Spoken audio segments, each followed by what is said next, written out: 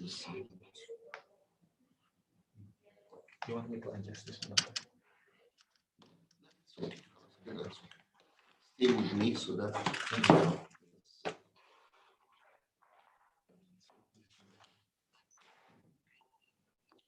the light make this light open it to come on me كده.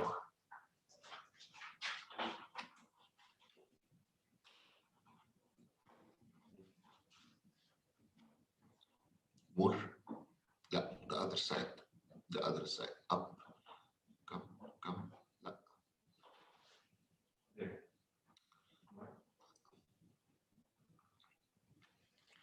Make it fart again. Far.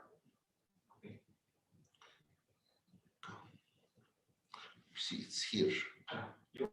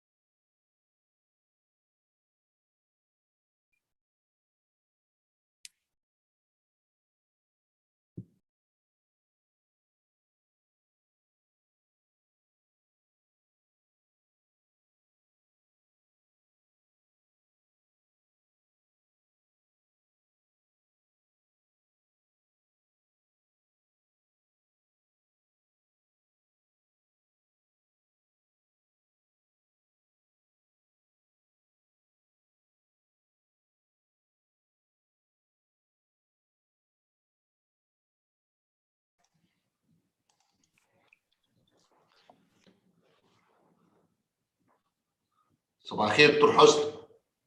صباح النور، اهلا وسهلا. صباح الخير دكتوره نعيمه.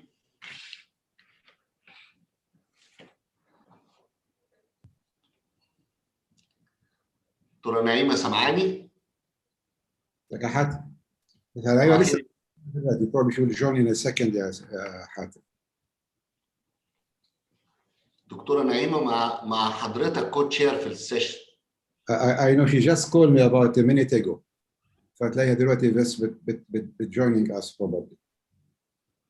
طيب هي على السكرين قدامي بس ميوتد. انت شايفني؟ انا مش شايفك، انا مش شايف نفسي. انت طول عمرك شايف نفسك. حبيبي. دكتور حاتم، صباح الخير بروفيسور حسني. صباح الفل يا دكتور محمد. ربنا يدينا الضحكه دي الحلوه، ربنا يخليك. ربنا يخليك دكتور حسني، يعني سيد الناس والله، ربنا يخليك لينا يا رب. والله العظيم انت عزيز وغالي علي يا حاتم والله. ربنا يخليك يا رب. يا حبيبي تسلم لي، الله يحفظك يا رب. ربنا يخليك. احنا يعني 3-4 minutes to be on time ونبدا. انت بس اديني الاوكي وانا ابتدي ان شاء الله. ماشي يا حبيبي.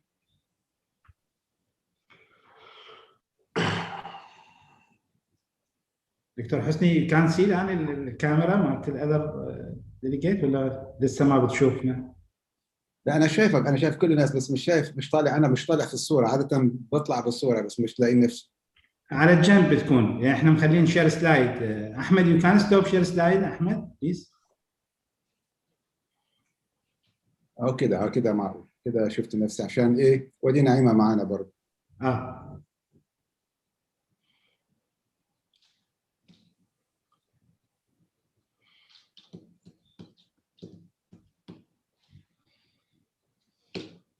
احنا عشان بس نبقى very punctual يعني نبتدي 12 بالظبط. دلوقتي 12 بالظبط. خلاص. 2 minutes. نبتدي. We can start يا دكتور سلمان. يا دكتور حاتم اكيد. You are the our chair. Can start. Okay. Now for the third and last day of the conference, I hope all the panelists and the attendees enjoyed the past 2 days and will continue their enjoyment for the third and last day and prepare themselves starting from today for the next year for what they are going to address and how they are going to share with all the updates they have, as we have inshallah to be actual and not virtual, so that we'll have the chance to have more presentations, more attendees from outside Bahrain, hoping in the MAC 2 will be more and more successful than MAC 1, and consequently MAC 3 will be more successful than MAC 2. This is the last session for the Obs and Gyne and Infertility department, and it is for the obstetric topics.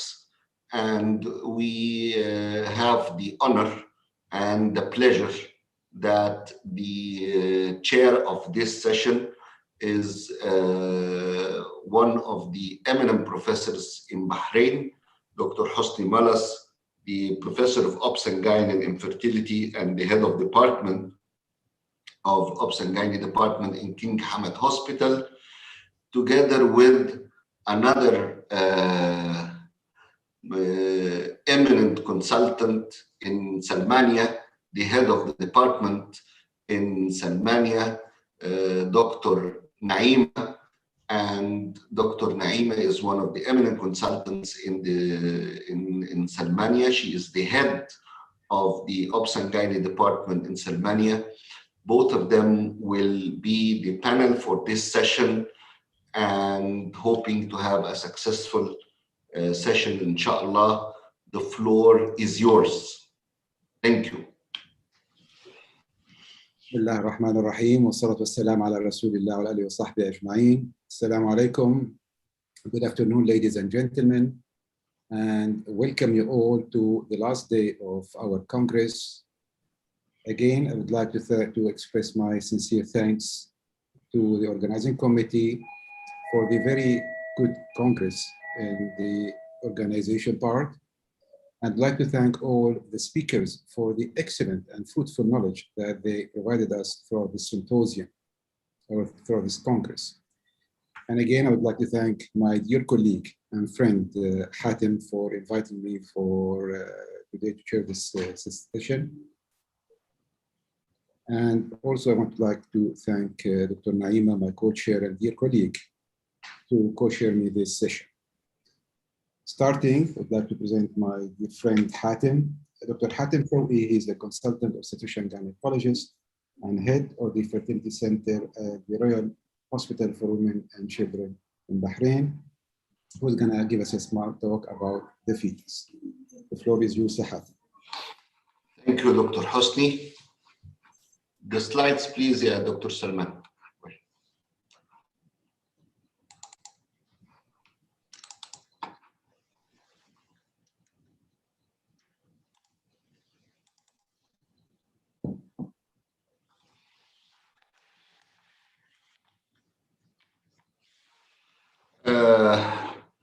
Bismillah ar-Rahman ar-Rahim. It is the right of any couple when they go to their obstetrician to ask him a question: is my baby a healthy baby or not?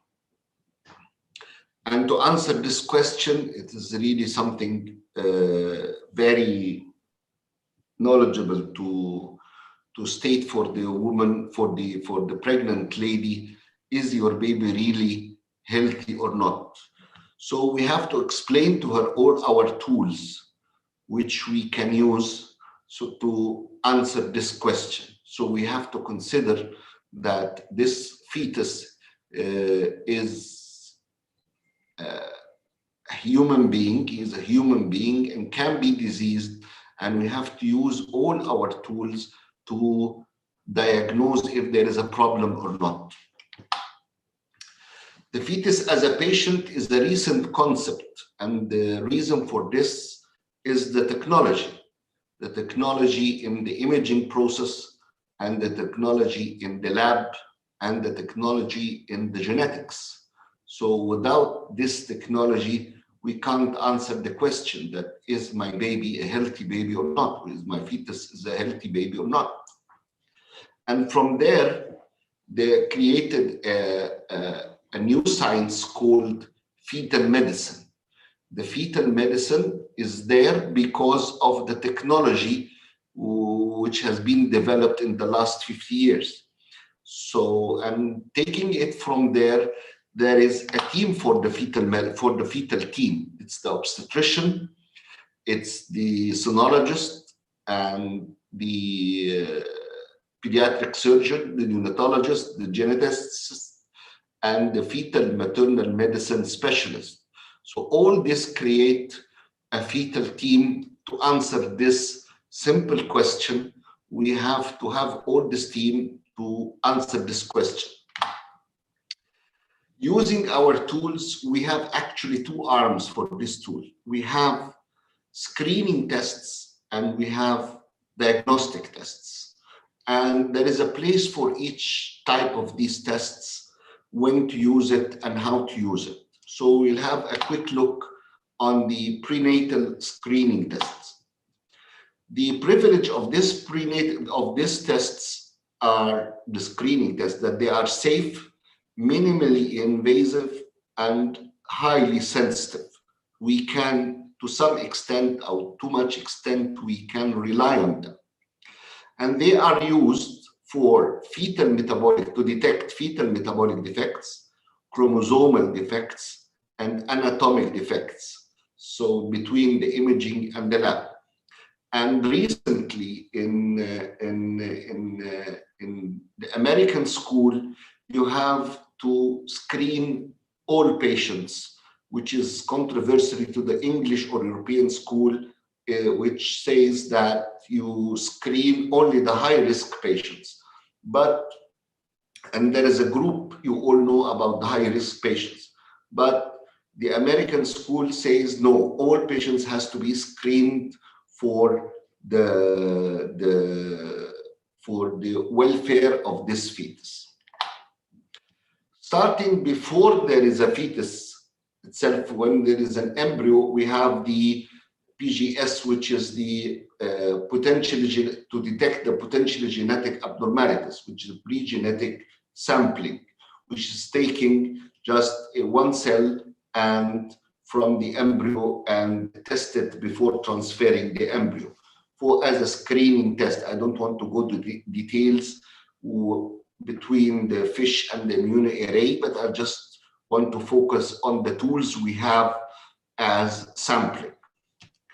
But if the lady comes to us and she is already pregnant, the tools we have in the first trimester, long ago, we used to have to measure the maternal blood of the PAP, the pregnancy-associated plasma proteins. And it is approximately done between 11 and 13 weeks, and it is just a marker which shows to us if there is an anomaly or not, because still it is screening. But nowadays we don't use it. Instead of it, we use the non-invasive prenatal test for DNA, fetal DNA in maternal blood. It's just a blood sample done as early as 10 to 11 weeks. And from there, we can know as a screening test is if we have a chromosomal abnormality or not. If the patient comes to us early in the second trimester, we still have options to do as screening test. We use this triple screening test, which is the equation for the maternal serum alpha fetoprotein, the beta HCG and the estriol, or sometimes with more accurate to make the equation with the quadruple test where we add the inhibin A. And there is a ratio for this where we can say that there is a need for a diagnostic test or not. The second tool we have is an imaging tool, which has no relation to the lab, but it is related to the ultrasound, where we use the knuckle translucency. The knuckle translucency is measuring the space at the neck between the skin and the vertebral column at the cervical vertebrae. And if this space is more than 3 millimeters, then it is suspicious to go for a further diagnostic tests, especially for trisomy 21. After the screening tests, which we have stated, and to summarize them, as imaging, we follow the knuckle translucency, and as lab, we go for the NIPT, and as in assisted reproduction, we go for the PGS. But if we have screening tests and it's suspicious, so we go for prenatal diagnostic tests. So the indications to go for a diagnostic test is, this is the list of the indications: positive maternal screening test, previous offspring with chromosomal anomalies or other birth defects, recurrent pregnancy loss, suggestive fetal ultrasonographic finding, mother having a disease or being exposed to drugs, medications, or infections considered to be teratogenic, Mendelian genetic trait in the parents. So if we have any of these indications, we have to go for diagnostic tests and not for screening tests. Before going to the diagnostic tests, there must be a genetic counseling. And the genetic counseling here, not only done by the obstetrician, there is a geneticist in the team of the fetal team, of the fetal medicine, where it carries on the responsibility of counseling. But the counseling here has to be in a professional, merciful fashion. I mean, not giving worries to the patient, not giving bad news to the patient, just explaining to them that this procedure is to exclude or to check that your baby is a healthy baby, to answer her initial question, do I have a healthy baby or not? Here comes the pre-genetic diagnosis, the PGD, where we go for the gene analysis, not for the chromosomes analysis. And it is more specific and it is diagnostic. But if the patient is already pregnant, then we have two options as a diagnostic test: the CVS and the early amniocentesis in the first trimester. The CVS is the technique of choice for prenatal diagnosis prior to 12 weeks for detection of chromosomal anomaly and DNA molecular diagnosis of classic genetic disorder. It's a sample through the cervix from the chorionic villus, which is going to be in the future to be the placenta. So the other option we have is early amniocentesis, and now by the vaginal probe, it can be easy, as if you are making aspiration of a cyst or aspiration of a follicle in IVF. You can make aspiration of the amniotic fluid, and we can find as early as 11 to 12 weeks fetal cells in the amniotic fluid for chromosomal analysis. These are the two tools we have for diagnosis in the first trimester. In the second trimester, we have a big balloon called the 4D. The 4D is just, for me, is just a fantasy, because when you are a good sonographer with the 2D, you don't need the 4D. Although all the people who are marketing for the role of the 4D, I think it is a social role rather than a medical role for diagnosis, because most of the problems which are seen by the 4D, you can see them and diagnose them by the 2D. But I have to state it because it is a tool which we have and we have to follow that, or we may use. The second tool we have for diagnosis is the amniocentesis, and here it is transabdominal because we are in the second trimester. Fetal muscle and liver biopsy, chordiocentesis, most probably in cases of RH incompatibility. So these are the cases which we have as a second trimester diagnostic tests. If the patient comes to us in the third trimester, it's too late. The purpose of prenatal diagnosis at that time is to confirm fetal growth, excluding IUGR, well-being, excluding fetal distress, and lung maturity, excluding prematurity. Khalas, we have nothing to do. We can't terminate this pregnancy at that time. So all what we have to do for at the third trimester after 24 weeks is to exclude these three big problems. The IUGR, how we are going to exclude it, it is by fetal biometry and by the Doppler study.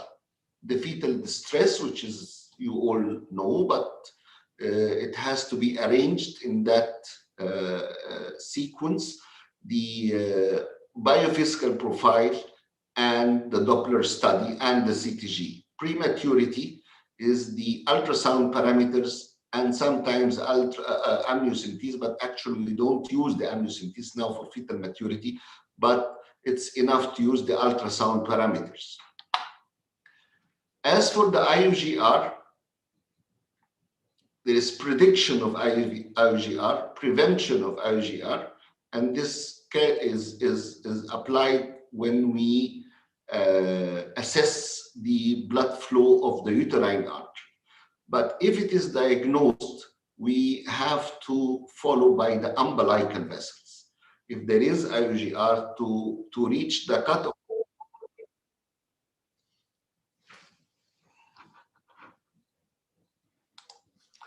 So monitoring the time of delivery. So in IUGR, either I'll predict or prevent by the uterine artery, and I'll show you now, or if it is already diagnosed, I have to monitor by the umbilical artery when I'll say enough is enough, get this baby outside, deliver this baby, terminate this pregnancy.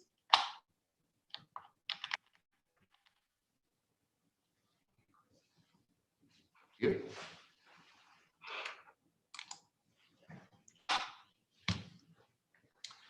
Just to remind you, this is the equation of the Doppler shift, which is calculated by the machine to show us the indices which we will follow. Doppler application for the uterine artery, this is how it is seen at the angle between the internal os and the body, the lower part of the body of the uterus, and the angulation of the bladder with the cervix. Here is the normal waveform of the uterine artery. And I want to show you that when we have that the uterine artery with high resistance, which reflects the prediction of the occurrence of IUGR. Here, if we have diagnosed already the IUGR and we are following with the umbilical artery, here are the normal waveform of the umbilical artery, and here are the showing the increasing the diastolic flow bit by bit until we have a reversed flow, which is a very, very, very crucial stage where we have to terminate this pregnancy in few, let us say, few minutes. Yeah, this is also absent diastolic flow. It has to be terminated within 1 or 2 hours. I just want also to refresh your memory about something called the brain sparing phenomenon. When we have IUGR, we have to check if this growth retardation affects the function of the brain or not. We have to check the anterior and middle cerebral arteries and to check the diastolic flow there, if it is affected or not. I don't want to go deep in how calculation of the pulsatility index and the resistance index, but I just want to give a focus on the tools we have, which we can monitor the cases of IUGR. Of course, you all know about the CTG and all its normalities and abnormalities. So if I am in the 3rd trimester and this fetus is affected, so what the tools I have to solve the problem? I have either termination or medical treatment or surgical treatment. Termination involving malformations that are incompatible with life. I'm not speaking about the law of any country or the legal rules of any country. I'm speaking medicine, because some countries accept and some countries do not accept these indications of termination, but this is medicine. That if I have a baby with a malformation that is incompatible with life, I have to terminate. Elective cesarean section in malformations that cause dystocia, conjoined twins, large omphalocele, severe hydrocephalus. Preterm delivery indicated in cases of progressive harm to the fetus, example, the urinary tract obstruction, progressive hydrocephalus, hydrops fetalis, and progressive fetal growth restriction with disturbed umbilical flow. So these are the indications of termination of third trimester. The medical treatment which I can offer the baby in utero, sometimes we can, in cases of thyrotoxicosis, hypothyroidism, lung maturity, immune hydrops, there is a space for medical treatment until the baby reach the optimum time to be delivered. Recently, the place for surgical intervention in fetal therapy by fetoscopic techniques or by ultrasound guided procedures or open fetal surgery, these are what's written in the literature for saving the life of this baby. So at the end of my talk, all the objective of my talk is to answer the question of the couple, do I have a healthy baby or not? When and to use the tools we have, what types of tools we have in each trimester, and the difference between screening and diagnostic tests. And thank you very much. Thank you so much, Hatem, for this excellent presentation, very comprehensive. We certainly have learned a few things. I'm just looking to see if there is any question, and I don't think there are any questions. Probably we are ahead of time, so probably we give the floor to my colleague. You have Naima has a question, please. Thank you, Dr. Hatem, for this excellent presentations. Actually, very concise. I just have actually a comment, not actually a questions. First, regarding the 3D or 3D, 4D ultrasound. Now, 3D have already, there's a revolution in the use of ultrasounds that the 3D could be used for diagnostic purpose. Initially, when they've started, they say it is only for fancy sort of machines. You can show the mothers how the baby is looking and that increase bonding. But now actually 3D can assist in diagnosis and will have an aid in diagnosis for some cases like congenital cleft lip, cleft palate, as well as CNS abnormalities. They could be diagnosed as early as 12 weeks by 3D and 4D technique. That's one point. Second point regarding the fetus treatment in utero. The things that what we could offer also for the mother when they have fetal arrhythmias, this sort of treatment could be given to the mother, either giving the toxins or even sometimes could be given in utero for the baby through some sort of injections. So that's an addition to your talk, and I think you already covered almost everything. Thank you very much. Thank you, Dr. Naima. Thank you. Thank you so much, Naima, for the comment. Now I'll give Dr. Naima to present our next speaker. Okay, we are moving on to our next speaker, Dr. Anne Bahia. She's a consultant obs and gynae at Daftar Medical Centers in Bahrain. She's going to talk about gestational diabetes management update. The floor is yours, Anne. Welcome, Dr. Anne.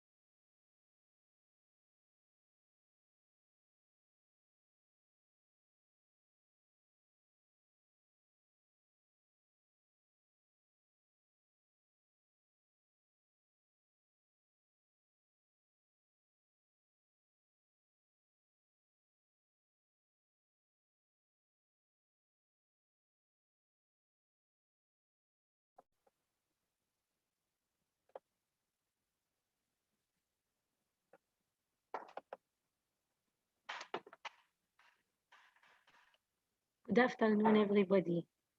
Today we are going to talk about gestational diabetes,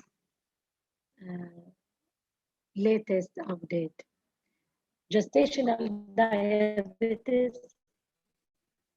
defined as any degree of glucose intolerance onset in pregnancy.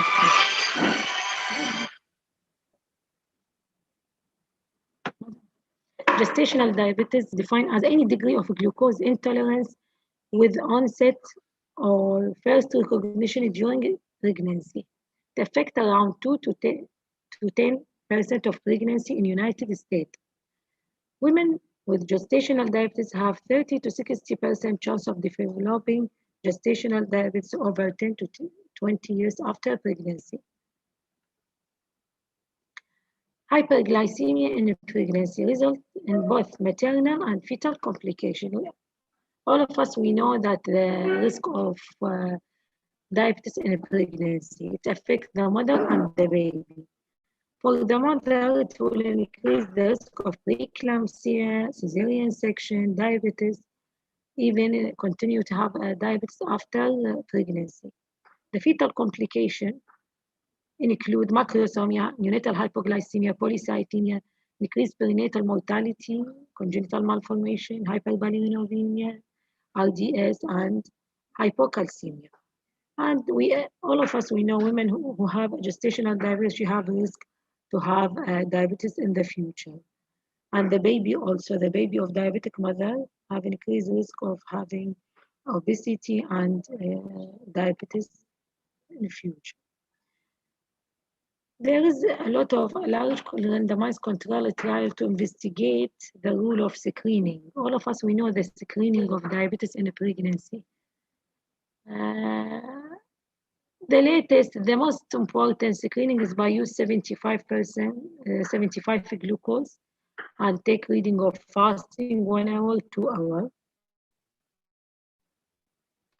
And some they will start with a 50-gram glucose.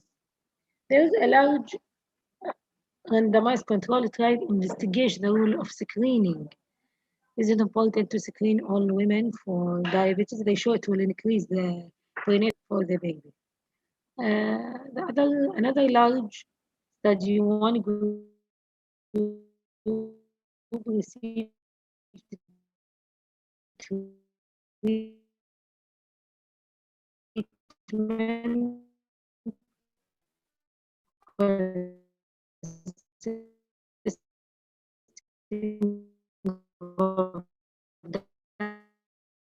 dietary change,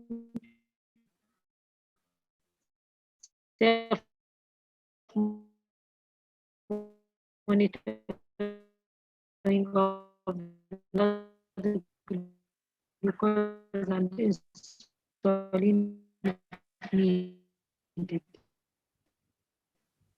All the aim of all the screening is the screening will help us to decrease perinatal morbidity and mortality.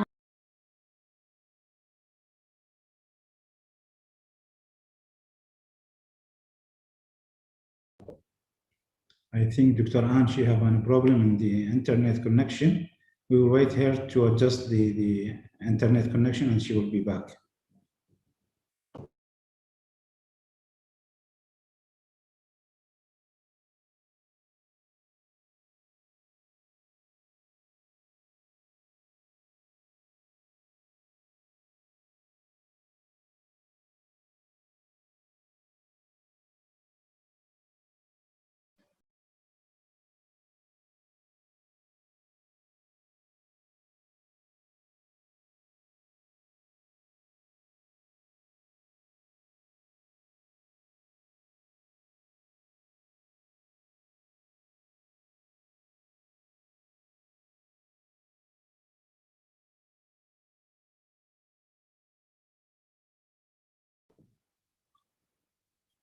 Dr. Ann, if you hear us, your sound is not clear.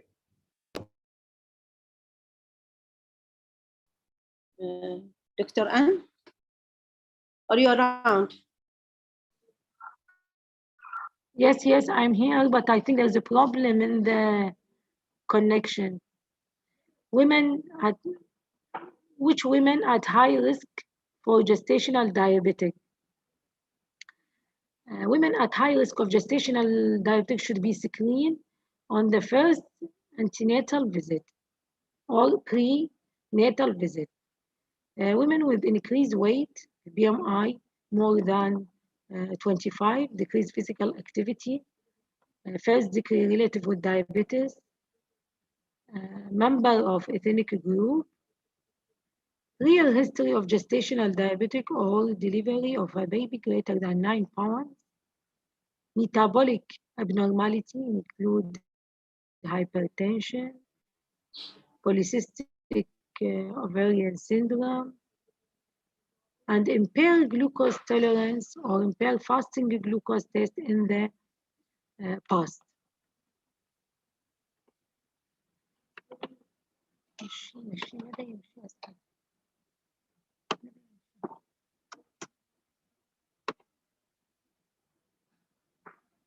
Hello?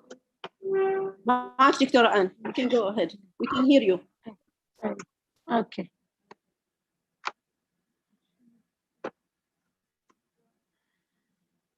Okay.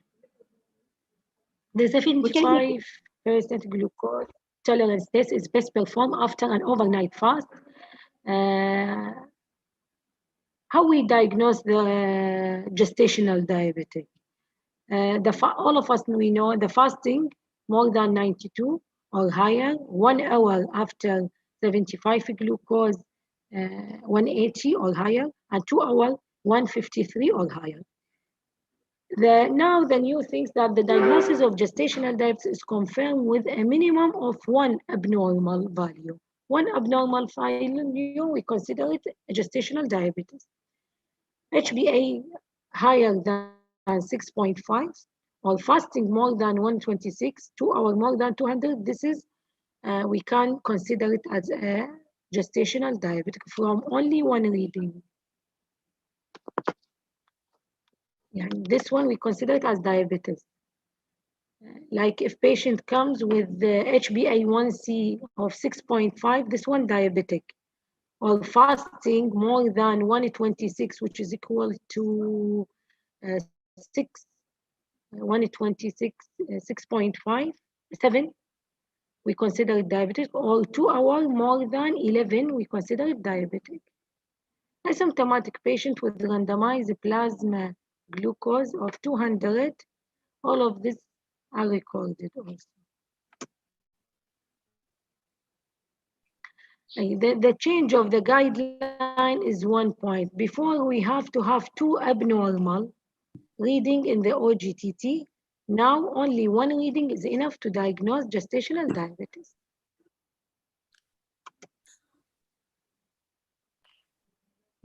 The American College of Obstetrician and Gynecology has not adopted the guideline in gestational diabetic testing protocol. In most recent committee opinion, September 2000, recommend screening of 50 grams as initial, and if it is abnormal, they 5. As we said, fasting of 5.1 or higher, 2 hours more than 150, consider gestation. We will speak about following delivery. Following delivery, all the women should be screened after 6 to 12 weeks postpartum, because women with gestational and type 1 and cardiovascular disease also exist. After that, after 6 to 12 weeks, then we can repeat it every 3 years. Actually, I used to repeat it yearly to find out yearly catch-up of diabetes.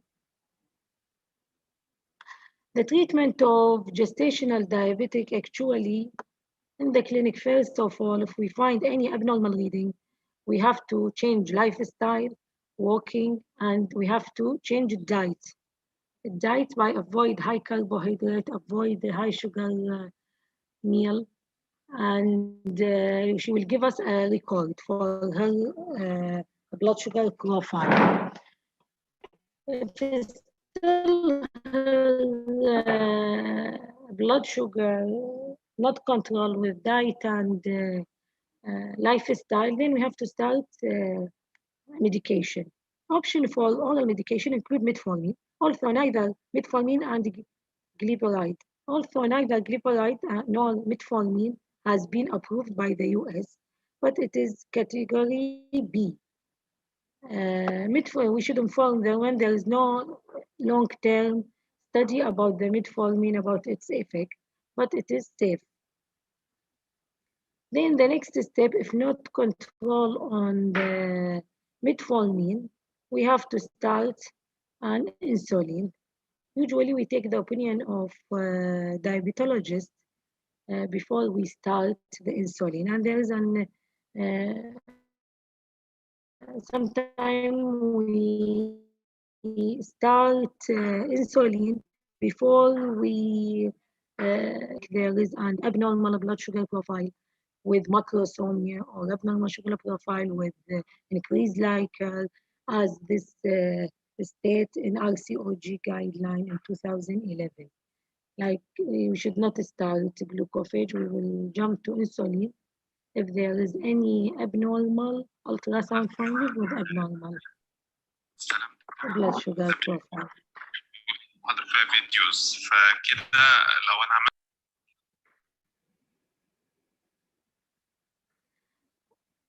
Hello?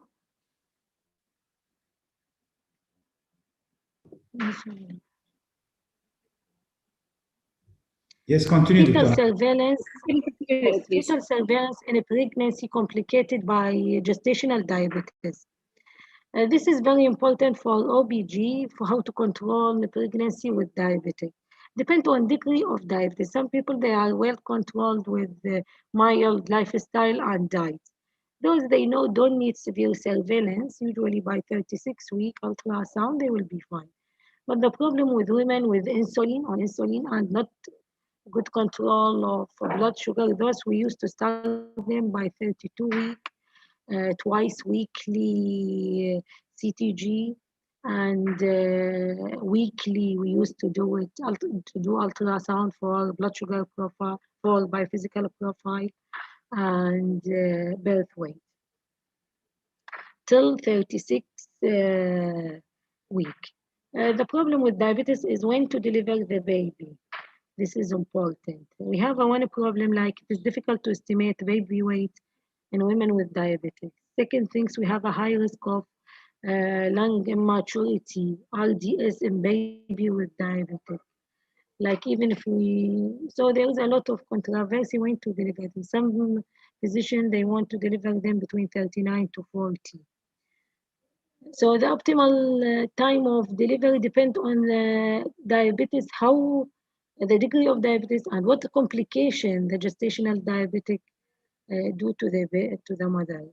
If there is no complication, average size baby, good like, and we can wait till 38, even if baby size okay, and she's only on diet control with lifestyle, we can offer her induction of labor, and even we can wait till 39.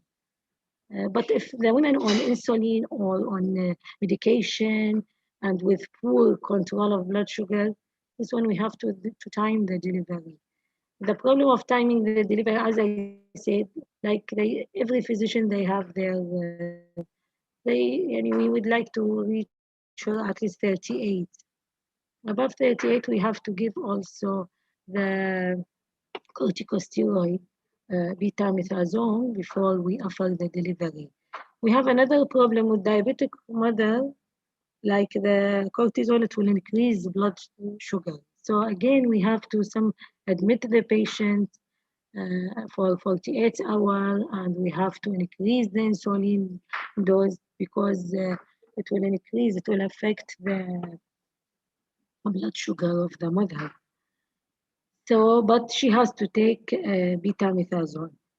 Another problem with women with diabetes, sometimes those who have a risk of preterm labor. So we have, as we know, and we want to do OGTT. So we should not offer dexamethasone at time of OGTT. So at least 1 week interval between the injection of dexamethasone and the test. The intrapartum monitoring of diabetic mother, she need strict control, continuous CTG, and we have to control blood sugar. We have a lot of protocol how to control the blood sugar, and we will be in conjunction with the diabetologist for if it is above the protocol. But we used to maintain them for cesarean section and elective. We used to give half dose of lenti the day before, and usually we operate her the first one in the list to avoid risk of hyperglycemia.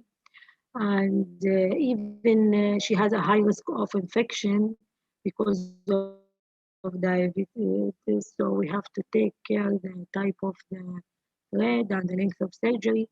All it will take into consideration. Postpartum after delivery, there is another point. What gestational diabetic she will use after delivery. Usually after delivery, if the woman she was not taking any medication before and recently diagnosed your pregnancy, we used to stop all the medication and we offer her to come after 6 to 12 weeks to repeat the OGTT.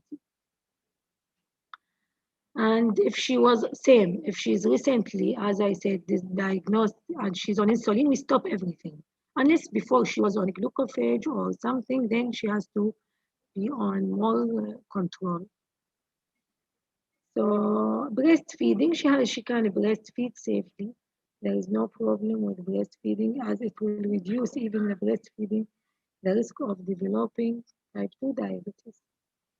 About contraception, so she can use any type of contraception for women she have gestational diabetes. As I said, breastfeeding is recommended for women with women. Thank you. Thank you very much.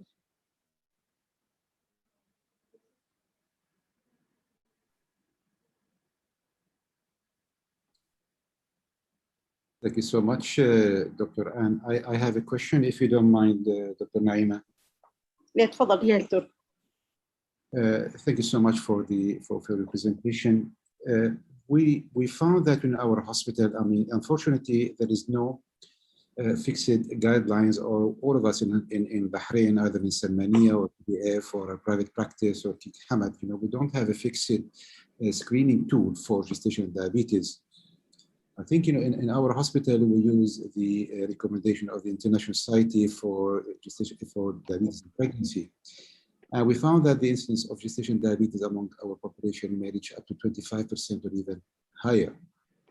I mean, really, whether it is good in our population, or should be with the WHO, or should be with the American, or should be with the British, really it is a dilemma.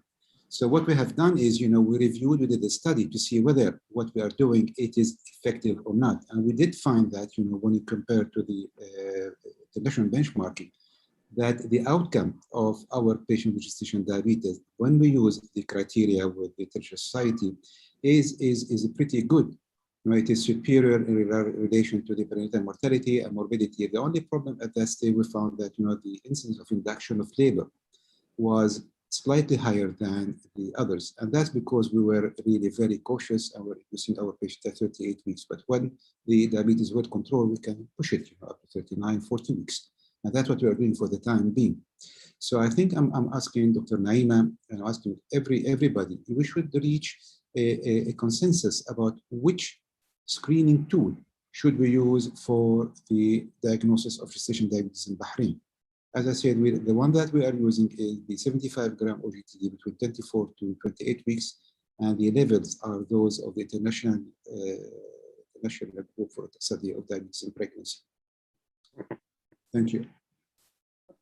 Thank you, Dr. Hosni. Thank you, Dr. Anne, for your presentations. Regarding the diabetes, I know that diabetes or gestational diabetes is very important. It's very, the prevalence is very high in our society. And actually, Dr. Hosni, we have actually a guidelines in Bahrain for diabetes. In 2018, we already sat together with the primary health care, and we already developed the national diabetes guidelines. The national diabetes guidelines is not limited to all gestational diabetes or diabetes pregnancy. It's actually covered. You can hear me? Yes, you yes, can hear me? I do, yes. Yes. It is all actually covering all the management of the diabetes in Bahrain. It is covering pediatric diabetes, adult diabetes, management of diabetes during pregnancy. This national diabetes guideline has been already accredited and been distributed to all the local health centers and other hospitals. And actually, even BDF, they have asked me to send it to them, and we already sent to them. And that the national diabetes guidelines, we actually adapted it from the American Diabetic Associations. The latest, it was in 2020. It has been updated in 2020. And we adapt that sort of, we has reviewed all the guidelines regarding the Canadian, the American guidelines, the British Royal College guidelines, and the recommendation has been all taken. So what we have concluded from these guidelines, that we are going to do the 2 steps management of diabetes, of screening for gestational diabetes, the initial one, which is 50 gram glucose. And then we go for diagnostic, which is the same 75 gram glucose. But instead of taking only 4 readings, the usual one, we limited only to 3 readings, which is actually the recent recommendations. So we do fasting 1 hour and 2 hours when we omitted the 3 hours reading. And if you like, I can send you a copy from that guidance, Dr. Professor Hosni, so you can have a look to it. Yes, that would be very, very important. I think yes, it should be uniform, because I think we need to uniform the management of such cases, because the prevalence is high, and we need to form a standard of care for such case. Yeah, that will be fine. Thank you so much. Just send it over. I think that we should keep in touch, really, and then review all these guidelines, whatever we are adapting. Because whatever it's been done in the West, their patients are different to ours. The incidence of diabetes, particularly among in the Gulf, is extremely high, and the character of our patients is different to their patients. So we should really adopt our own, and we should review, we should audit what we've been doing. Yes. We look, wallahi, that's fine, that's what we're doing, it's the right side. And then probably, in the lecture that will be presented with my colleague later on this afternoon, it may send a little bit of what we've been doing there, but please do send me the guidelines. Sure. Thank you so much for your help. Thank you. Thanks. We have a lot of controversy regarding this OGTT 75. Some people, they will start with 75 gram OGTT. And we have even the result of the reading. It will, the recent guideline, it will keep a lot of patients as a gestational diabetic. But the problem, there is a degree of diabetes. Those with the light, only 1 reading and borderline, those they advise not to induce them. We deal with them as normal. I see in my practice a lot of patients, even in Bahrain, those who have only borderline, sometimes 2 reading borderline, but the baby weight with lifestyle and diet modification, they are very good. So those I deal with them like normal. Even I'm not inducing them. I let them go for normal delivery. What's your opinion? Okay. Regarding this sort of patient, Dr. Anne, actually, according to the new recommendations, actually, if you are going to use the GTT, if it's 1 reading abnormal, we classify this patient as gestational diabetes. So we don't depend on now on 2 readings. That one point. Second point, there is a large study regarding what are the cutoff points that you are going to use. And there was one study which has been published, I think maybe 2018, or I'm not sure exactly which years now. That study have found when they just take the blood sugar results and compare it to the maternal or fetal outcome. And they have found there is a correlations between the reading of blood sugars and fetal or maternal outcome. So the recommendations actually for us, whatever practice we are using, the first line of management, yes, once patient has been diagnosed as gestational diabetes, now there is no point of impaired GTT, because there is a question, we don't have any impaired GTT according to the previous one. This has been omitted from the literatures. So in the pregnancy, we don't have impaired GTT, we have only gestational diabetes. And according to high risk patient with high risk group, which is previous gestational diabetes, according to there is a specific criteria for them.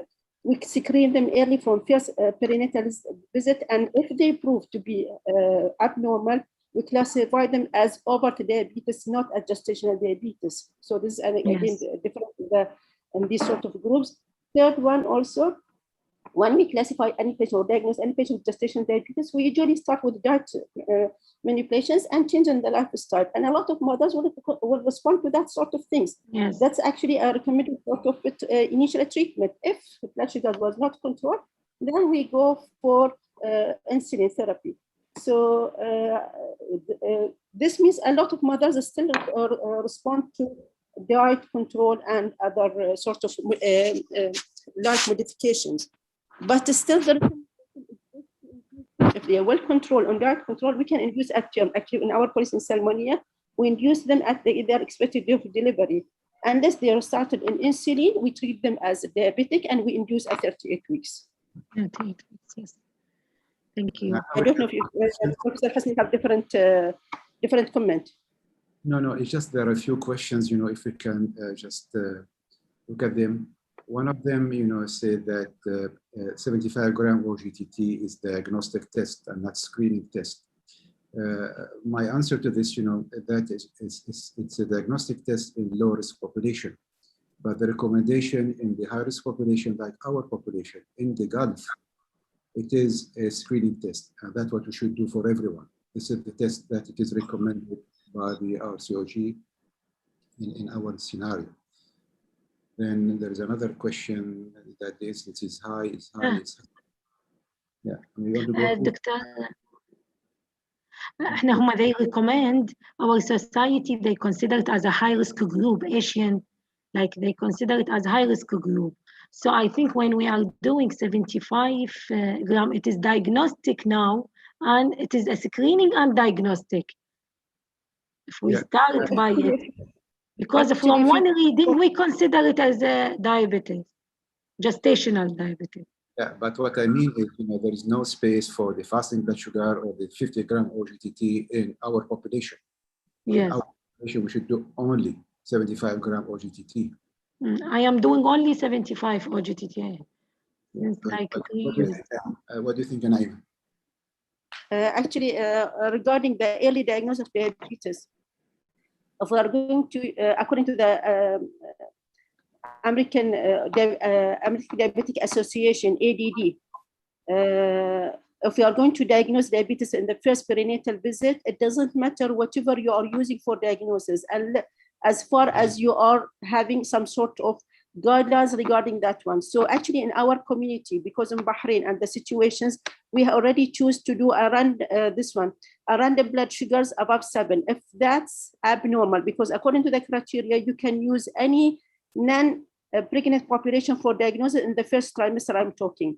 So if the fasting blood sugar above, if the fasting blood sugar is above 7, you can repeat another reading. If it is above 7, then you can classify this patient as over diabetes, but not gestational diabetes in the first perinatal visit. And you don't need to, of course, once you diagnose them as diabetes from first perinatal visit, you don't need to do OGTT. So actually, according to the American Association, you can use a lot of tests, either fasting blood sugar, random blood sugars, GTT, whatever you like. But according to the situation that you are using, because in Salmonia, we are dealing something around 10,000 patients between us and the health centers. So doing a fasting might be easier, because first trimester patients might not actually tolerate to take the blood glucose. It might they likely to vomit. So we used to do the fasting blood sugars as a diagnostic test. It has to be repeated twice. Yeah, I mean, what we say is right. You know, usually with the OGTT, you start with the fasting blood sugar. If you found it to be abnormal, above 5.2, that's our criteria. That's the end of the story. You don't need to proceed with the test. But if you found it to be normal, this is the time where you proceed with the test, which goes again with the American recommendation. Yeah. But to choose a level of 7, I think it's pretty high. It's pretty high to use a 7 as in pregnancy, because the recommendation is well below this level. Now, this is again, you know, that's why, you know, we have these differences between different hospitals. And this is why we should all, you know, decide about what we should do with our population based on reviewing our data. And that's what we should really look into it, Naima, inshallah. Inshallah, Doctor. Okay, I think I will conclude this session, and we'll go to our next, still 5 minutes, I think we're actually behind the time. We'll go to our next speaker. Thank you, Dr. Anne. Our next speaker will be Dr. Huda Jaferi. She's a consultant ops and gynae working in Ibn Nafis Hospital. She's our colleague. She used to work with us in Salman Medical Complex. And she's going to talk about DVT prophylaxis in obstetric. Welcome, Dr. Huda.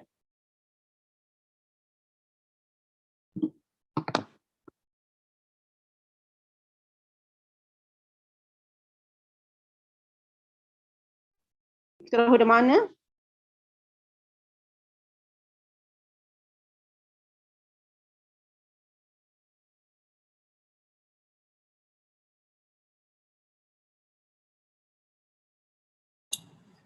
السلام عليكم. مرحبا دكتورة نعيمة. It's a pleasure to be with you all.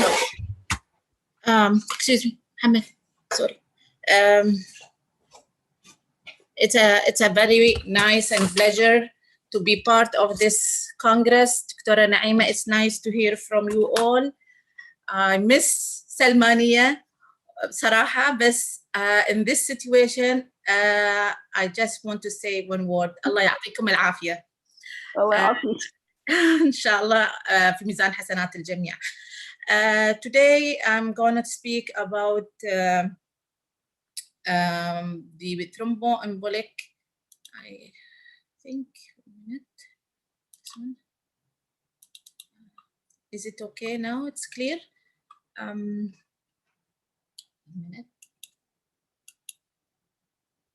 Yeah. I'm going to speak about the venous thromboembolic embolism during pregnancy.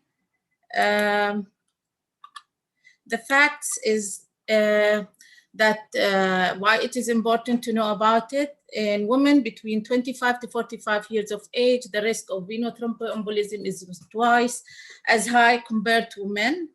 And it is up to 10 times more common in pregnant women than in non-pregnant at the same age of a group, and it is the leading cause of illness and death during pregnancy.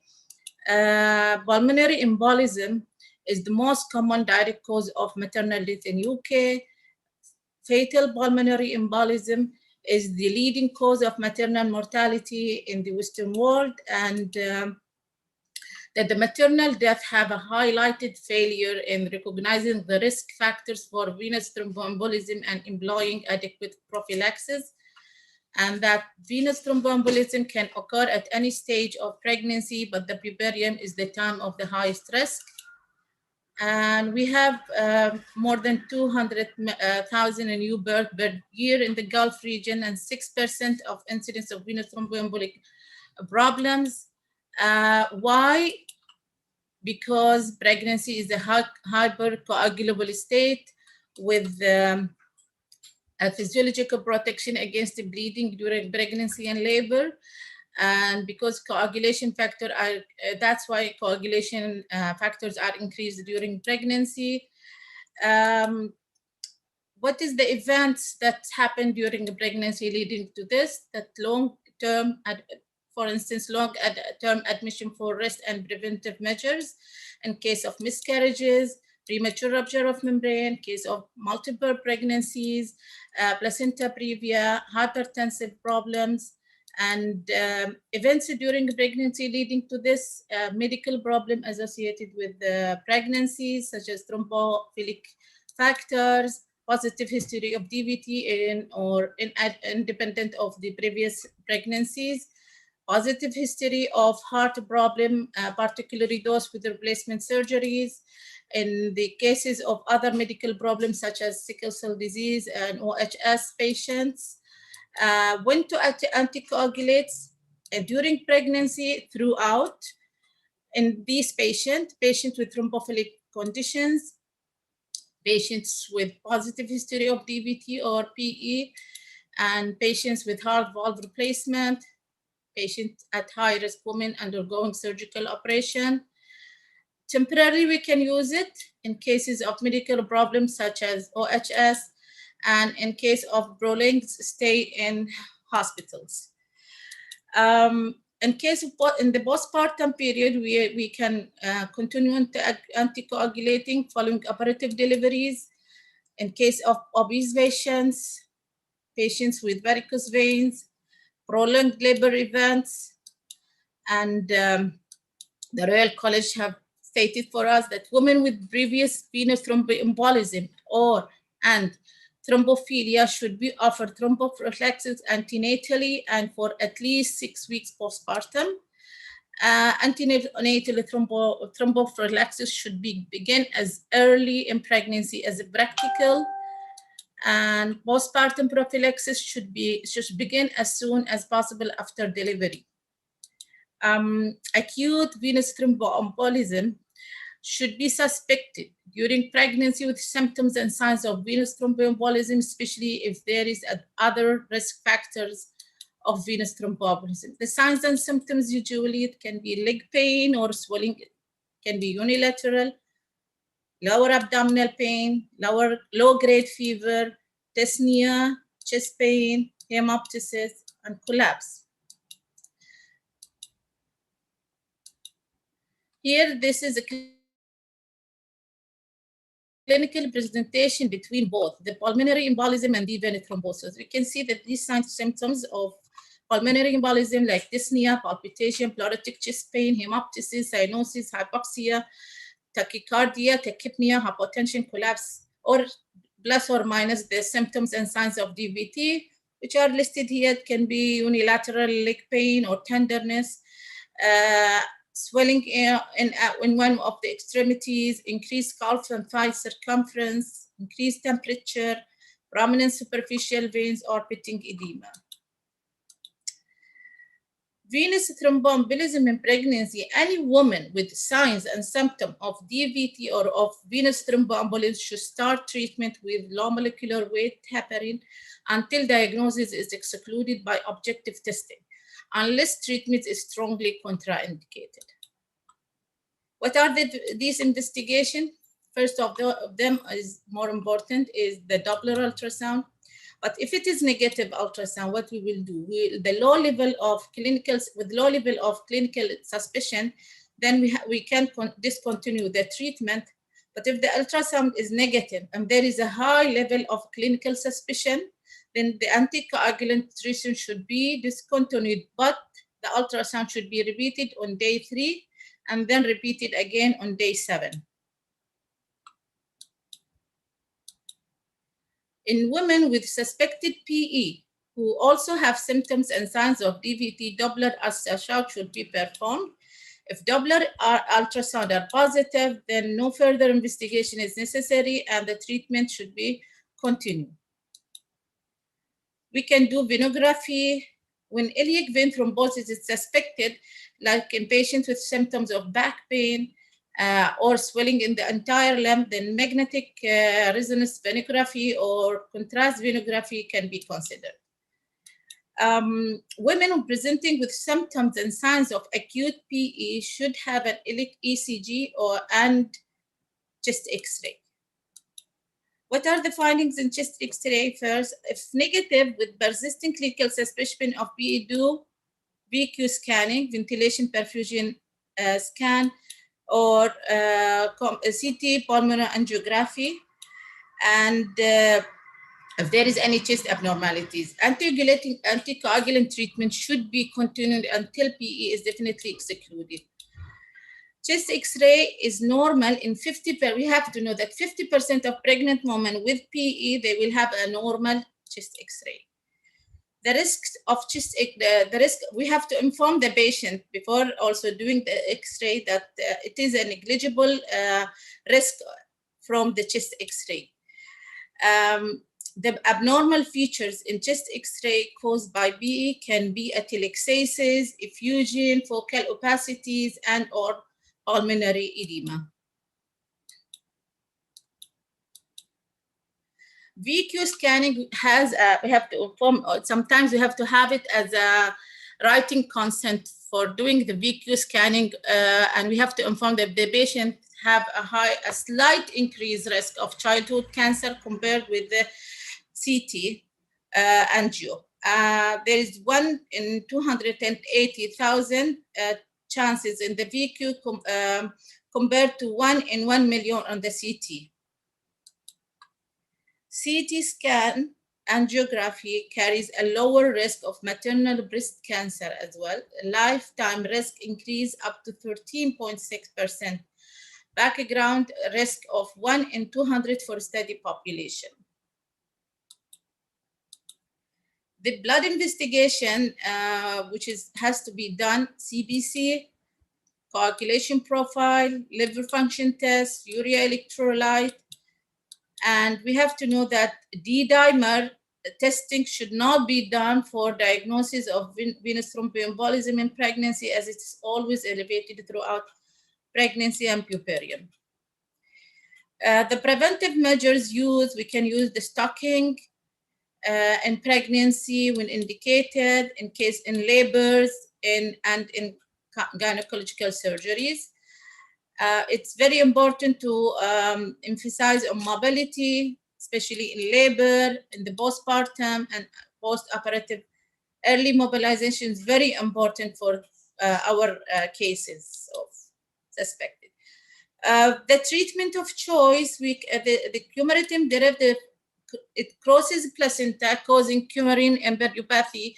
So if it is taken in the first trimester, and it can lead to CNS abnormality when taken in second and third trimester, and it can lead to bleeding in fetuses. So it's not advised to use it. The other choice is we have unfractionated heparin. The advantage of it, it does not cross placenta and it's not teratogenic. But the disadvantages of unfractionated heparin, that it can lead to bleeding complications, it can lead to osteoporosis, it can lead to heparin-induced thrombocytopenia, local allergic reaction, and it needs monitoring. We can monitor it by partial activated ABTT. The best one is the low molecular weight heparin. So the low molecular weight heparin are the anticoagulant of choice during pregnancy with a lower mortality rate than unfractionated heparin. The meta-analysis and randomized control studies have shown that equivalent efficacy of low molecular weight heparin and unfractionated heparin treatment of PE. The advantage of low molecular weight heparin, it is safe and does not cross placenta. It has less bleeding risk than unfractionated heparin. It has much reduced heparin-induced thrombocytopenia, and there is less heparin-induced osteoporosis with the low molecular weight heparin. In clinically suspected DVT or PE, treatment with low molecular weight heparin should be commenced immediately until the diagnosis is excluded by objective testing unless treatment is strongly contraindicated. The therapeutic dose, low molecular weight heparin should be given daily in a twice sub-Q divided doses with a dosage titrated against the woman's booking weight.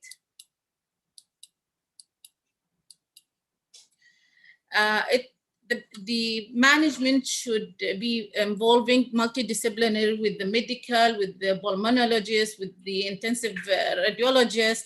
it should be a multidisciplinary team.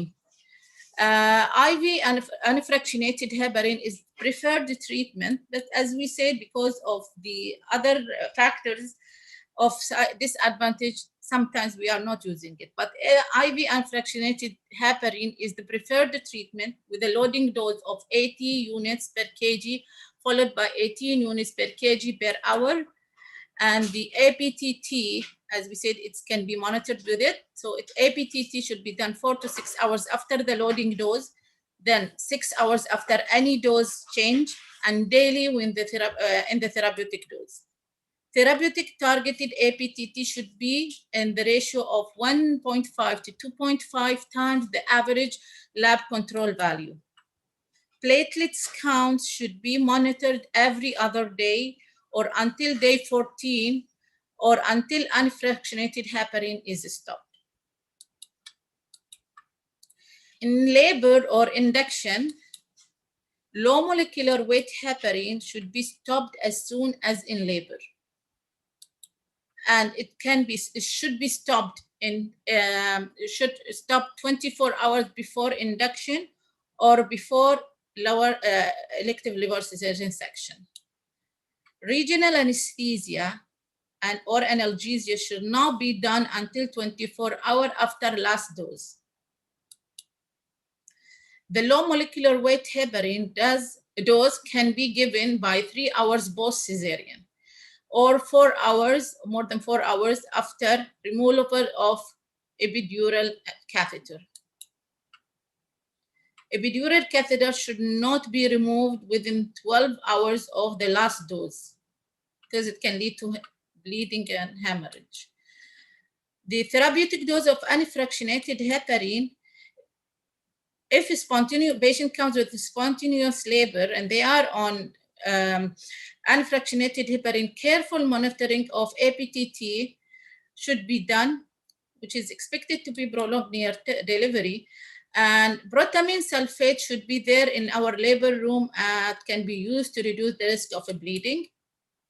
If induction or regional anesthesia or elective cesarean, the subcutaneous unfractionated heparin should be stopped 12 hours before. If IV unfractionated heparin should be stopped 6 hours before. If it is so, if subQ is 12 hours, if it's IV, it should be 6 hours.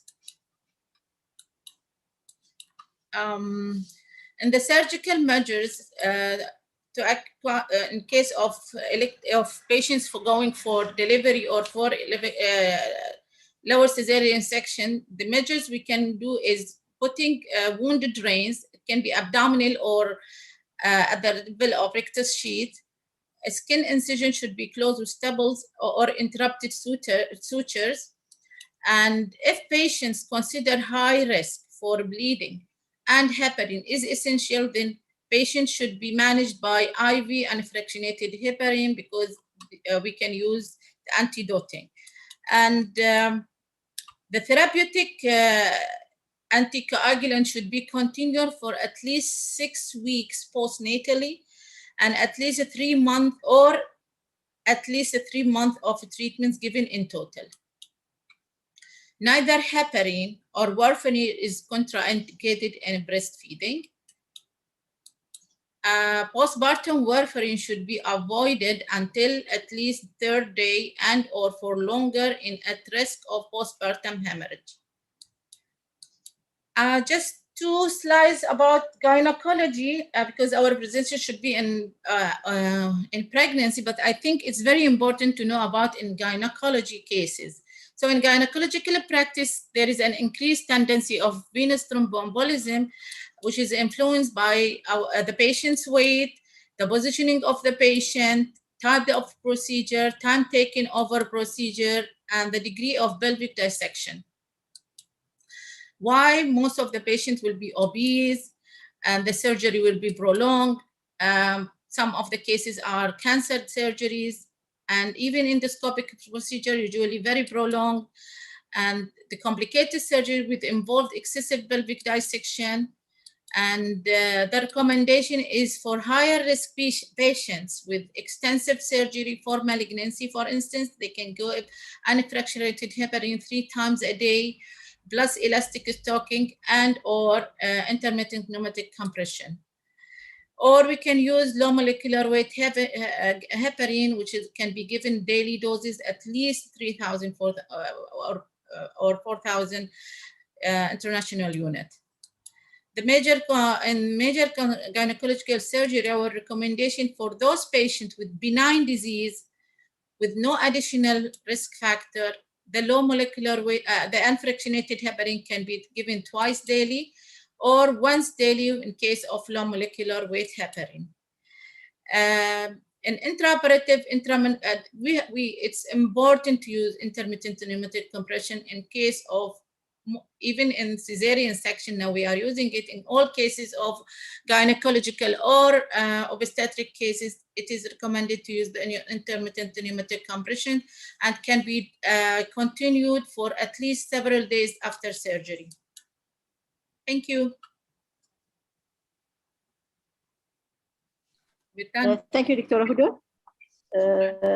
I'll just take the questions. Thank you for this very, actually, the thromboprophylaxis is very important subject in obstetric.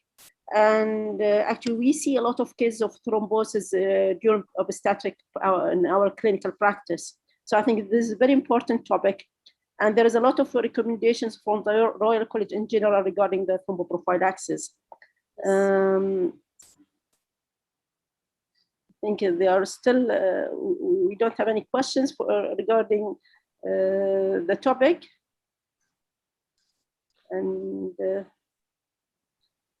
I think if we don't have any questions, we can proceed with our... Excuse me, Dr. Naima. I have one question. This is Dr. Anne talking. Yes, تفضلي دكتورة. أي عندي سؤال على تعرفين إحنا الحين في الجائحة for this COVID, and as we know, all of us, there is risk of thrombosis. There is patient COVID and the your internet connection, I don't think it is. They use the physician. I don't know on which is. Can you please write to Dr. Anne? Because we cannot hear you well. No, in a pregnancy, this with the COVID. Yes. In a pregnancy. Do you want to ask about the risk of COVID positive pregnant patient? Risk of which thromboprophylactic we should, and for how long, and which how we monitor, which investigation we use to monitor. Your internet connection is not stable, Dr. Anne. Can you please write your questions because we cannot hear it well? I think maybe you're trying to ask about the risk of thrombosis with the COVID positive pregnant populations, Dr. Huda. I think she's asking about the COVID patient and the thrombosis in it. I think it's a high risk patient. Yes, in pregnant COVID patients. I think, as I mentioned earlier, that management of venous thromboembolic cases is a multidisciplinary, and the COVID patients are considered a high-risk patient. So they will have a complete workup with the workup of coagulation, CBC. They are having chest X-rays. The problem with the COVID patient, they are having a lot of changes in their chest X-ray, that it can, mistaken, and I think they have to be on anticoagulant in case there is any suspicion of thrombosis, and they'll be, I think, immobile. And I think Dr. Naima, because you are facing cases more of the COVID, I think the answer will be better with you people, because we are sending all patients who are suspected to be COVID or they are diagnosed to have COVID to Salmania. So I think My speculation is they have to be started on, but I think the answer will be with you people. Thank you, Dr. Huda. Regarding the management of COVID patient, actually, it has been found that COVID patient, either pregnant or non-pregnant, they have a higher incidence of DVT, thrombosis in general. And that was, therefore, it is one of the management of their protocol to be started on the thromboprophylaxis. In addition to pregnancy, that increases their risk. Most of these COVID patients will be isolated. So that means it is immobilization for a period of time during their hospitalization, or even when they are at quarantine at home. So all this risk has increased their risk to have this one, a thrombosis. So it is one of the routine management of these sort of patients, not isolation at home, but when they've been admitted to the hospital, to start them on a thromboprophylaxis. I think so, that's right. Thank you, Dr. Naima, Professor Husni. It's very nice to be with you. Thank you, everybody, for the nice Congress. Thank you very much. Thank you so much. Can I add just something regarding the thromboprophylaxis with COVID patient? The RCOG, the Royal College of Obstetricians and Gynecologists, do recommend for any patient with COVID who is COVID positive to be started on thromboprophylaxis. It is a very strict recommendation. Yes. Thank you so much. Thank you. Yes. Thank you very much. But Dr. Husni, for how long they will stay on it? For how 10 long? days. Only For 10 days? Yes. I'm not sure, Dr. Husni. Yeah. They say only throughout their COVID. Yeah. I think till they're out of till they are negative. I think so. It's about a couple of weeks. Yes. Yeah. Actually, now because so we don't check when they are negative. When they finish their quarantine period of 10 days, they are out of quarantine. The problems, we don't start routinely for all patients with COVID positive thromboprophylaxis, because when they at home, they are not allowed to go home. So if they cannot inject themselves with the HIP or unfractionated or low molecular weight heparin, so they need to go to somebody, either most likely the local health center, to receive it. So we don't start it for them. But all patients who's been hospitalized, we start them in thromboprophylaxis. Only in the hospital after discharge, you are not giving them. Only while they are admitted. Yes. Okay. Thank you very much, everybody. Thank you. Thank you. Thank you very much. Thank you so much. Now we'll go to our next speaker, our very dear colleague, Dr. Naima, who is a consultant obstetrician gynecologist and fetal medicine at Salminia Medical Complex, who's going to talk to us about placenta creta from antenatal diagnosis to management. Okay, the floor is yours, Naima.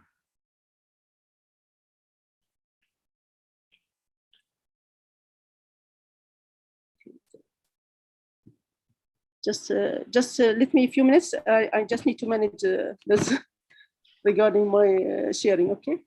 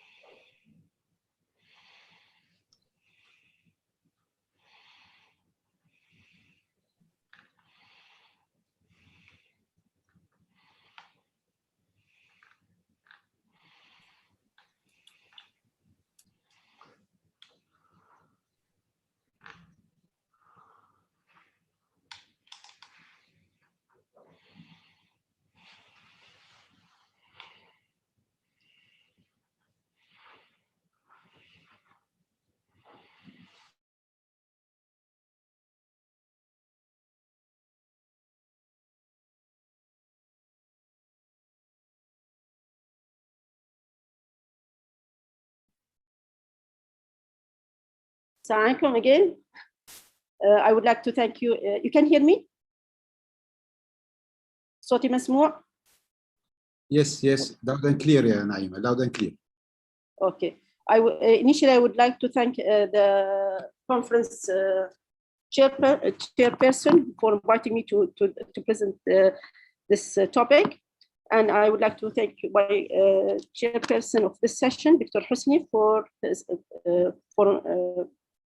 introducing me. My topic will be about placenta accreta spectrum from antenatal diagnosis to management. I don't have any conflict of interest. And my reference has been, the lecture has been taken from the Fetal Medicine Foundations, the FIGO guidelines, RCOG guidelines, ISGO guidelines, and the International Society for Placenta Accreta Spectrum guidelines. Okay, I think this is a common pictures for the one who is actually operating placenta accreta. This is a nightmare for us as an obstetricians to face that sort of abnormality, especially if you are going to operate in this patient at the middle of the night or 3 a.m. in the morning, and when your team is not there. Of course, nobody would like to see that image. Placenta accreta is a cause for massive maternal blood loss and massive blood transfusions. So the epidemiology of placenta accreta, it has been described as early as 1930s. The prevalence of placenta accreta or placenta accreta spectrum has been increasing. Initially, it was 1 in 3,000 deliveries, but actually, as the rise on the cesarean section rate has been increasing drastically and during this last years. So the rate has been increased to 1 in 800 to 1 in 1,000 birth. We all know that the risk of placenta accreta is related to previous cesarean sections and placenta previa in the current pregnancy. And the risk will be increasing further with increasing the number of cesarean sections.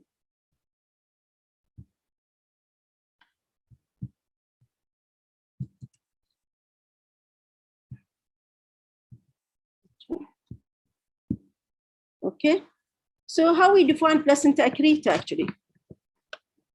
I think still we are, as an obstetrician, we are not sure what is the definition of placenta accreta. According to the obstetrician definition, they might say it's difficult removal of the placenta, or placenta comes in a piecemeal. So that's one definitions. Or there was no evidence of placenta separation after 20 minutes of delivery, despite active management of the third stage. Or there is a bleeding, massive bleeding from the placental site after delivery. But actually, all these definitions doesn't represent placenta accreta. It's only present placental retentions, and that's an overdiagnosis of placenta accreta. So how we are going to diagnose placenta accreta? We describe placenta accreta as a different grade of abnormal attachment of the placenta to the uterine wall. We notice there is a grade, so it is a spectrum of the disease. It's either placenta accreta, which when the placenta is just attached to the myometrium, it's placenta increta when it is invade the myometrium, and it is placenta pericreta when it is penetrate the myometrium. And so it is a spectrum of the disease. The three types or 3 grades could present in the same patient in the same time, or could exist in the same placenta. So the FIGO have already classified or reclassified the placenta accreta into these classifications. We have first the normal placenta. You can see the myometrium, the placenta is there, the uterine scar. So this placenta is normal, not invasive, not accreta. A grade 1 placenta, when placenta is actually attached to the myometrium, which is placenta accreta. A grade 2, when it is invade the myometrium, it is increta, and the pericreta, grade 3, would penetrate the myometrium. This is grade 3, which is called the placenta placental invasions, has been sub-classified into grade 3A, which is limited only to the serosa, 3B with urinary bladder invasions, and 3C with invasions of other pelvic tissue or organs. Again, this is a normal placenta. The decidua is reserved the myometrium is reserved. When we have accreta, when this is attached to the myometrium, any creta, any invade, and penetrata is penetrate. So these three types are called a placenta accreta spectrum, which is the new terminology for these sort of disorders. And the placental abnormal invasive placenta is only for any creta and pericreta. So how we are diagnosing placenta accreta? There is a lot of ultrasound finding has been proposed to diagnose placenta accreta, either loss of clear zone, other things. I'm going to talk about details on this ultrasound diagnostic criteria. Before we diagnose any placenta accreta, or before we scan any patient with placenta accreta, we need to check. We ask ourselves, what are the possibilities that this patient could have a placenta accreta spectrum? And what are the findings in the ultrasound that could be suspicious for us? And how these ultrasound findings could translate clinically? The one who's going to operate in this patient, how we can give them these findings to operate in this patient safely. So we need to translate the ultrasound findings to clinical sort of report. So when we are assessing any patient for placenta accreta, so I ask myself, what are the possibilities that this patient could have a placenta accreta? I have to check their risk factors. So we know placenta accreta is mainly more common with placenta previa and in this current pregnancy and with previous cesarean section. There is other risk factors, advanced maternal age, multiple parity, and previous uterine surgery, could be even DNC, uterine irradiations, endometrial adhesions, as I mentioned, syndromes, myomectomy scars, all these sort of things increase the risk of placenta accreta. We know well, the most common factors for placenta accreta is mainly the current pregnancy of placenta previa and previous cesarean section. So this actually studies has looked on these two factors. There is no previous surgery. In 6,000 women, incidence of placenta accreta disorders is something around 0.2%. And if it is with the placenta previa, it increased to 3%. So as the number of cesarean section will be increasing, the incidence will be increasing of placental accreta, placental spectrum, and with the presence of placenta previa, the incidence would be higher, as even sometimes as more than 50%. So this means if I'm having patient with placenta previa and previous cesarean section, I should go and look for placenta accreta spectrums. So what are the things that I'm going to observe in ultrasound which could help me in the diagnosis? First, multiple vascular lacunares. We know that placental lacunar are the common things seen in placenta. So what is the difference if they are present in accreta or non-accreta? So when we find them, they are actually multiple lacunars. And when you put the color Dopplers, there will be a lot of vessels on them. So you can see here, we can see it is a Swiss-like cheese appearance or angry placenta. You have a lot of placenta lacuna there. And when you put your color Dopplers, you find a lot of blood flow in them. Other things is the loss of the normal hypoequivalent to placental zones. We have here the placenta, the myometrium, and there is usually some sort of lucent area, which is retroplacental zones. So if we lose that one, this could be suggestive of placenta accreta. But we have to be careful with that size because it can change with gestations, and it could change how much pressure on the probe you put to scan that mothers. If you press more, you can occlude that area. Other signs has been reported as this one, the crossing vessels and at the uterine bladder interface. And these, just be careful, they don't represent any creta that the placenta is actually invading the bladder. They just represent the cross section of the placenta at the uterine bladder interface. Another is hypervascularity on the uterine interface, and you can see here the uterovesical hypervascularities. All these represent abnormal placentations. Other things is the myometrial thinning. And we have to be careful with myometrial thinning because it could be even because of previous cesarean sections. So we need to think about it. It's not only one size, you take the whole things altogether. So how much the sensitivity of ultrasound in diagnosing placenta accreta? If we take all these sort of signs, you can see patient placenta lacunae,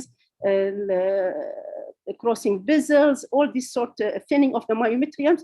Ultrasound can give us as a 90% sensitivity for diagnosing placenta accreta. But actually, we are not looking only for ultrasound diagnosis. We need to translate that diagnosis to clinical scenario. I need to give the surgeon who's going to operate on this patient what they need to do, or what are the precautions that need to do so they can plan the surgery well. Okay, so therefore the International Society of Placenta Accreta Spectrum have suggested what are the clinical features of each of these signs. So are we looking for abnormal adherence or invasions of the myometrium? Are we looking for neovascularizations or vanishing of the thin myometrium, or invasions of other structures? Because each one you have to counsel the patient about it, and you prepare the patient in a different way. So let us talk about invasion of the myometrium. You can see here the normal, the bladder, the placenta, and this is what we say it is the retroplacental space, and you can see it is clear, nicely seen. But in that other image, you can see there is a bulge, and there is actually loss of that retroplacental space. This placenta is almost in the bladder, so that's actually indicate there is actually placenta accreta. So placental bulge is highly suggestive of placenta accreta or invasions. So this is actually how we are going to look at in the clinical pictures. So this is the placental bulge. Once you open the patient, you can see this is the placenta, and you are sure this is actually accreta. You can see it clinically how it does it look. Also, what we call invasive accreta. So you can see here the placenta, this is the placental bulge. And once you open it, this is actually indicative of placenta accreta or pericreta. And this actually has proven to be accreta or pericreta. Okay, but again, you have to be careful about placental bulge, because this patient, she's been scanned, the placenta looks completely normal. There is no lacunar, there is no crossing over vessels. Only this part here also, there is a reverse interplacental space or retroplacental space. But in this area, there was actually some sort of bulging. When they opened it, they thought it could be placenta accreta, but actually it seems to be this is a dehiscence of previous scar, and that placenta was just there to seal that opening. So it's not a placenta accreta. Placenta came delivered completely normal. It is not a placenta accreta. So even a placental bulge, you have to be careful, because I told we have to check all the characteristic of ultrasound, including the other findings of placenta. So that's regarding placental bulge. What about neovascularities? This is, we say there will be interruption of the bladder line. There will be hypervascularities. And what you are looking for, crossing over of the vessels. So once you open this, you can see these all vascularities in the lower segment. So this is indicative of neovascularities. And the surgeon has to be careful about it, because these are likely to bleed like a hell once you open them. The neovascularities also, we say this is interruption of the bladder line. And actually this does not indicate these are invasive placenta from the uterus to the bladder. No, this actually cross-section in the ultrasound will show you that. So once you put Dopplers on them, they will be localized to the placental edge, but they are not crossing over to the bladder. So again, this is the same regarding the crossing out of the vessels. So you need to scan in sagittal view and coronal view. So this is actually, I just give you an examples of what's going on. This patient had a previous 2 cesarean section, and now she presented with placenta previa. What is our ultrasound findings? There is an abnormal placenta. You can see a lot of placenta lacunae. There is very high velocity vessels. Myometrium is not detectable. There is actually placental bulge. You can see here there's hypervascularities, and there's bridging vessels. So this could be likely as invasive placenta. You can report this as a high-risk pericreta, but actually we can describe exactly what we see. So the one who's going to operate in this patient, he can predict what's going to happen. We can see there's extensive evidence of extensive neovascularities. There is vanishing thin myometrium. There could be probable invasions into the posterior bladder wall and broad ligament outside walls. There's another examples. So this is actually what has found in this patient. So there was these findings has been there with the same sort of patients. You can see this all vascularities or in the lower thoracic segment and to the broad ligament. And histopathology has reported to be a pericreta. Another patient, she's previous four cesarean sections, previous two evacuations. So at that ultrasound, you can see this is a completely normal placenta. There is no hypervascularities, bladder wall interface has been reserved, but there is actually some sort of here 3 by 7 centimeter regions, which could be represent some sort of flow or focal invasions. So we can report this as possible accreta or anicreta or pericreta, but actually we can see more. We can see there's no new vascularities. There is no evidence of invasions except on that lower part. Is it a uterine dehiscence? So that's what was found. There was a uterine dehiscence being locked by the placenta, and once this placenta has been removed, it was removed completely, and this area has been repaired, and patient was not that much bleeding. So I just mentioned about what are the tips when you are scanning this sort of patient that might increase your possibilities of diagnosing these sort of cases. First, if you are suspecting placenta previa, if you are going, most of now placenta previa in our centers we do it transvaginal, but for invasions you have to go for transabdominal as well. So if you are suspecting placenta previa, you have to scan when the patient is full bladder, because if it is not full bladders, you cannot see this area actually. Once you fill the bladders, you can see that there is placenta looks normal. There's no lacunar. The retroplacental space is reserved. So this could be just a normal placenta. Again, I already mentioned about retroplacental space, and this is without much of excessive probe pressure. So you can see this is a reserved retroplacental space. Once you put more pressures, you already obliterated that. That might give you rise that this could be placenta accreta. Once you are scanning, you have to look as either laterally or down to the cervix, because if it is the situations and there is a lot of blood vessels in that area, so you can report it as there is a lot of neovascularization in the cervical region. So this patient, most likely, she will not benefit from subtotal hysterectomy, but she need actually total hysterectomy. And even you can go laterally to see if it is the uterine, so to rule out if there is lateral invasion to the myometrium or to the lateral pelvic side wall. So once we diagnose placenta previa, how we are going to manage? I think this is the difficult part of it. Therefore, we have to have an accurate diagnosis, because once we diagnose it, we need to refer the patient to appropriate centers who can deal with such cases. Time management is very important. We need to have a blood which is available in the centers that the patient is going to be delivered there.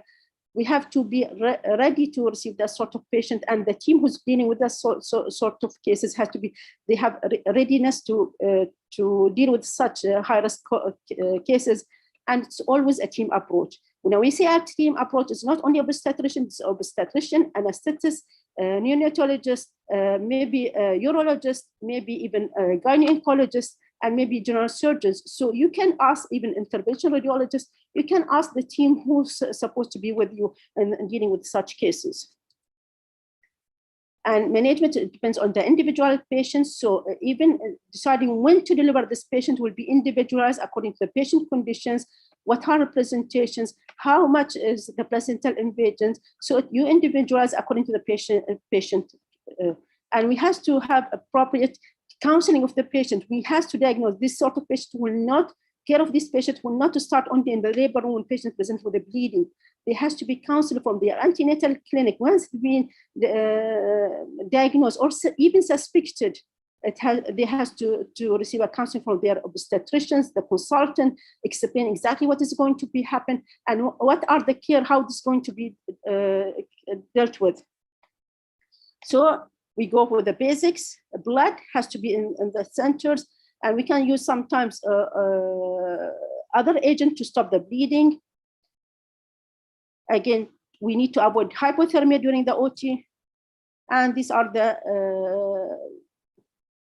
triage for dealing with the bleeding, because coagulopathy patient, if not treated well, if not being transfused blood enough, they will go in coagulopathy. It might be going to hypothermia, and this could go to acidosis. So it will be in vicious cycles. So you need to correct everything and deal with each sort of these things carefully. Again, you have to your own medicine. You have to deal with your own protocols. So I'm just going to briefly about what are the management. Do I have time? I think I've exceeded the times. Okay, I'm going to just deal with this sort of briefly about the management. So the management of placenta accreta, either we have conservative management to leave placenta in situ. We can go for uterine sparing surgical technique and cesarean hysterectomy. So the conservative management, or to keep the placenta in utero or in situ, is mainly to reduce the surgical morbidity, because we know placenta accreta is associated with increased patient morbidity, increased amount of massive blood loss, and risk of massive blood transfusions. We can use adjacent techniques like uterine arch embolizations or even ligations. It depends on your assessment of at that time. Usually, if we leave the placenta in utero or in situ, the median time for the placenta to reserve something around 6 to 8 months. This might include either expulsion of the placenta or resorptions. Of course, patients have risk of bleeding, infections, so you need to cover them with antibiotic initially, and you need to counsel the patient that she's having risk of bleeding, so they need to report to you at any time. This option is mainly important for patients who want to reserve their fertility, and they are willing to come for you for any follow-up during this period, because it needs a lot of follow-up during this sort of period. Fertility sparing, so you can go for fertility sparing, that one, and risk of recurrence. So there is a risk of recurrence with this sort of placenta, something around 20 to 28% has been reported in the literatures. And still, if you leave the placenta and follow this sort of patient, 20 to 50, almost more than 50% to 60, around 60% of patients might need hysterectomy at any time. If we go for uterine sparing technique, we try to, again, reduce the surgical morbidity. And during this period, when you have only focal placental invasions or focal placental, like accreta or pericreta, so we reserve the whole uterus. We only excise that part of the focal invasions. So that focal myometrial resections and repair might be, again, we might use another adjuvant technique, like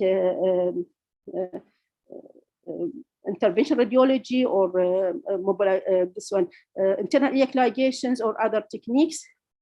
It will be immediate resolutions, and again, we are trying to reserve the fertility. And it's not again possible because it depends on the degree of invasion that you're having. Cesarean hysterectomy is the different sort of a treatment, is the widely used practice. The risk of bladder injuries, urethric injuries is very high in these sort of cases. Either you go before you start your surgery, you put your urethral catheters, or sometimes you can put intentional cystotomy, so you can see exactly what is the ureters to avoid any injuries for them. You need to have a good surgical team to start that procedures. You have full teams, like sometimes with urologists, general surgeons, vascular surgeon. So you have your full team with you. And I already mentioned there is higher risk of urinary morbidities. So this actually placenta accreta with hysterectomy, this one. So how we select each patient for which treatment? We have to anticipate and recognize the pathology and severity of it. So that will actually aid for our selection. We have to have our local team, the patient desire for future fertility, the condition of the patient, if she's having bleeding, if she's having contractions, how far usually the patient are actually inpatient or they are outpatient, and if the patient is willing to follow up if you are going to leave the conservative management. There was a suggestion also that we all know the tampon balloons. We use it sometimes when we are leaving the placenta inside, or you can use it even sometimes. They are suggesting that could be used in the abdominal also after you remove the hysterectomy to initiate some sort of pressures, and you can leave it for a period of time. I'm not sure if this is going to, okay.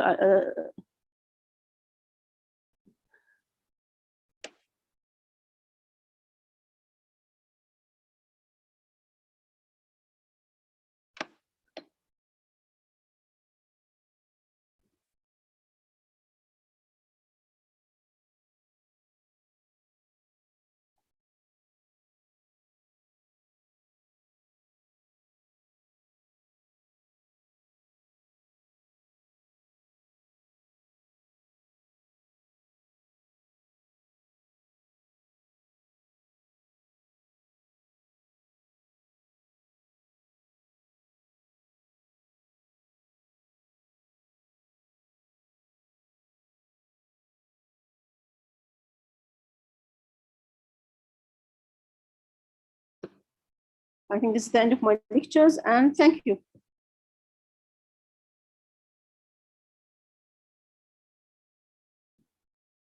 Thank you so much, Naima, for this beautiful, beautiful presentation, which we all know that, is one of the very bad things when you face it. If you allow me, I'm very fond of placenta accreta. I have a few comments, if you don't mind, and then proceed to the questions. And what I usually do, because as you have presented, the commonest predisposing factor is a previous cesarean section.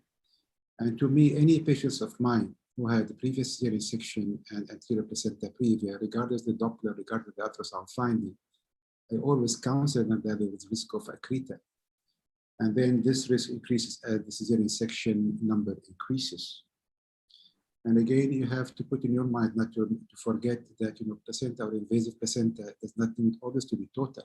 It can be focal, that you can very easily miss antenatally, and the only way to diagnose it is during the process of the cesarean section.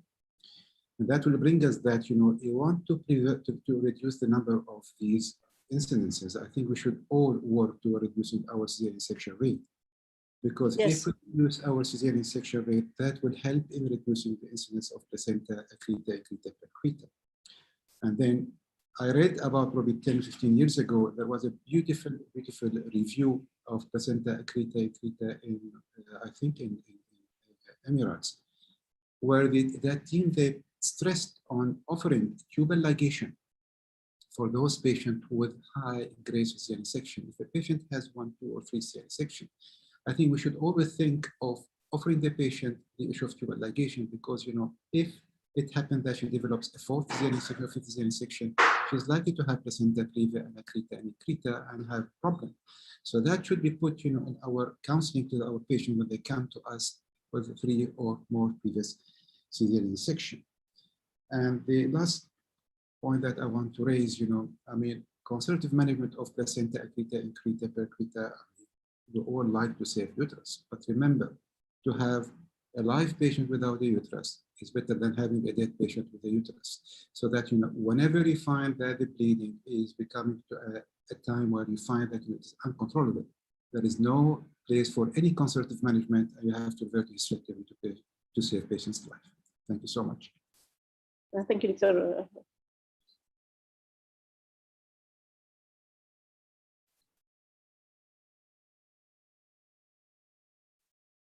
Yeah, there's a question regarding the advice regarding the use of methotrexate for success of placenta in situ for a conservative management of placenta, invasive placenta.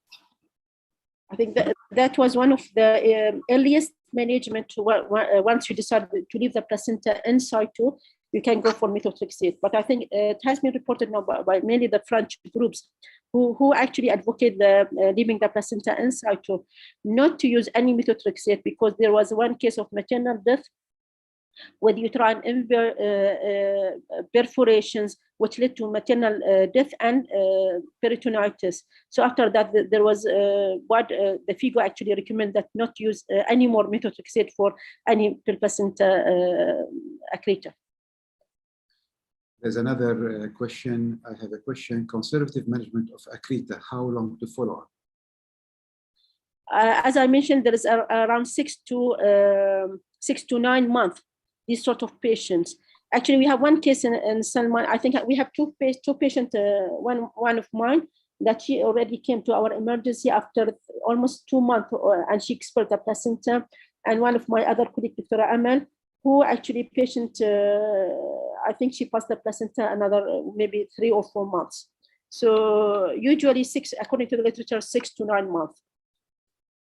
And I think in Sudan, I've attended one of these sort of lectures. Sudan, they have a good sort of leaving patient placenta in situ, and they have gathered a few cases which are good, and they followed them. So again, sometimes it might take 6 to 8 months in Sudanese literatures.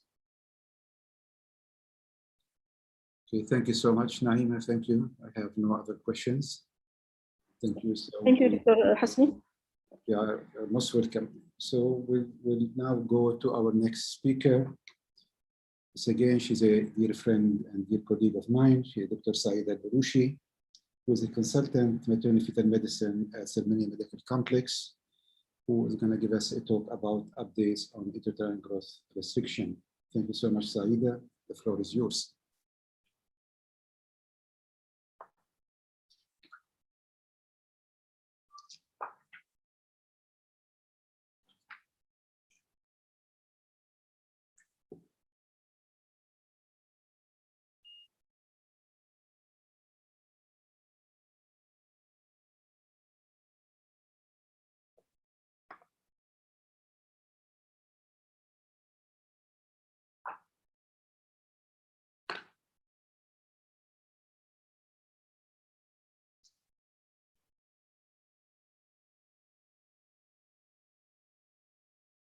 Saida, you're okay? Yes. Can you hear me? Can you hear me? Yes, loud and clear. I don't know if my face is showing or not. No, it's not. It's not, huh? Use video, open video. Okay, let us see. Open your camera, Saida. I open my camera. We can see now. Okay. So let me just. Okay. Is that everybody can see it, and can you hear me? Yeah. Yes, we can. Okay. Okay, I'll start.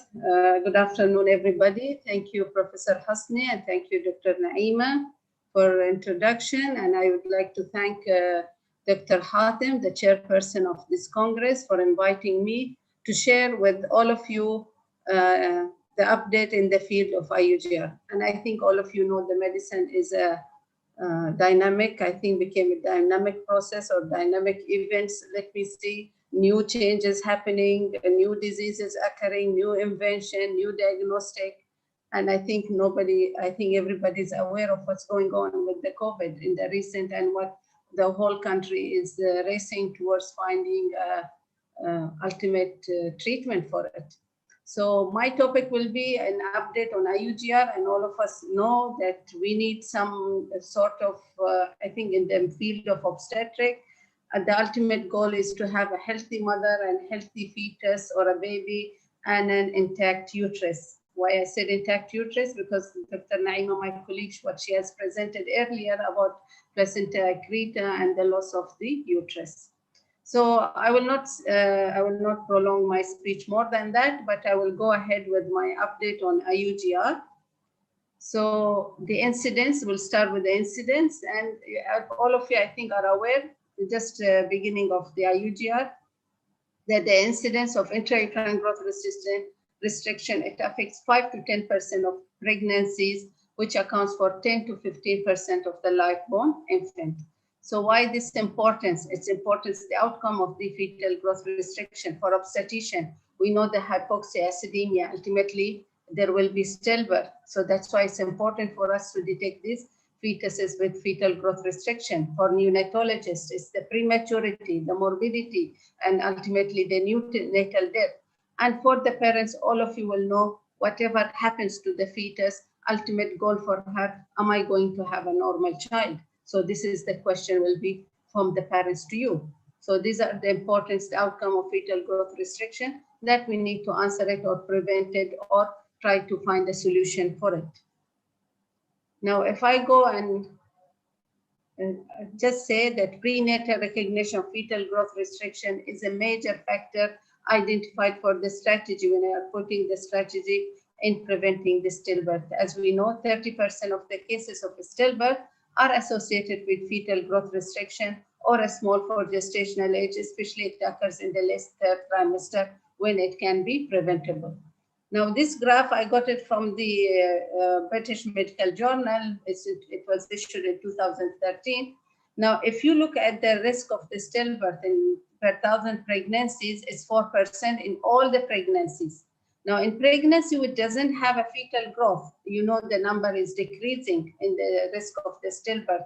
Now, let's say pregnancy complicated with fetal growth restriction, you will feel the number has increased. It's more than 4 times the number of stillbirth.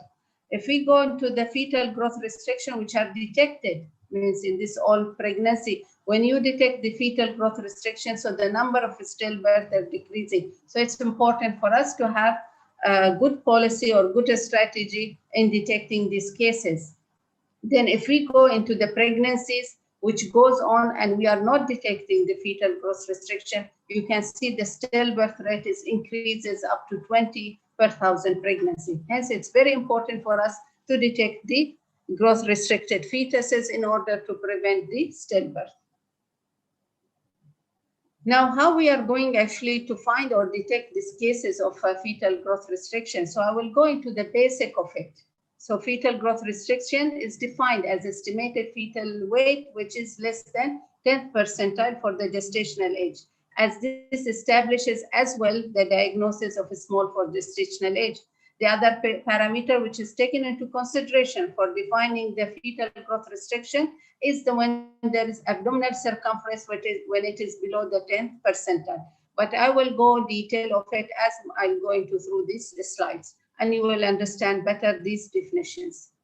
So now, before I go into the explaining more, so what I'll be talking about is how we are going to identify small for dates and what is the difference between small for gestational age and fetal growth restriction. And then what the new definition has come is early fetal growth restriction versus late fetal growth restriction. Then what are the parameters once you have diagnosed a fetus with a growth restriction? What are the parameters you will use it to follow these fetuses? Then they are ultimately, I'll be talking about a stage-based management protocol as it was issued lately in 2020, August 2020 guideline by the International Society of Ultrasound of Obstetric and Gynecology. Now, what is small for gestational age? Because when we are defining fetal growth restriction, and I said it's an estimated fetal weight or abdominal circumference below the 10th percentile, because that will not differentiate fetal growth from the small gestational age. So small gestational age, when we are saying the estimated fetal weight and the abdominal circumference is below the 10th percentile. But regarding fetal growth restriction, the estimated fetal weight or abdominal circumference will be below the 3rd percentile. Okay. But when the so per se, when you find on the growth scan that the estimated fetal weight and the abdominal circumference is below the 3rd percentile, you will define this fetus not small, but fetal growth restricted. But let's say if you find now this fetus is below the 10th percentile, how you will label it? Is it a small for gestational age or is it fetal growth restricted? In fetal growth restricted, you need to have additional parameters. What are these additional parameters? When you have abnormal Doppler, it's either maternal or fetal, or you will find a drop in the abdominal circumference or estimated fetal weight centiles in the serial scan, which should be more than 2 quartiles. Now, as I told you earlier, a weight of less than 10th percentile definition does not distinguishes when there is a constitutionally small fetus that achieves its normal growth potential and is not at increased risk of an adverse outcome. Then the second thing, from a small fetuses whose growth potential is restricted and they are at increased risk of prenatal morbidity and mortality, or a fetus who's not small but has not achieved its genetic potential. All this will be explained in the next slides. Now, before I proceed with any of these definitions, okay, you need to understand this is a very important chart. I think all of you are aware of it. This is what we call it as a growth chart, okay, where you'll find here in the horizontal line will be the gestation and in vertical line will be the birth weight. So these are kept in percentiles. You have 10th, you have 50th, and you have 90th percentile. Now, when you are, I think all of us are performing ultrasound for this woman, any woman who's pregnant, we are performing ultrasound, okay?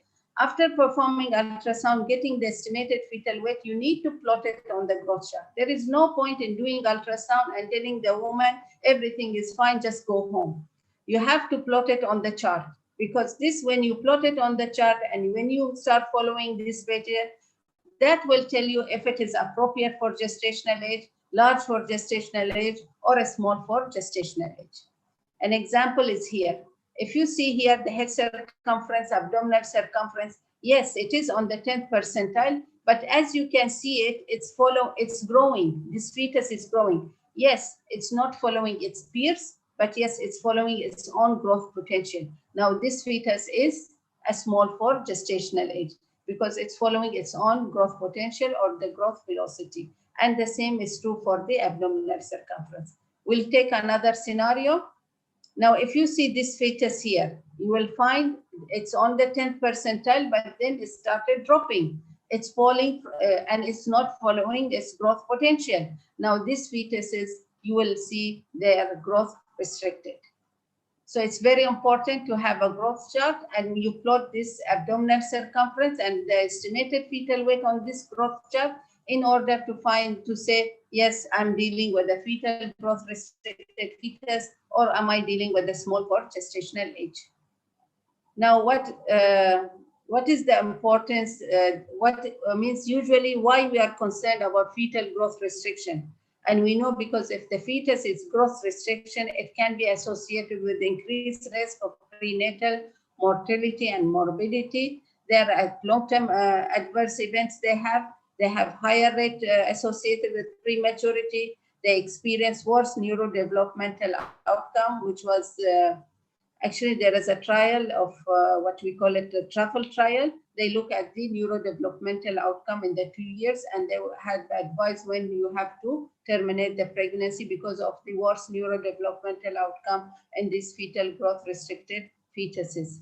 And they're at increased risk of non-communicable diseases such as hypertension and metabolic syndrome like insulin resistant and type 2 diabetes and coronary heart disease and stroke. So these cases, that's why it's very important for us to detect these cases antenatally and try to, as much as we can, to save these fetuses in order to prevent, if preventable, these outcomes. Now, fetal growth restriction.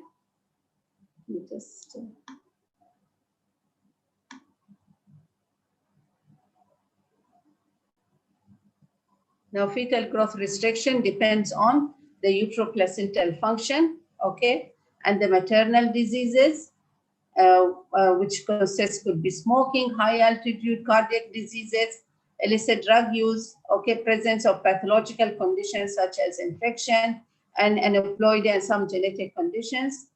And all of us, you know, I need to concentrate here that uteroplacental insufficiency represent one of the most frequent causes of abnormal growth in otherwise normal fetus.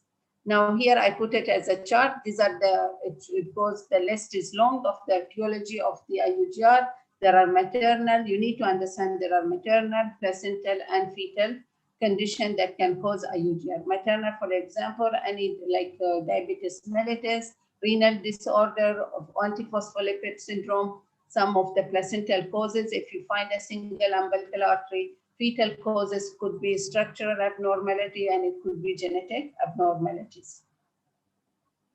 Now, if I'm going to classify this as small for gestational age, a small for gestational age could be normal in 75%, could be starved in 20%, and could be abnormal in 20% of the cases. What I mean by the normal, these fetuses, which are small. Normal fetuses, which are small, first thing you need to rule out this is a wrong date.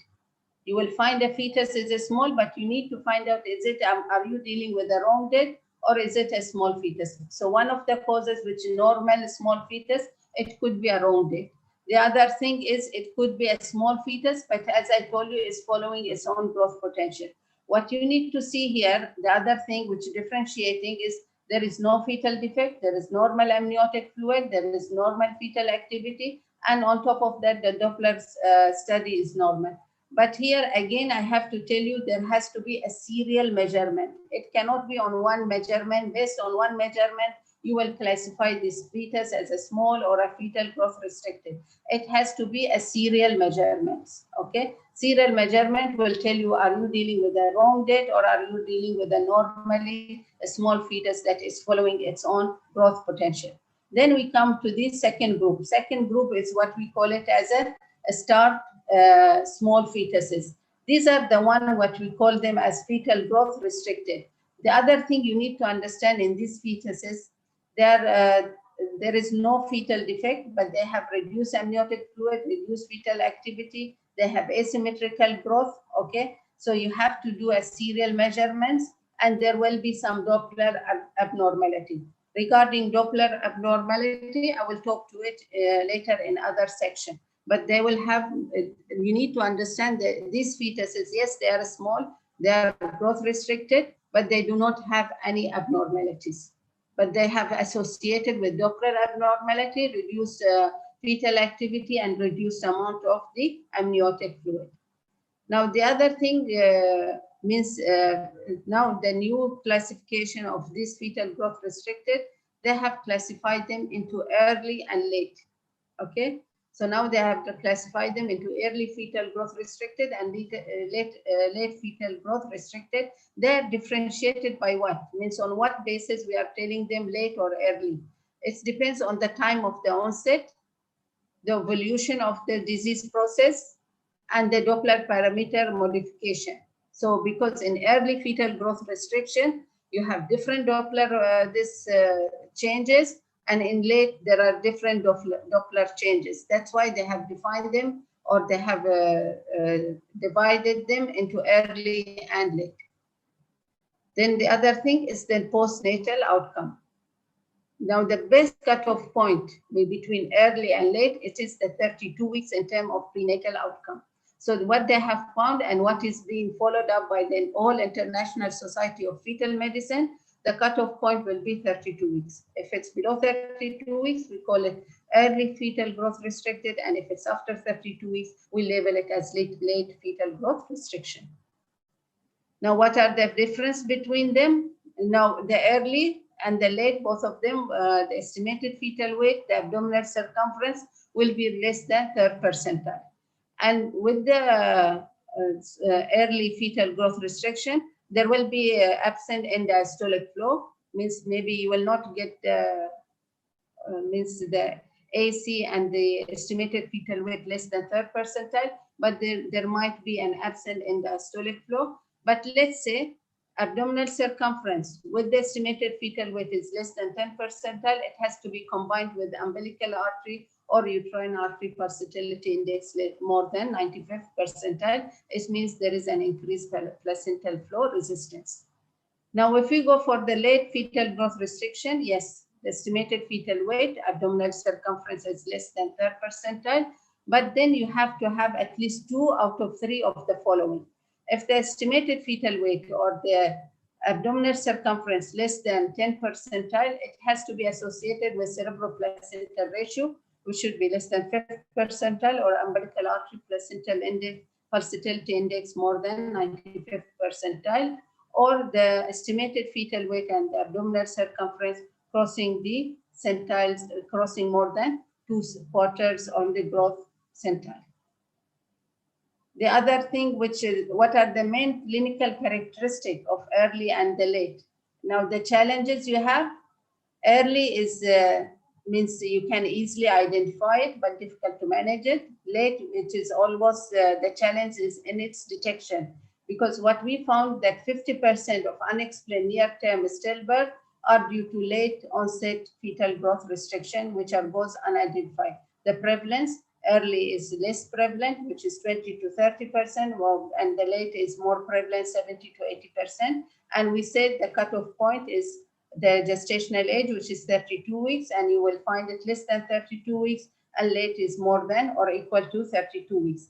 The other thing, once you detect the early onset fetal growth restriction, you have to deliver this fetus before 37 weeks of gestation.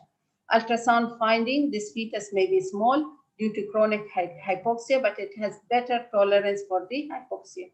Late onset fetal growth restriction, they are not necessarily small, but they have very poor tolerance to the hypoxia.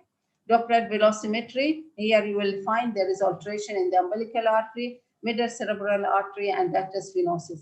But here in the late onset, you might not find all these changes in the Doppler like umbilical middle, but what you will find cerebral blood flow redistribution.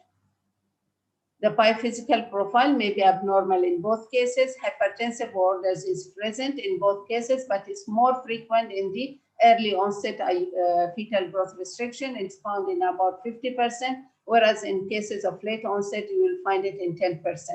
Placental histopathological finding, you will see that there is poor placental implantation, spiral artery abnormalities, maternal vascular malperfusion. But these are less specific changes. You will find it in the late onset fetal growth restriction. Prenatal mortality is high in cases in early onset. It is low in cases of late onset. Maternal cardiovascular hemodynamic status, there will be low cardiac output because of the high peripheral vascular resistance. You will find less marked maternal cardiovascular findings. So these are the differences. You will find it in the early onset and the late onset fetal growth restriction.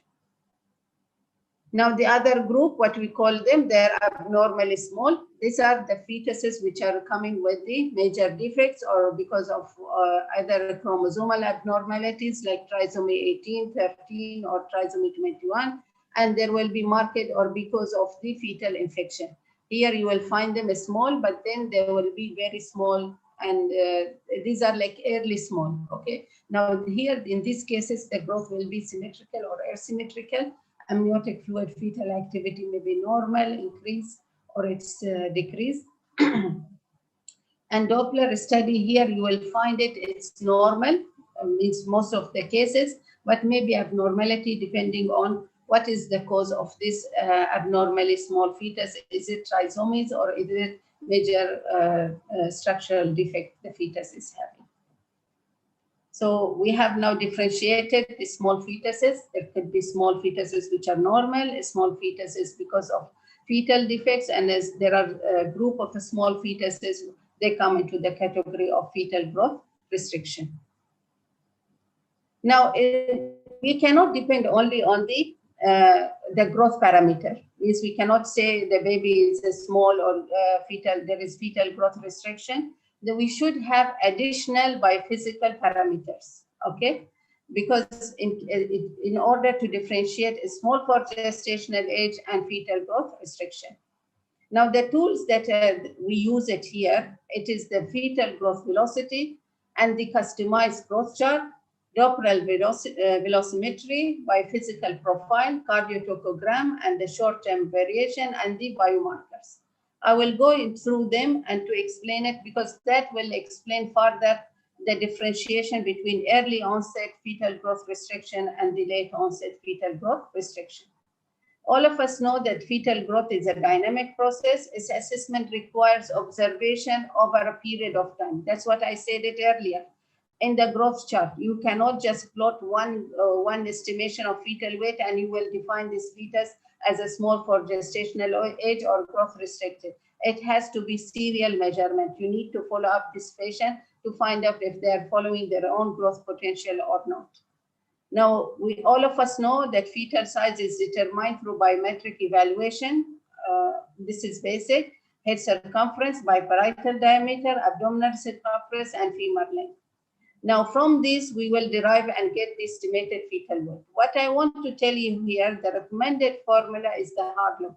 This is all the Society of Fetal Medicine, all of them agreeing that the best formula for estimation of fetal weight is the hard log. So this is how we do the fetal, this biometry. This is the head circumference measurement, abdominal circumference measurement, and the fetal femur length measurement. And from here, we will get the estimated fetal weight. And it has to be serial measurements. And then we go for the fetal growth velocimetry. That is when you do the serial measurement and you will find what is the fetal growth velocimetry.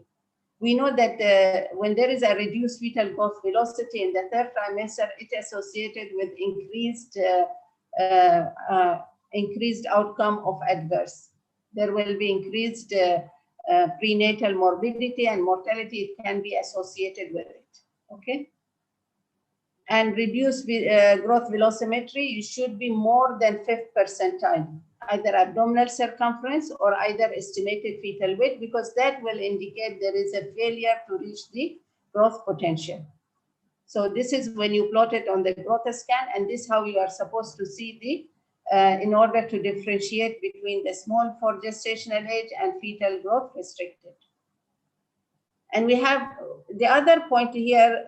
Unfortunately, I think I have to say we are like following a growth chart which is not customized for our patient, because we know our patient is different than European patient. Our patient are small in size and different ethnic groups, and we are like age-wise, size-wise and pelvis, everything is smaller than the European. But what we are using when we are measuring the fetal weight here, we are using the growth chart. The growth chart, what now advocating is we should use the customized growth chart.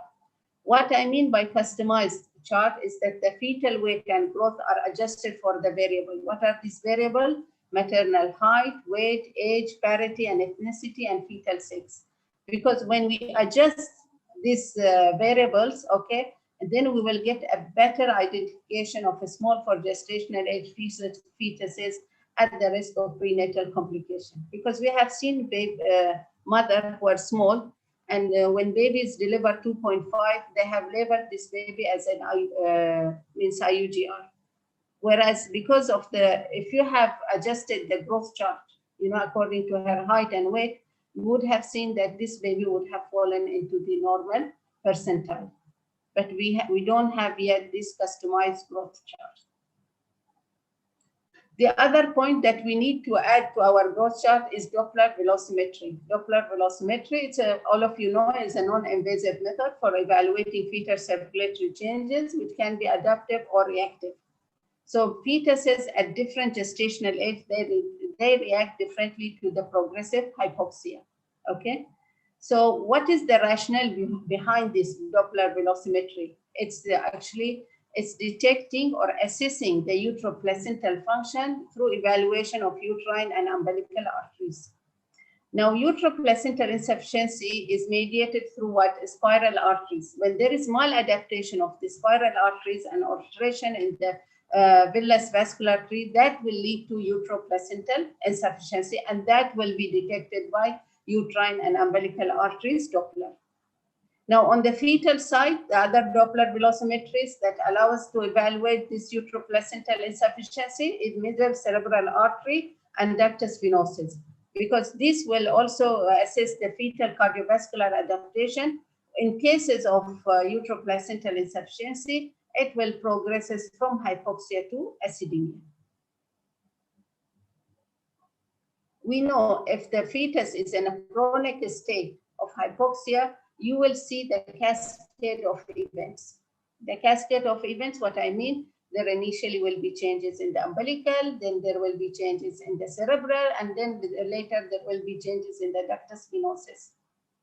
But in acute cases, you will not see that cascade of events of changes. But what the best parameter you will look for it, or with the best Doppler, because you want to see it, because the baby will be severely hypoxic and immediately will have metabolic acidosis. So the best Doppler will be from the ductus venosus. Now, what are the Doppler indices we use to diagnose and manage fetal growth restriction? You have uterine, umbilical, middle cerebral artery, and the cerebro-placenta ratio, and then ductus venosus, and lately, which has been added to the list, is aortic isthmus. I will go one by one, and I'll explain to you how we are using this Doppler indices. So what is uterine artery? Uterine artery, during pregnancy, actually they are high resistance. During pregnancy, they're supposed to transfer from the high resistant to low resistant, okay? But because of inadequate trophoblastic invasion of the spiral arteries, okay, into these arteries, means uterine arteries, they will leave them as a high resistance vessels. When they are high resistant vessels, means the pulsatility index will be very high.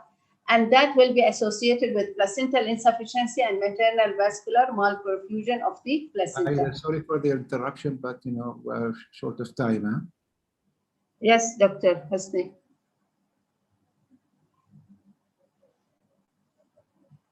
Go ahead, but as we finish at 2:30. Huh? Sorry, I did not hear you. We finish at 2:30. Your lecture you have another 5 minutes. What is the time now? More, 5 minutes more. Okay. So I think I will go. So this is how we see the uterine artery, the flow of it. And there will be notching in cases of there is increased uterine vascular resistance. Umbilical artery, it's a diagnostic as well as prognostic, okay?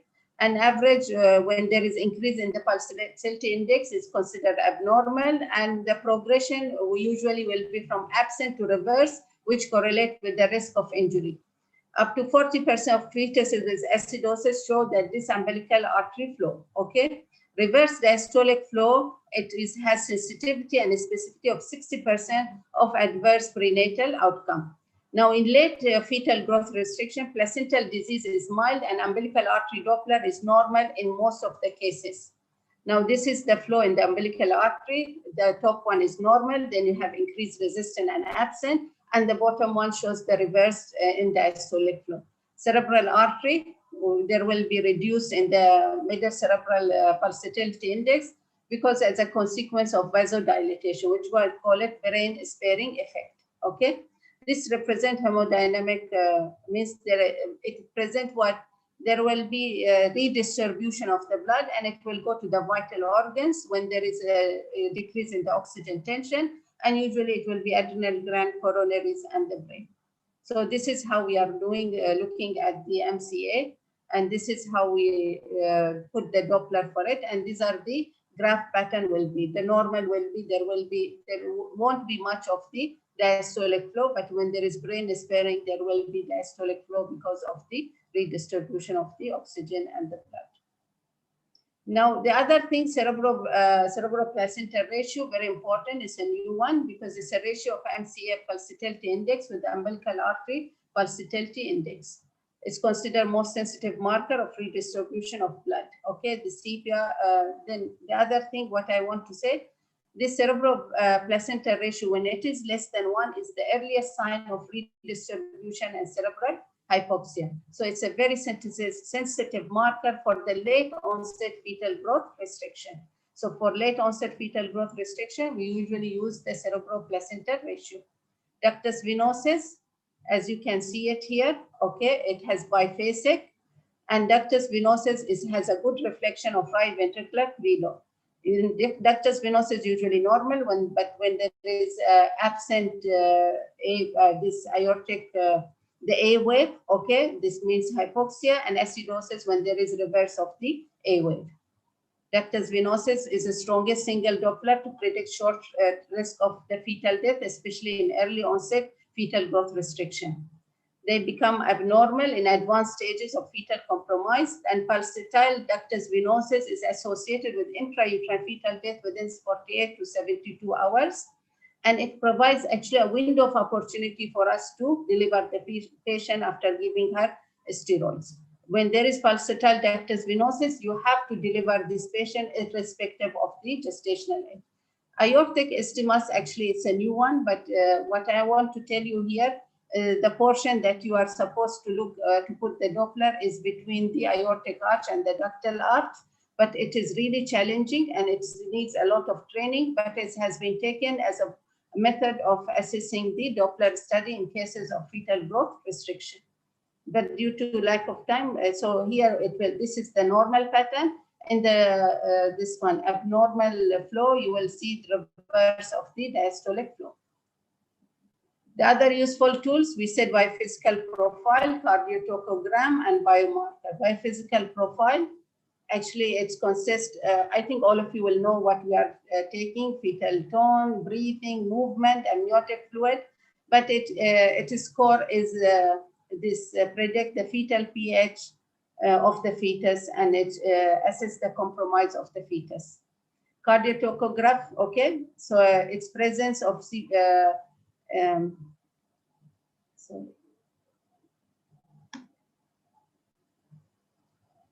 now when we are talking about fetal growth restriction, okay, there will, when there is severe hypoxemia and hypoxia in the fetus, you know, the sympathetic and the parasympathetic activity is altered. This results in reduced fetal heart rate variation and thus reduce the short-term variation. I think you will see it in the CTG. The biomarker they're using the soluble forms like tyrosine and placental growth ratio. And this is actually proposed as a short-term predictor for preeclampsia, because we know preeclampsia can be associated with fetal growth restriction. Now, what is the clinical management of small for gestational age and fetal growth with this restriction? We know that whenever we are diagnosing small for gestational age, we need to have a fetal Doppler velocimetry should be performed. Then the other thing, in late cases of the small for gestational age, fortnightly you assess fetal growth and weekly you will assess the Doppler. The other thing, when small for gestational age is identified, delivery should be planned from 38 weeks and should not exceed 39 plus weeks of gestation. And there should be a continuous fetal heart monitoring during labor. I will skip this slide because I will just go into stage-based management of the early onset fetal growth restriction. This has, I just wanted to tell you, now they have a stage, the early fetal growth restriction is to stage 1, 2, 3, and 4. Stage 1, when there is mild placenta resistant. Stage 2, when there is severe placenta resistant. Stage 3, when there is severe hemodynamic adaptation. And stage 4, when there is high suspicion of acidosis. So when there is a stage 1, okay, either you try an umbilical or I'm really there, Saida. Sorry? Yeah, just 5 minutes, I will finish now. Just 2-3 minutes, Professor Hasni. Okay? Yeah, okay. So you need weekly monitoring, and you need to induce labor beyond 37 weeks. That is stage 1. Stage 2, when there is absent end diastolic flow or reverse aortic isthmus, you monitor twice weekly, and delivery should be recommended after 34 weeks. Stage 3, when there is reverse end diastolic flow, okay, you monitor 24-48 hours, and you should deliver this baby by cesarean after 30 weeks. Stage 4, when there is a spontaneous fetal heart deceleration, you monitor 12 to 24 hours, and you deliver after 26 weeks at a tertiary center after giving steroid. Now, I think this I already have explained it. I will not go through it. I will just go about the late onset fetal growth restriction. It is suspected when the growth is slow or even flat.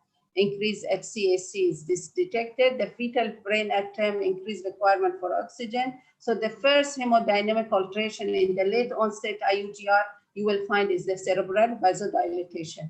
So MCA pulsatility index is maybe normal, but secretly CPR will be altered in cases of late onset fetal growth restriction. So MCA, Doppler, and CPR are good parameter for surveillance for late onset fetal growth restriction. By physical profile, CTG are useful as well. So you should deliver these babies at any gestational age when there is fetal heart deceleration altered by physical profile, maternal indication like HELLP syndrome and eclampsia, or if there is any short-term variability reduced or absent or reverse in diastolic flow. You should deliver them at 36, 37 weeks if umbilical artery pulsatility index is more than 95th percentile, or if there is estimated well more than less than 3rd percentile, 38, 39, if there is evidence of cerebral blood flow redistribution. In the absence of contraindication, you will do induction of labor, but during labor, you need to continuously do fetal heart monitoring. So Doppler of uterine artery during first and second trimester of pregnancy to predict possibility of fetal growth restriction, fetal biometry for identification of fetal growth restriction, growth chart are helpful, Doppler evaluation of the uterine artery, you need to do it. I think we can stop here, Saida. Yeah, I think I finished. Thank you. Just one second. Thank you so much. Thank you so much for your lovely presentation. Definitely excellent one. These are my references. We can repeat it later on at some stage. Thank you, Said. Now we'll give the floor to my co-chairman, Dr. Naima, to present our next speaker, Dr. Tariq. We'd like to welcome Dr. Tariq Al-Ma'adawi. He's a consultant psychiatry in Tariq Al-Ma'adawi Center in Bahrain. He's going to talk about a very important topic, which I think, and as obstetricians, maybe sometimes we are ignorant about it because we don't see the patient after being admitted. He's going to talk about postpartum depression. Welcome, Dr. Tariq. The floor is yours. Assalamu alaikum. Actually, it's my pleasure to be with you, these eminent speakers and eminent figures. Today, we're going to talk about postpartum depression. I'll try to do it in the allowed time, so don't worry. First, what's mental health? Actually, mental health is how we think, feel, and act in order to face life events and situations. Mental health helps us to look to ourselves, our lives, people we know and care about. It also helps to determine how we handle stress, how we relate to others, evaluate our options, and make choices. Actually, there is very long list of misconceptions regarding mental illness, regarding depression. A survey in USA, it's not in other country, a survey, perception of people regarding mental illness. 71% say it's due to emotional weakness. 65% bad parenting. 45% victim's fault. So if I'm having a mental illness, it's my fault. 43% an incurable condition. 35% consequence of sexual behavior, of sinful behavior or sexual abuse. Has a biological basis. Only 10%. 10% only said that biological condition. Okay, what's postpartum depression?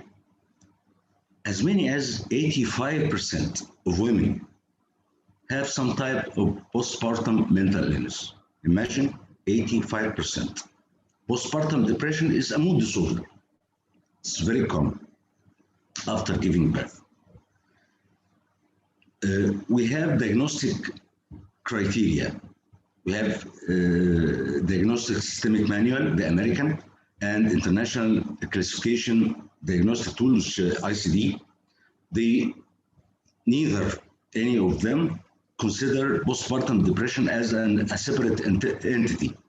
They consider it is a type of mood disorder characterized by major depressive episode. It can occur anytime within the first year after childbirth. However, it usually occurs within the first couple of weeks. Many suffer up to 6 months, and about 1/4 of the sufferers experience symptoms after a year if left untreated. The etiology, as everything in medicine, is multifactorial. The exact cause is unknown, but this is theories, biological theories, like sudden change in the hormonal levels, poor diet, lack of efficient sleep, pain, stress, sudden change in lifestyle, changing in level of marital support, societal expectations of the happy mother. Postpartum psychiatric disorders, we have 3 main disorders. Anything might happen, but 3 main disorders: postpartum blues, which occurs in most of the women, up to 80% within first week to 14 days, tearfulness, sadness, insomnia, crying. Postpartum depression, average 10% within the first month, but it can occur up to 1 year. This is depression, anxiety, fearfulness, and fear of harming the baby. This is the most important point.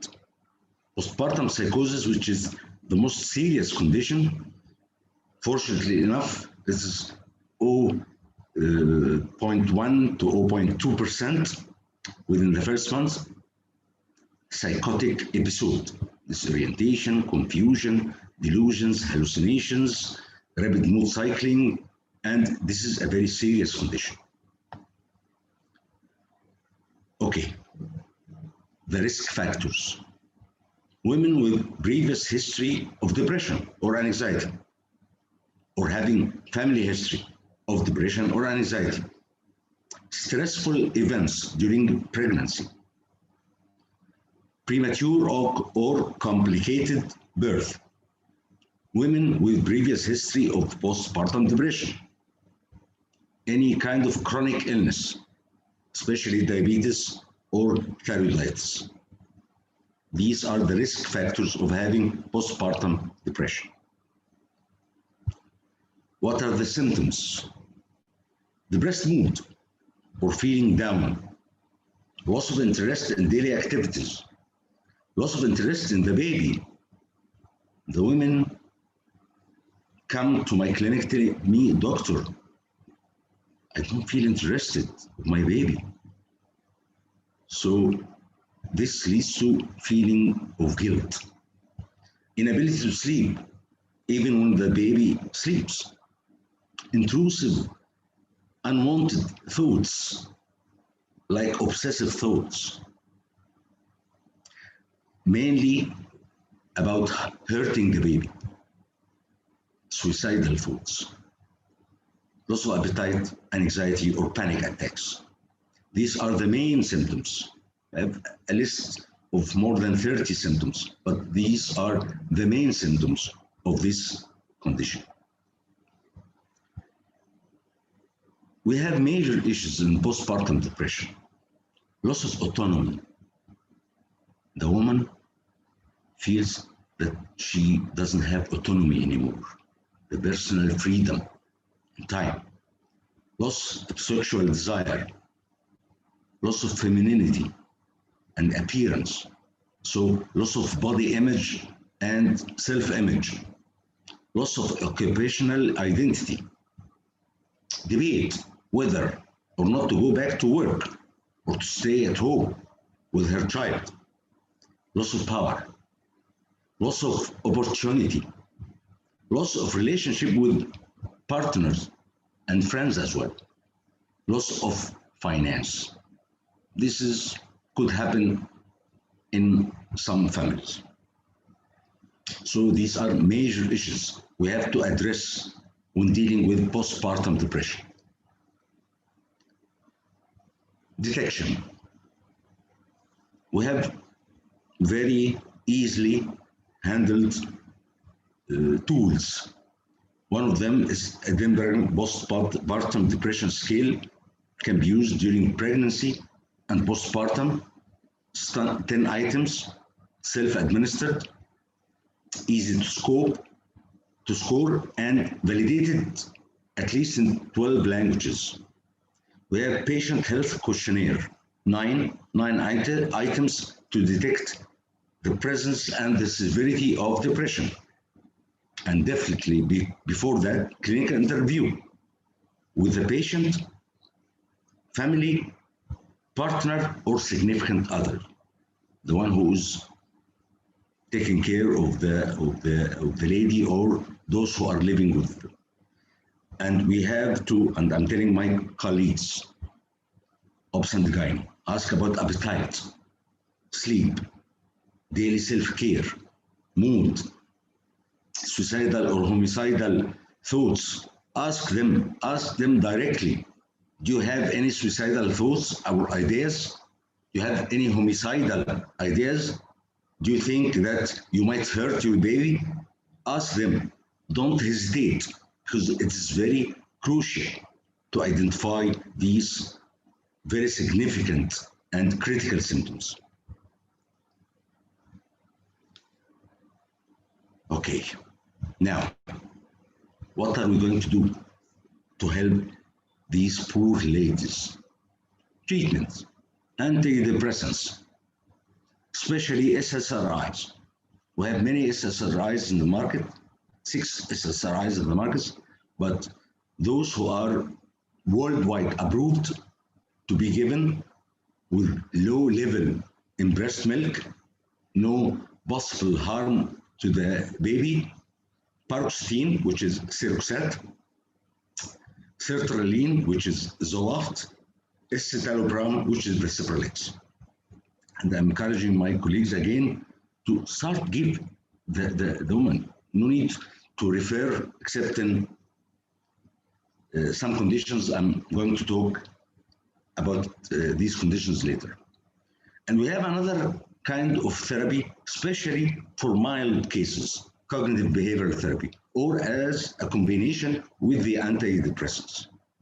It's very effective in treating the negative thoughts. We teach our patients about autonomic thoughts, sudden, autochthonous, we call it autochthonous, autonomic, coming from nowhere. Very bad idea coming to her mind. So we teach about how to detect these, how to detect the cognitive distortions. We call these distortions toxic thoughts and assumptions and beliefs. And we teach them how to tackle these assumptions, giving some skills to deal with these abnormal thoughts and examining and challenging these cognitive distortions. And we give them some homework, thoughts records, and then we talk about it and discuss about it in the sessions. What about the clinical stages in the treatment of depression? We have, I'm always saying, we have 5 R's, 3 good R's and 2 bad R's. We have first good R, which is response. Response, that's having at least 50% improvement in the symptoms. The second good R, remission, complete disappearance of the symptoms, till reaching to the third, and this is our ultimate goal in treatment, functional recovery or recovery. The 2 bad R's, We have a relapse before reaching the recovery. By definition, recovery is more than 6 months after remission. So the first phase, which is the reaching the response, 4 to 6 weeks in most of the patients. The second phase, which is the remission, 4 to 6 months. After that, recovery, taking this recovery according to the recent guidelines, at least 1 year in some guidelines, Canadian guidelines, 18 months of treatment. Then we go to the gradual discontinuation of the medications. The fifth R, which is the bad one as well, recurrence after recovery. So if you look at this, abnormal mood, progression to disorder. So we have the acute phase. We give treatment, reaching the remission, response, then remission, continuation phase, maintenance phase, and then discontinuation phase. These are the stages, clinical stages in treatment of depression. Because most of the, unfortunately, doctors as well, telling women, come on, don't take this medicine that long. You will be addicted to it. A lot of misconceptions. We have to give these patients the most benefits or beneficial good effects of the medications. Proper medication. We usually say proper drug, proper choice of the drug, proper dose, and proper duration will reach to functional recovery. There is another item I mentioned before, when to refer to the specialist or psychiatrist. If you have severe major depressive disorder, according to the tools I mentioned earlier, we assess. If it is severe, don't interfere. Just refer the patient to the specialist. Or we have bipolar disorder, having manic or hypomanic symptoms with the depression, or psychotic symptoms, hallucinations and delusions. Hallucinations, perceptual distortions, hearing voices or seeing things or having some tactile hallucinations. So this is a perceptual problem. Delusions, false fixed convictions. People are trying to kill me. This child is going, this is a devil. So false fixed convictions. Or substance abuse.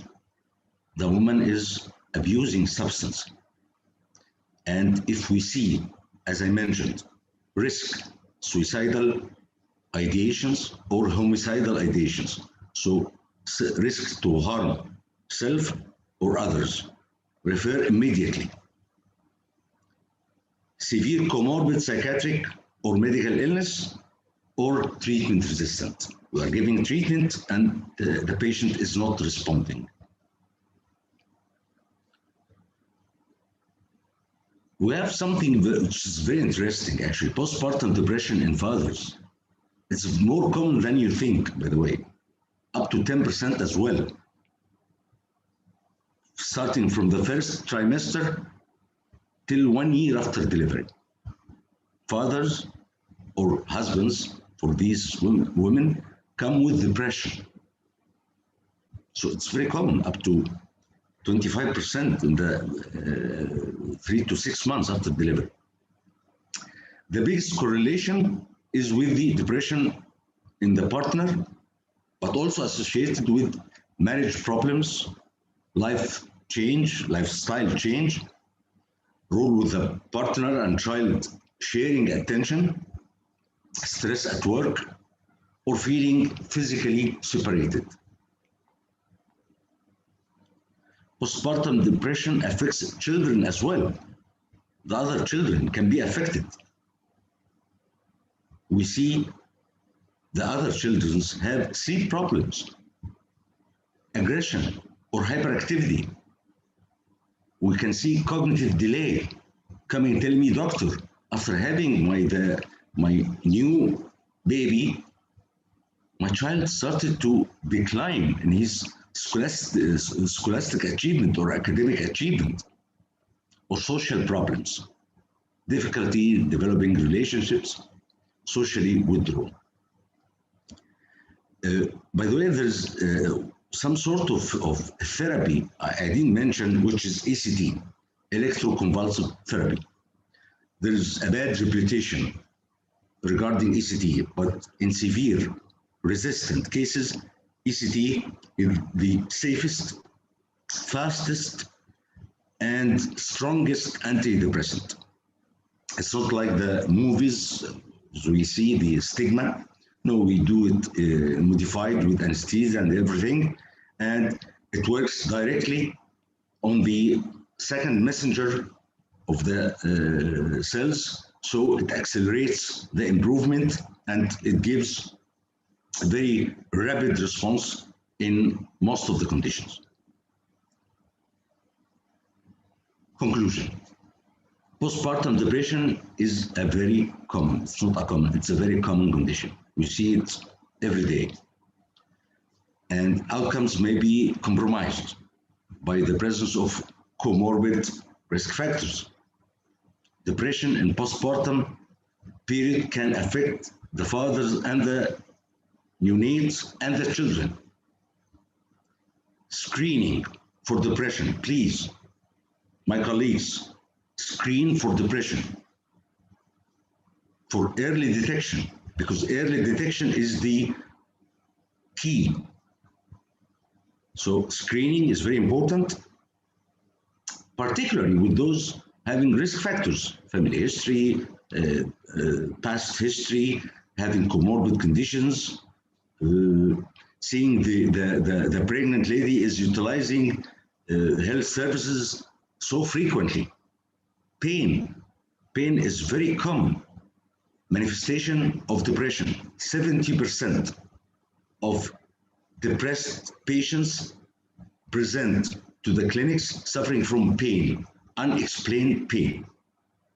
Treatment of depression using antidepressants, psychotherapy is very effective. Postpartum depression is a curable condition. It's not a controllable or manageable condition. So please don't ignore it. Thank you very much. I hope that I didn't exceed my allowed time, and I'm ready for any questions. Thank you, Dr. Tariq. Very nice, concise presentations and up to time. Thank you. There's a question regarding what is the appropriate treatment for postpartum depression with breastfeeding mothers? I think I mentioned this. We can use antidepressants, SSRIs. We have 3 worldwide approved SSRIs with very low risk of affecting the baby, actually negligible risk. Paroxetine is first, sertraline or escitalopram. But again, we tailor the management or the treatment according to the severity. So if it is mild, we can go with CBT, moderate antidepressants and CBT. Severe, I prefer directly severe psychotic, suicidal or homicidal ECT. There's a question from my side. Actually, few of these patients once been started on treatment, and if they just become pregnant during this period, so they will stop their medications. So what is your advice for this sort of patients? Especially, actually, they stop it because they are afraid of teratogenicity, especially in the early pregnancy. Okay, there is no evidence. Human research, we didn't have any human research in this, but in animal research, there is no evidence of having any possible side effects of taking antidepressants in the first trimester, except only in paroxetine, or if it is bipolar and lithium. These are the two medications which we have an evidence that they might lead to harmful effect. But if I have a patient and depressed, taking medications, and coming telling me, doctor, I'm pregnant, I'm telling her, congratulations, okay, we're going to weigh the benefit risk, stopping the medication based on the history, based on her condition, and continuing the medication. And we explain to her and to her husband as well. Usually, we continue, I continue first 2 months with the medications. Third and fourth months, because of development of the CNS, I reduce the dose, or if the condition is stable, we can stop the dose during these 2 months, going back after the fourth month, reassessing and seeing what is the condition. There's the last questions. What is the latest incident of postpartum depression in COVID-19 pandemic? I'm not sure the one who's asking means okay. Any in COVID-19 era, the psychiatric prescriptions has been multiplied by 5. 5 times the prescriptions, imagine, and it's applied worldwide, whether postpartum, partum,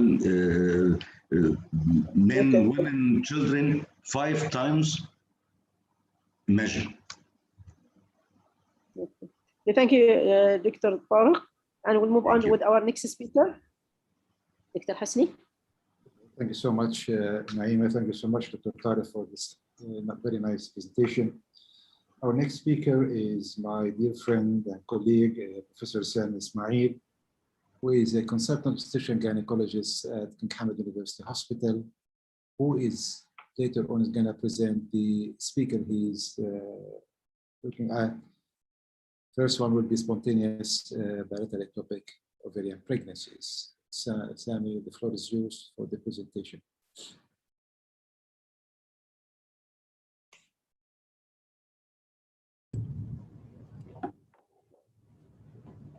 Okay. That is the camera is on or not? Yeah, we can hear you, Sami. Okay, okay. Good afternoon, everyone. First, I would like to thank the organizing committee and Dr. Hatem Shawi, my old friend. And as the Congress is under the patronage of Nehra and Her Excellency Dr. Maryam Jalahma, thank you very much. And for the organizing office also for their professional way of working with us. I'm very pleased that is the chairperson today on this session is Professor Hosni Malas. Actually, he's my boss, and he's around me everywhere. He doesn't leave me alone. That's okay, thank you. I have a deal with him. So I will be the presenter and I will not be the presenter. This is for the ethical point of view and the fairness. I have a research team which will present 3 presentations today. It is not only as a presentation, it is my honor that these papers have been published this year in 3 of the high impact factor international journals, International Journal of Diabetes up to date, International Journals of Clinical Research in Obstetrical and Gynecology, and International Journal of Case Reports in Obstetrical and Gynecology. So to give them their fairness and their rights, it will be my honor to let them to present their work. We will start with Dr. Rahab Ismail and Dr. Shireen, the senior registrars of us. They are talking about spontaneous bilateral ovarian ectopic pregnancy. Thank you.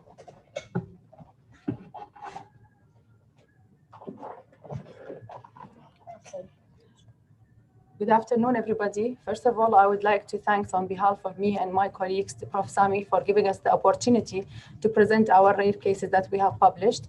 And special thanks for our HOD, Prof. Malas and Dr. Naima, and especially for all the attendants. So first of all, I'm going to present my case, which is a rare case that has been published this year about spontaneous bilateral ovarian ectopic pregnancy. Non-tubal ectopic pregnancy, especially ovarian, are extremely rare. We had a case that was presented on our on-call duty, which is a case that has been diagnosed with a bilateral ovarian pregnancy in a 23-year-old nulliparous lady, presented with 3 days history of abdominal pain, which was localized mainly in the right iliac fossa. Laboratory and ultrasound findings were suggestive of right ectopic pregnancy, and it was also showing a left ovarian cyst. Now, after shifting the patient to the operation room, laparoscopically, me and Prof. Sami, we have noticed that there's a right ovarian ectopic pregnancy, in which we proceeded with the removal of the ectopic pregnancy and tried to preserve as much ovarian tissue as we could for fertility reason. Then we went on, proceeded with left ovarian cystectomy. Now, histopathological report relieved findings of trophoblastic tissue and chorionic villi with products of conception in both ovaries, which led to the diagnosis of bilateral spontaneous ectopic pregnancy. Ectopic pregnancy may present without the classical symptoms. Now, highly suspicious is needed, as early diagnosis will lead to better prognosis, and it will lead to reduction in the associated maternal and mortality and morbidity and less invasive management. Now, coming to the introduction, one of the most common causes of maternal mortality in the first trimester is ectopic pregnancy. It is defined as implantation of the trophoblastic tissue outside the endometrium of the uterine cavity, with an estimation, as we all know, of incidence of 1.5 to 2% of all pregnancies. In the vast majority of these ectopic pregnancy, it happens usually in the fallopian tubes. The remaining will be about less than 5% will be non-tubal. Although ovarian pregnancy is one of the most common types of the non-tubal ectopic pregnancy, and it accounts for about 0.5 to 3% of all ectopic pregnancies. But primary bilateral ectopic pregnancy is a condition when there is 2 spontaneous pregnancies in the same patient, and none of them is intrauterine, and there's both on both structures on opposite sides. Now, more than 200 cases of spontaneous bilateral ovarian ectopic pregnancy have been reported since the first case that was published in 1918. And half of these cases was related to the assisted reproductive technique, which was including IVF pregnancy or ICSI. There was one case that was being reported as spontaneous bilateral ectopic pregnancy, was published in Colombia, 2006. And since then, there was no reported case of spontaneous bilateral ovarian pregnancy. So that brings to our knowledge that it's one of the rare cases that we have been published. Now, we all know that the frequent use of the assisted reproductive technique due to infertility, it seems to be the main factor responsible for accelerating the incidence of ovarian ectopic pregnancy. It increased to about 6% among all ectopic pregnancies. And there's one point that I would like to share, that unlike tubal pregnancy, where there is 15% chance of recurrence, there was no cases reported of repeated ovarian pregnancy after ovarian pregnancy has occurred. So that gives us a point that ovarian pregnancy is not a risk factor to have it in future. Now, coming to the presentation, just exactly like what happened to our case that presented to us, one of the most frequent clinical symptom is chronic pelvic pain, which is a vague, and you have to have a high index of suspicion is needed in these cases. The pain site is not specific, and it can be felt in any other site. And usually the ovarian pregnancies will be misdiagnosed with ruptured corpus luteal cyst in about 75% of cases. And that's actually what happened when we removed the left ovarian cyst. It was we were thinking of a ruptured cyst that was bleeding, but after confirmation with histopathology, it came to confirm that it's bilateral ectopic pregnancy. Now, preoperative diagnosis is not easy and nor straightforward. There's some criteria that combine between biochemical and ultrasonographic findings. And there's also some criteria called Spiedelberg criteria, in which you will have an intact tube, you will have a gestational sac embedded in the ovary, and you have this ectopic pregnancy connected to the uterus by the ovarian ligament. However, diagnosis is most mainly during surgery and after the histological confirmation. And as a correct diagnosis, even during surgery, it's only 28% of cases can differentiate between corpus luteal cyst and ovarian pregnancy. And this case report that we have published is to emphasize the importance of ovarian pregnancy as one of the differential diagnoses and its urgent case that is associated with high maternal morbidity and mortality. So early diagnosis saved this lady at that point. I would like to give the screen for my colleague to present the case. Thank you, Dr. Rehab. I can present the case. She's 23 years old, Bahraini female, presented to the emergency department with 3 days history of generalized abdominal pain. It was localized upper presentation to right iliac fossa. The pain started gradually, then increased in severity, radiated to right shoulder, associated with nausea and loose motion 5 times for 1 day, but no vomiting episodes. She was not known to have any medical or surgical history and not known to have any allergies. Her last period was on 16th of July 2020, but on 14th of August, she started to have bleeding for 2 days, which was presented like a menstrual period bleeding. Her expected date of delivery was the 22nd of April 2021, and of gestation, she was 6 weeks of gestation. Of an examination, her general look, she was conscious, alert to oriented time, place, and person, and her vitals were stable, and she is afebrile. Abdominal examination was soft, lax abdomen, but there's tenderness all over suprapubic area region and right iliac fossa. Her pain scores were 5 out of 10. Reflexes were positive, rebound tenderness, and rigidity on abdomen were noticed. The general examination was not done. Lab investigation revealed high beta ECG of 8,442 with positive urine pregnancy test. Imaging investigation showed a pelvic ultrasound was done by radiologist, showed the uterus were bulky, measuring 6 by 3 centimeter, thin endometrial thickness around 9 millimeter, no intrauterine gestational sac were seen, but there is right adnexial lesion seen around 9.5 by 7 centimeter, most likely right ectopic adnexial pregnancy. In right ovary, we are measuring 2.5 by 1.6 centimeter, containing multiple cysts, largest around 3.8 by 3.3 centimeter, normal vasculature and Doppler. Left ovary were not seen. Pelvic free fluid seen bilaterally, estimated to mild to moderate amount. To conclude, the sonographic findings were highly suggestive of right adnexial ectopic pregnancy, described as above. So this is the images for the right ectopic pregnancy and left ovarian cyst.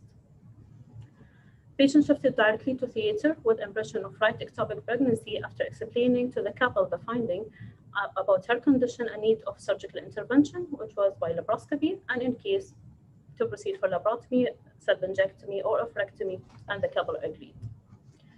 Laparoscopic findings showed distended right ovary with the right ectopic and left ovarian cyst. The right ovarian ectopic was removed and left cystectomy was done, sent to histopathology with the preservation of ovaries and tube.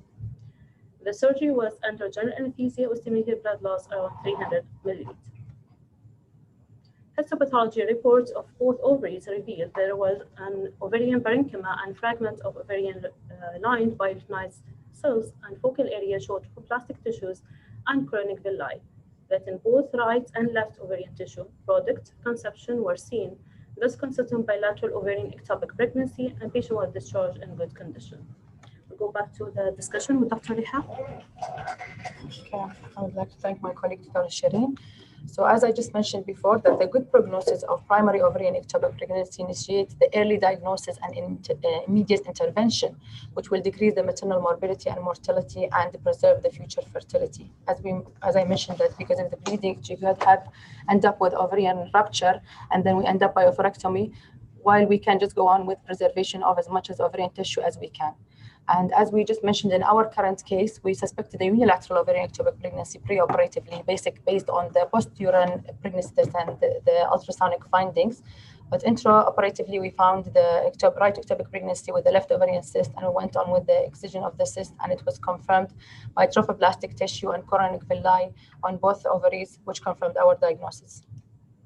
So in conclusion, as I just mentioned, we have to have a suspicion of ectopic pregnancy, ovarian ectopic pregnancy in our mind as early diagnosis, which will lead to better prognosis. And this case has been presented as an example of bilateral ovarian ectopic pregnancy in nulliparous ladies. It will be labeled with the diagnosis after the histopathological report, as I just mentioned previously. So thank you. If there's any questions, we are ready to answer.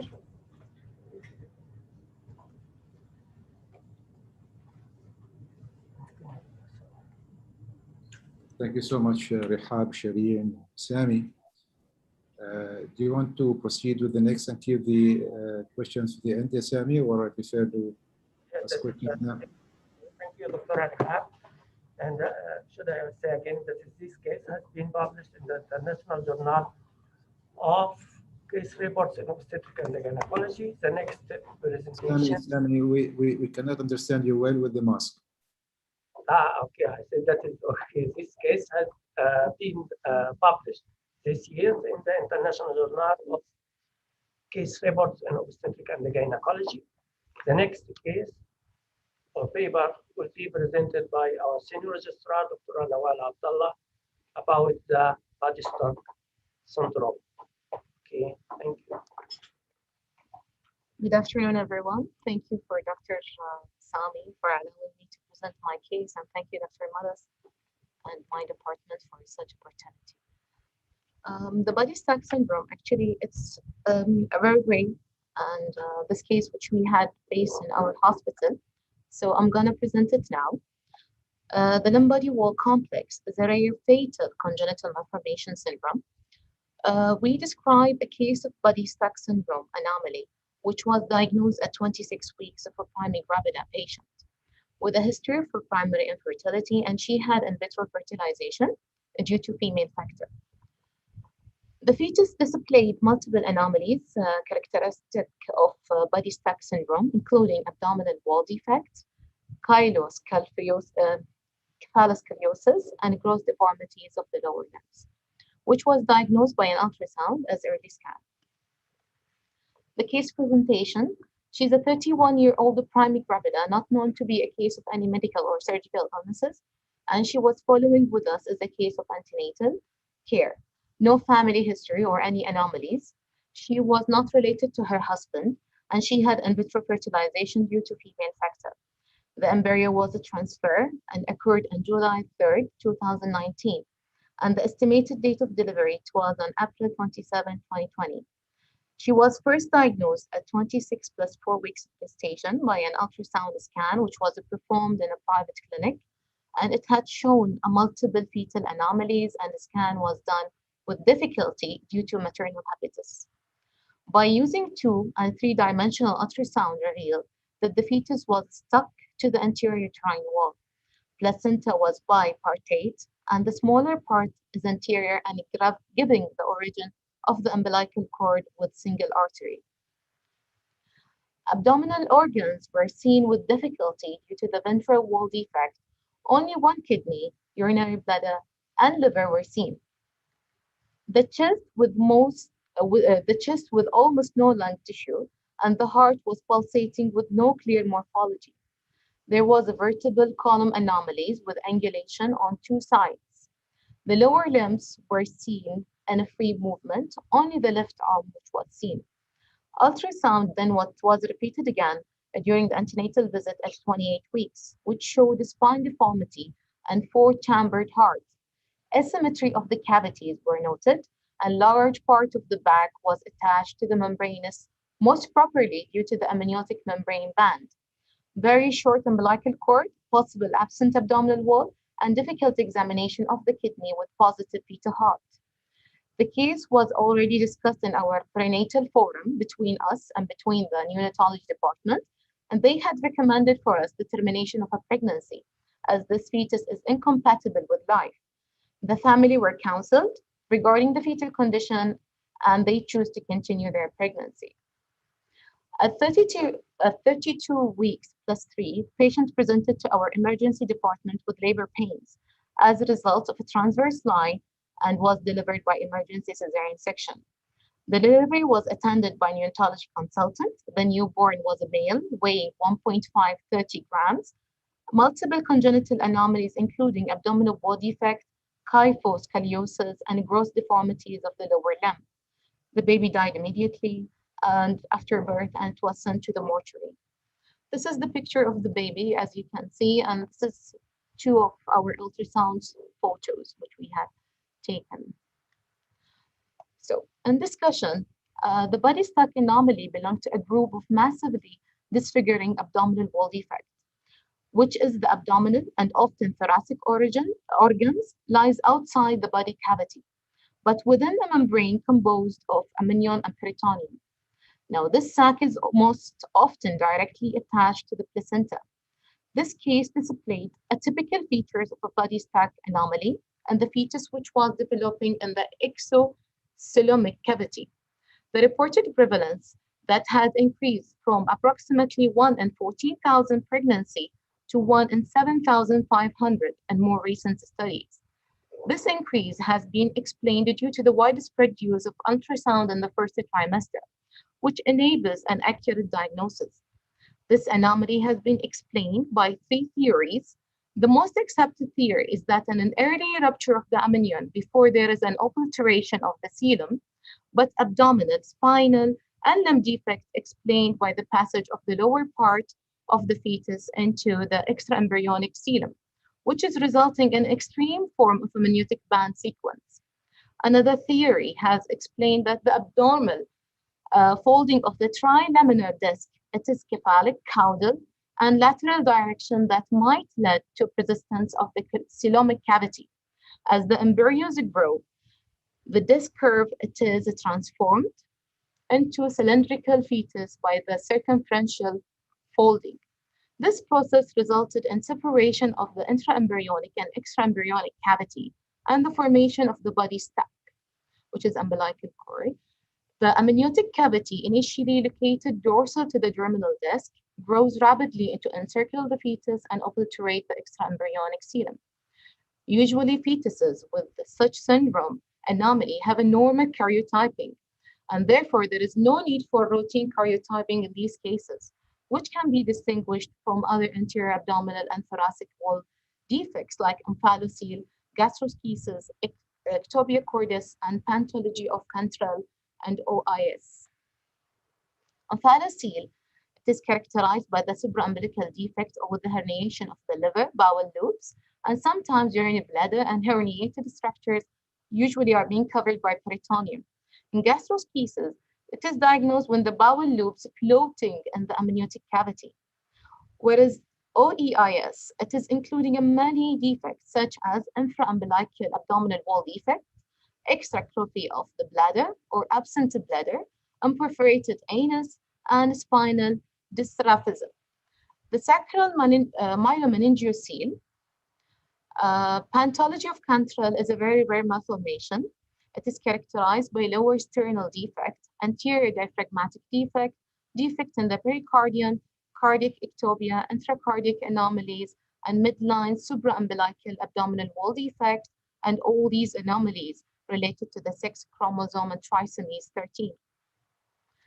In most of the described cases, the karyotype of the affected fetus are completely normal, and only in 2 cases there have been chromosomal abnormalities associated with uniparental disomy of chromosome 16 with a trisomy of chromosome 2 due to confined placental mosaicism. But what's really known that the body stack anomaly is related to environmental and genetic factors with no abnormality in karyotyping. Now, it's still this complex, poorly understood condition. As in conclusion, this case report has showed that the body stack anomaly resulted from in vitro fertilization and diagnosed in the 2nd trimester. It is a lethal fetal anomaly incompatible with life. However, it is very important to counsel the parents regarding the options of continuation or termination of pregnancy and to be reassured for non-reoccurrence of other lesions in future pregnancies. Thank you.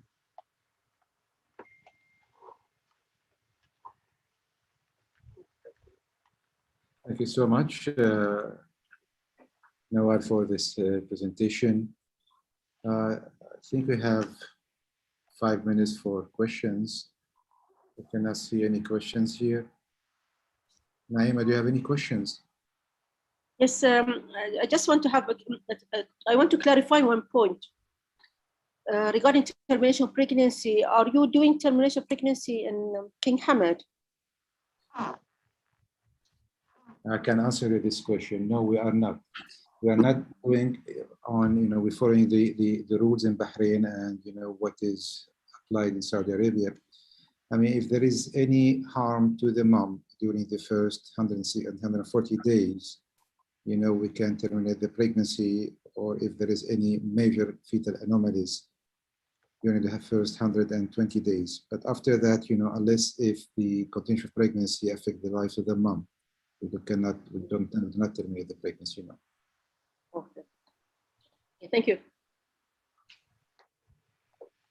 So I would like to go forward with Dr. Abulmin Raza for her last presentation.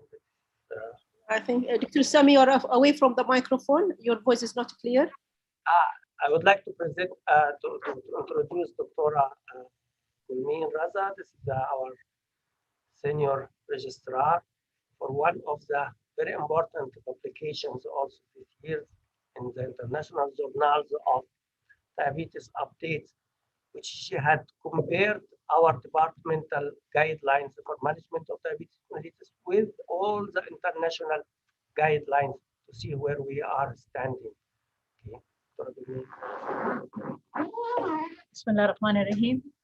Good afternoon. Thank you, Dr. Sami, for giving me the chance to present in this Congress, and Dr.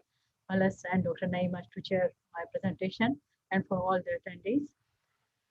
So to start with, as we were in the discussion of gestational diabetes earlier in this today, that how we will manage it and how we are diagnosing it. So we just have reviewed the some of the international guidelines and compared with our departmental guidelines to see where we are standing and how we can improve our pitfalls.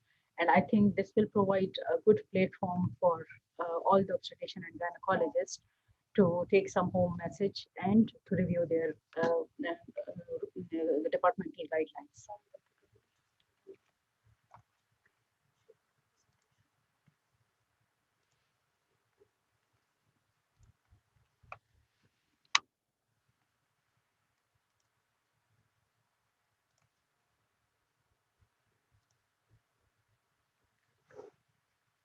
Okay.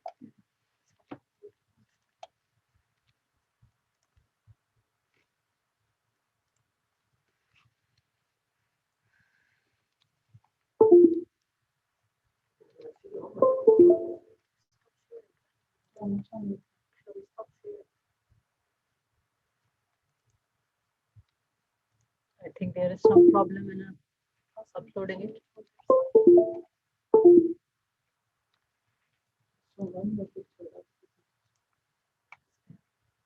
Share screen.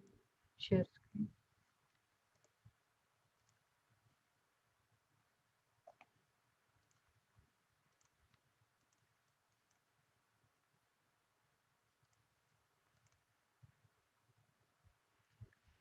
This one's done. I close the camera. Close the camera. Camera closed? No? Okay. Share screen. No, check it. Yeah, that was good.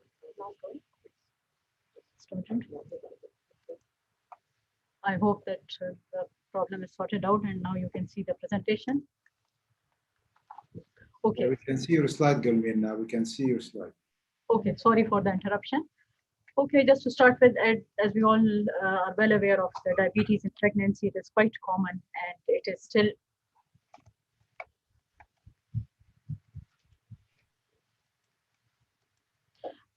it is keep on rising because of the increasing rate in the rise in the obesity and increased age of the pregnancy. So this is a challenge for all the obstetrician and gynecologists. So the aim of this comparison of all these guidelines to help to reach a consensus where we can have a most reasonable approach, how to care these patients, how to diagnose these patients, and to modify our practice accordingly.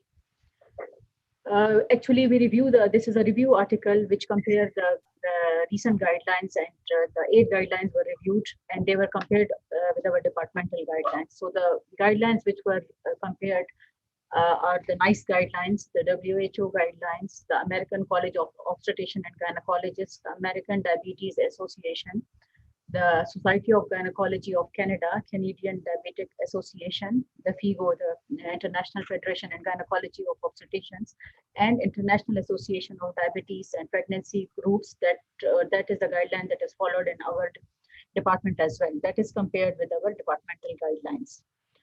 So all these were compared and to this one, and then the results were the differences between and the similarities of among these guidelines were highlighted in the form of tables, and then so they emphasize about the screening, diagnosing, and managing the diabetes and pregnancy.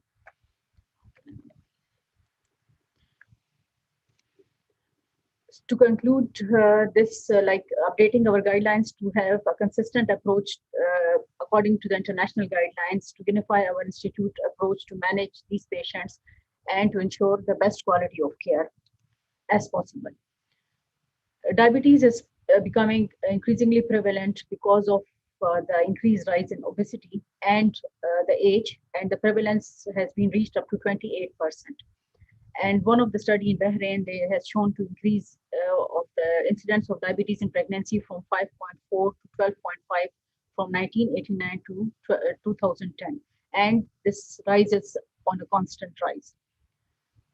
As we all know that the factors that increase the incidence of diabetes in pregnancies are obesity, increased age, higher fertilities, excessive weight gain during pregnancy, and with family history of diabetes or previous history of gestational diabetes. Why we want to treat this diabetes in pregnancy? Because there is maternal and make it a slideshow, please. Can I make it slideshow? Okay. No, down. Yeah, that's it. Yeah. Okay, that's fine. Thank you. Yes. Okay, so maternal complications associated with it is like preeclampsia, preterm labor, thromboembolism, postpartum hemorrhage, and subsequent development of type 2 diabetes. And it has been shown that 50% of these women who has diabetes in pregnancy, they developed on type 2 diabetes within 5 years of birth. Regarding the fetus, also fetus is at risk of complications in case the mother has diabetes, like the baby can grow bigger, like macrosomia, large for gestational age, then increased incidence of birth trauma, respiratory distress syndrome, and hypoglycemia, hyperbilirubinemia, polycythemia at the time of birth. And if there is pre-existing diabetes and it is not well controlled at the time of conception, then these pregnancies are at risk of spontaneous miscarriages and congenital anomalies as well. Why we want to treat and to have like proper guideline for all this diabetic women, just to optimize fetal growth, to prevent all the complications that is associated with macrosomia, like shoulder dystocia, the risk of fetal death, preeclampsia, and cesarean section and birth trauma, to avoid all these complications. So we found, like on reviewing all these guidelines, we found a variety of practices was found, and the biggest differences was basically in the diagnostic criteria, the timing of delivery, and the postnatal care of these patients. Regarding the pre-existing like diabetes, the basic idea about managing these patients, the pre-conception care is very important, and they have to have the multidisciplinary approach, which is very important for them. They should have a very good glycemic control before conception to reduce the risk, all these risks. According to NICE, they should have less than 6.5% of glycosylated hemoglobin at the time of conception. And if the HbA1c is more than 10%, they are advised against pregnancy because of the high risk of congenital anomalies. Their medications are reviewed at the preconception visit, and all the teratogenic medications are stopped, like angiotensin converting enzyme inhibitors, the angiotensin receptor blocking drugs, and all the statins. And they are advised generally to start folic acid before conception and to continue till 12 weeks of pregnancy. These patients, those with pre-existing diabetes, they are at risk of retinopathy and nephropathy, and they should have proper assessment for both the retina and renal screening. So it should be retinal screening are usually done at booking or before conception, and as per Canadian guidelines, they have to repeat in every trimester, and then in case of severe diabetic retinopathy, and also they have to continue yearly postpartum. And those with the pre-existing diabetes, they should be warned against rapid optimization of blood glucose control, because it can worsen the diabetic retinopathy. These patients, among these patients, 5 to 10% have diabetic nephropathy, so renal function should be performed, and referral to the nephrologist should be sought if required necessary. They are also at risk of hypertension, which is about, like you can say, almost less than 50% of patients they are at risk of developing hypertension. According to the Canadian guidelines, the preeclampsia is more associated with type 1 diabetes, while chronic hypertension is associated with type 2 diabetes.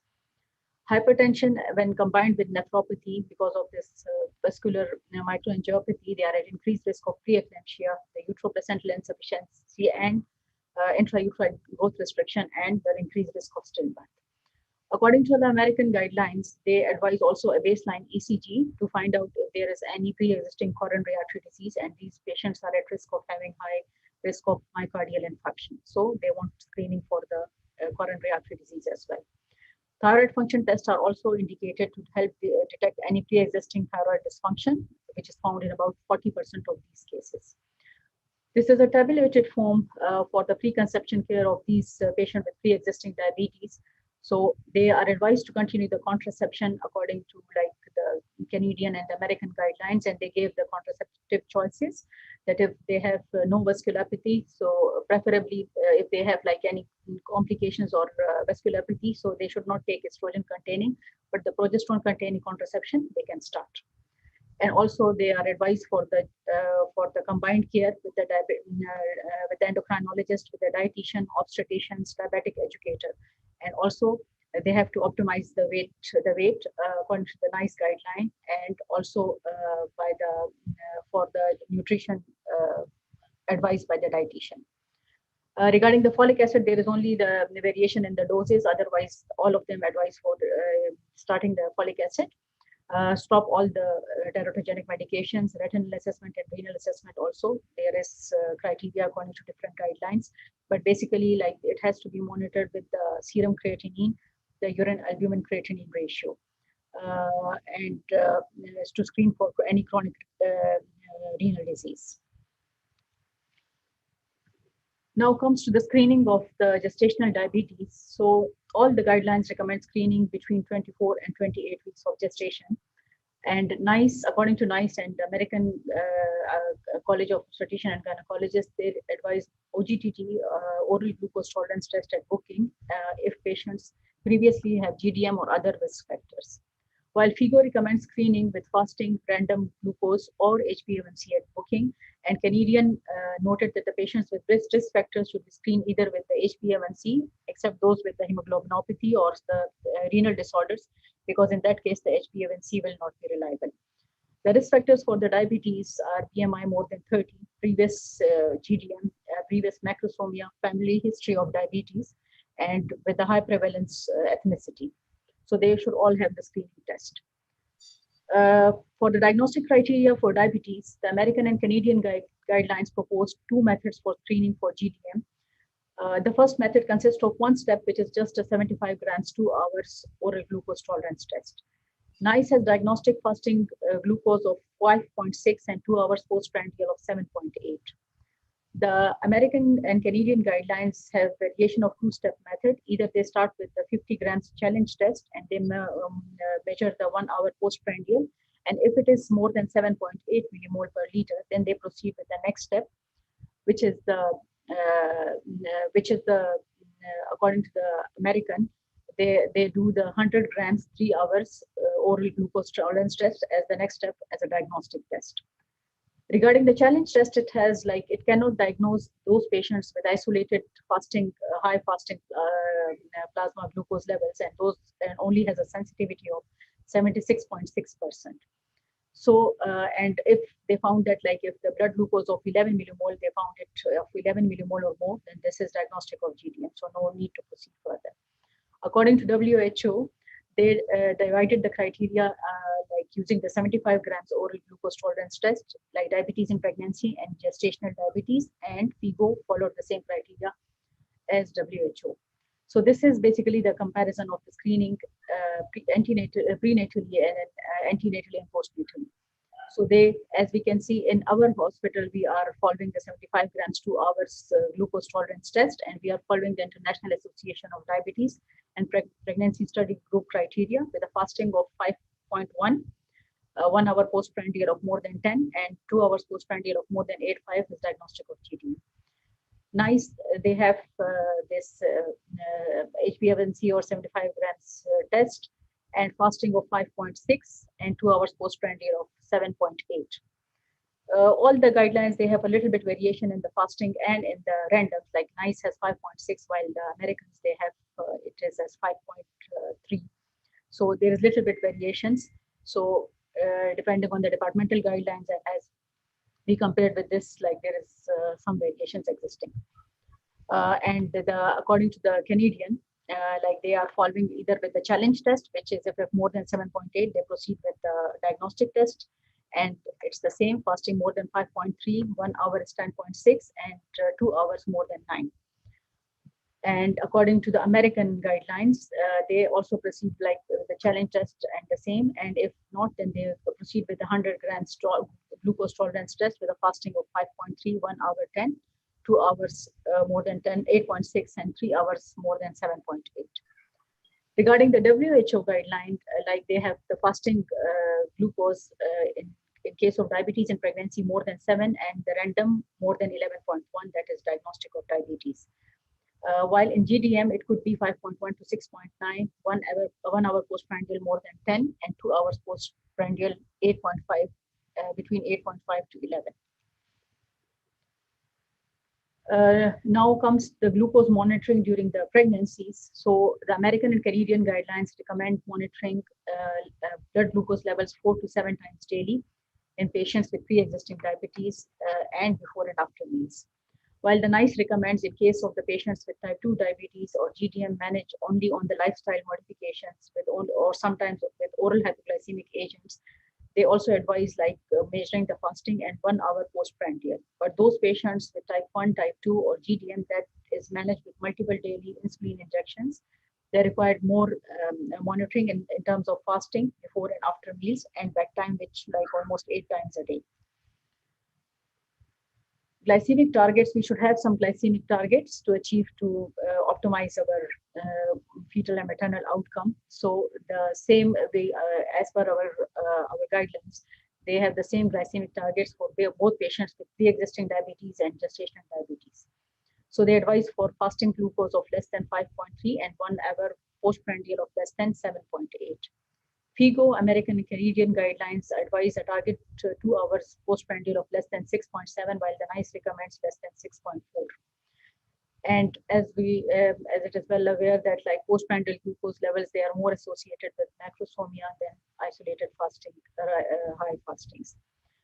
Usually the HbA1c is not reliable in pregnancy because of the rapid red cell turnover, but we can use it just to see the strictness of the self-monitoring of the blood glucose level, so we can just follow with it. And HbA1c of less than 6% in second and third trimester is associated with lower risk of large for gestational age and stillbirth babies. So the glycemic targets, as we mentioned, this is shown in this table form as well. So they are almost the same, like for how frequently we have to monitor. Regarding the intrapartum, because that we have discussed in the previous slides. For the intrapartum, as we can see, according to our departmental guideline, the NICE Canadian, it is 4 to 7. We have to keep it between 4 to 7 millimole per liter.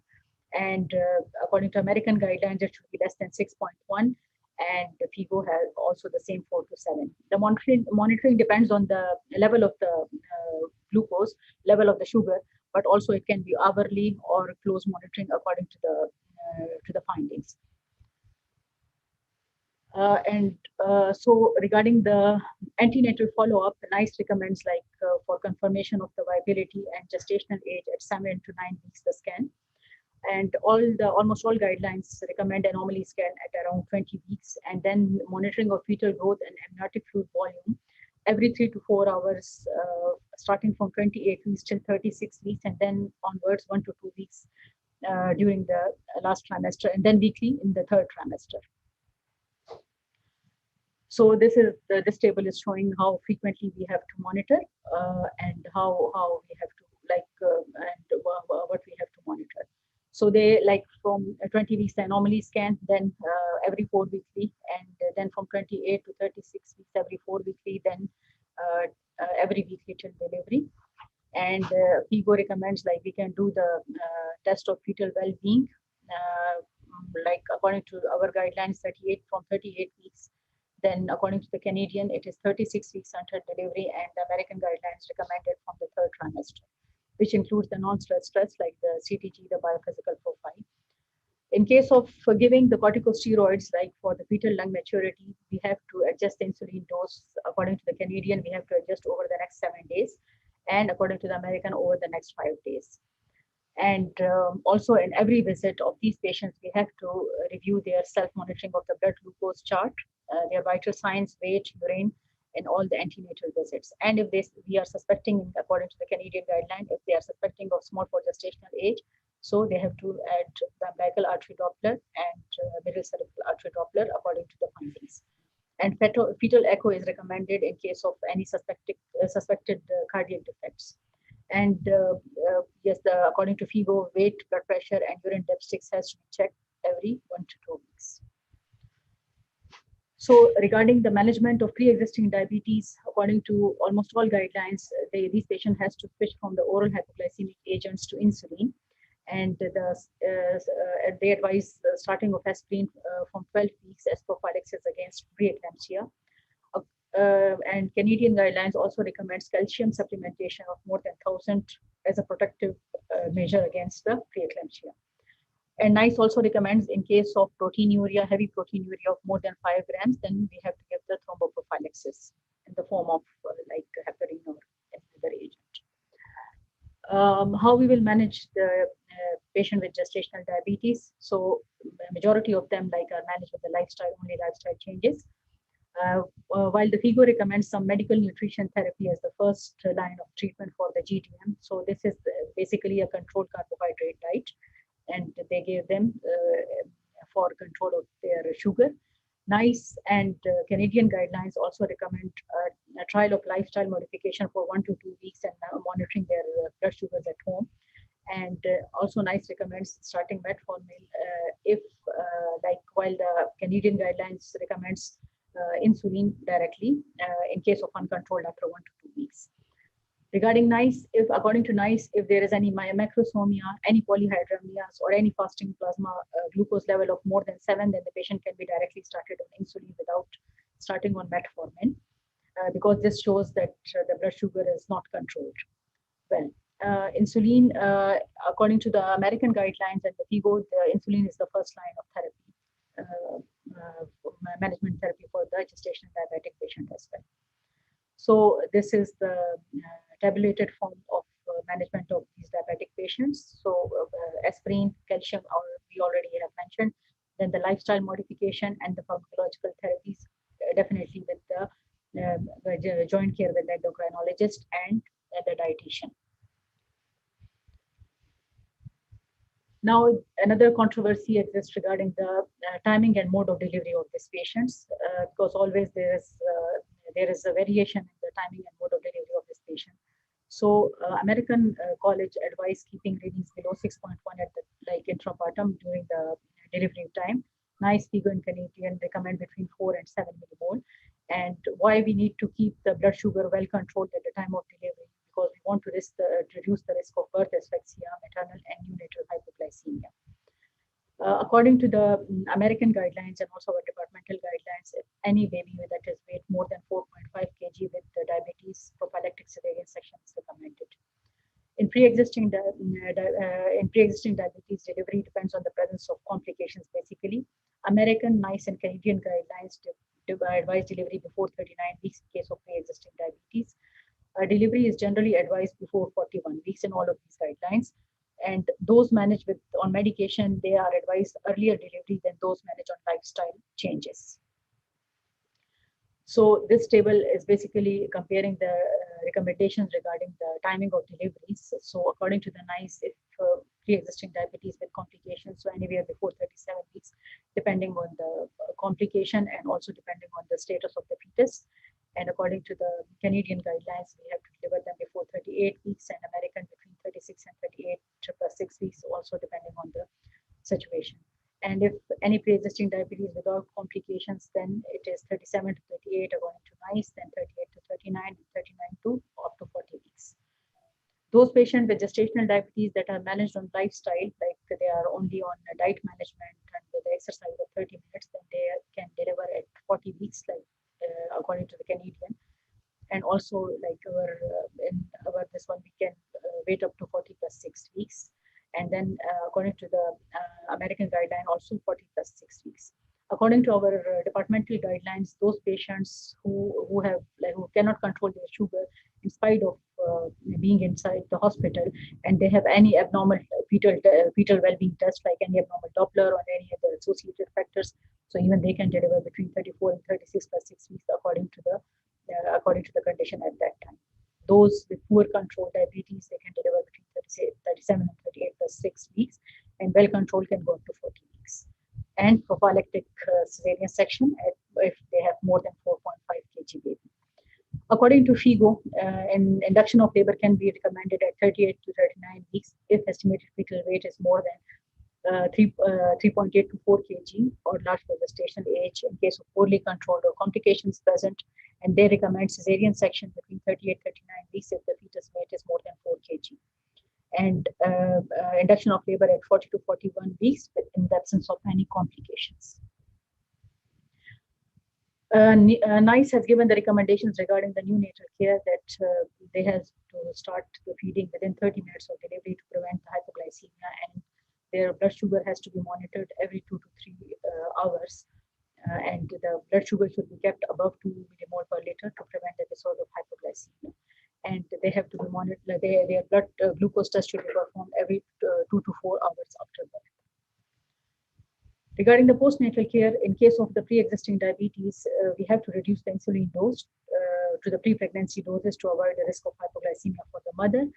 NICE advised fasting plus, according to the for the GDM patient that either the fasting glucose or the HbA1c has to be checked at 6 to 13 weeks after the delivery, while the American guidelines advise for the OGTT, which they found more sensitive to glucose and tolerance than the HbA1c, and American Association also noticed that metformin and lifestyle changes can delay the progression to diabetes or even can prevent it. So this is showing that after the delivery, how we can monitor by what method and what will be the diagnostic criteria for diagnosing these patients. So according to the NICE, if fasting is more than 7 or HbA1c is 6.5, then this means that the patient is diabetic. According to the Canadian, it is 6 weeks to 6 months. We can just screen these patients and by OGTT. So if fasting is more than 7 and 2 hours postprandial more than 11, it's diabetes. The same is for American, only a little bit difference between 7 and 6.9. And according to the WHO, it is also fasting of more than 7 and 2 hours postprandial of more than 11. Regarding our own departmental guidelines, we are following the diagnostic criteria of International Association of Diabetes and Pregnancy Study Group, and also we are following the NICE and American guidelines for the monitoring and the timing and mode of deliveries. So women, they are counseled on the importance of glycemic control and the risk associated with the pregnancies, and their medications are definitely reviewed. And they have the retinal assessment, renal assessment, and TSH and ECG. Regarding the contraception, although we have not mentioned the definite contraceptive agents, but like whatever is safe, they have the option on the patient preference, they can take it. Regarding the medication they have to stop, we have mentioned only the angiotensin receptor blocking agents already, or although we have not mentioned, but it is one. You mean you have 5 minutes left, huh? Okay, so this is the same this one, so I will just go fast. Beta mimetic agents should be avoided in the preterm labor, and we follow the recommendation by the Canadian and American guidelines, and the same things almost. So it's almost a repetition. So I will just go to the conclusion. So this is a comparison of 8 major obstetric guidelines with our institute guidelines that helps to shed light on the similarity, differences, and important details that we can continue to develop as a specialty. In the context of Bahrain and the increasing prevalence of GDM, it is particularly valuable to ensure that local practices are consistent with the international guidelines Actually, I want to share one of the experience because we did one of the study prevalence of GDM KHUH in our hospital and to find out the pregnancy on maternal and fetal outcome. So basically, it was I will just share this one. It was a retrospective cohort study that was done between February 2015 and January 2016. And actually, I just want to share the results of it. We had like 230 patients and mostly were diagnosed between 24 to 28 weeks. And some were late bookers, so they were diagnosed late. And what was our findings? That the prevalence we found was 8%, C-section rate was 21.8%, antenatal complications were 7.3%, and major complications was hypertension. Postpartum complications were postpartum hemorrhage due to lacerations like birth trauma, and macrosomia was found like in 3.4% of cases, one case of more than 4.5 kg. Preterm delivery was 2.6, and the NICU admission was 25.7, but majority of these were just for 24 hours observation for hypoglycemia. So that's what we conclude from our study as well, that by following the International Association of Diabetes in Pregnancy Study Groups criteria for screening and managing the woman, they help us in attaining good maternal and fetal outcome. So that's all for my presentation. Thank you so much, Gurmeen. That was a nice presentation. I have a question for Dr. Sami from the relation to the previous presentation. They're asking about what was the indication of cesarean section in the baby with the Stoke syndrome. That is the patient came in labor. It was around 3 to 4 centimeters, and the baby was transversed with drained glycosid. Patient was eager to have a cesarean section and for a full support for the baby because it was IVF pregnancy with a history of primary infertility around about 10 years.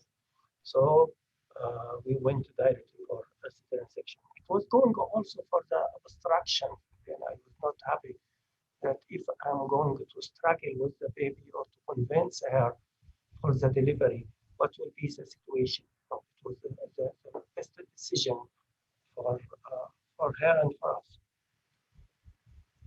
Can I share some part in this this one? Because I was the one who attended this patient with the body stroke syndrome. It was actually the deficient abdominal wall, and all the liver and the intestines were the presenting part. So there was no chance of delivering her vaginally. Even during cesarean, it was very difficult because all the friable body parts were there, and it was all like liver and everything was outside.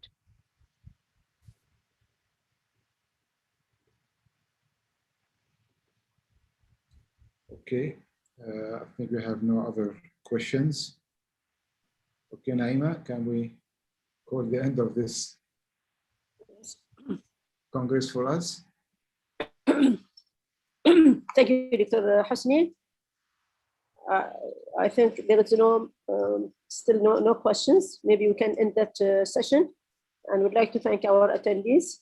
Thank you, Chair of the session. I would like to thank Professor Hosni and Dr. Naima for chairing the last session of the obstetric and gynecology part of the MAD Congress. It was on very interesting topics. All speakers are presenting very important topics in the obstetric. I'd like to thank all.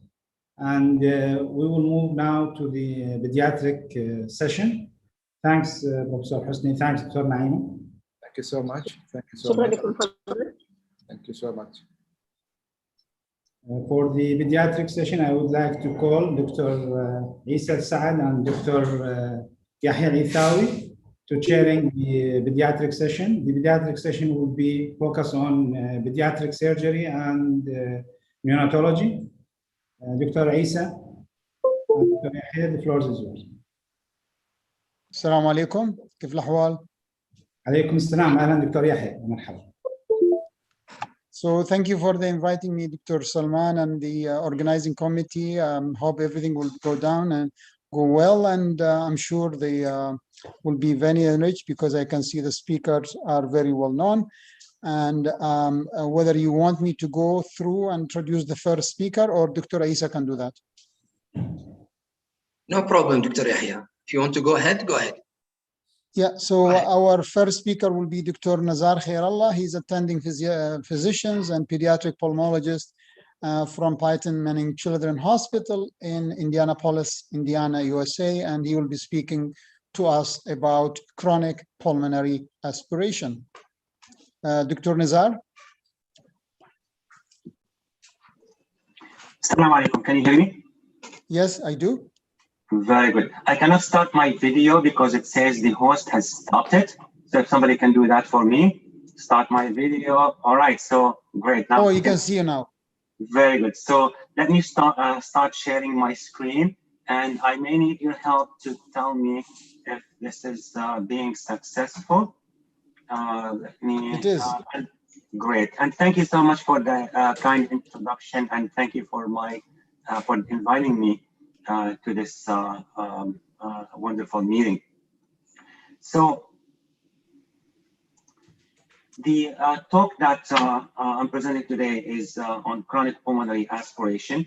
The reason I picked this topic because it's something that I'm heavily involved in at my current post at Python Manning Children's Hospital as the Aerodigestive Program Medical Director. And this is an issue that is probably under-recognized at practice. Sorry, Dr. Nazar, your presentation in rehearsing mode. So if you can make it a presentation mode. That. Thank you. Let me.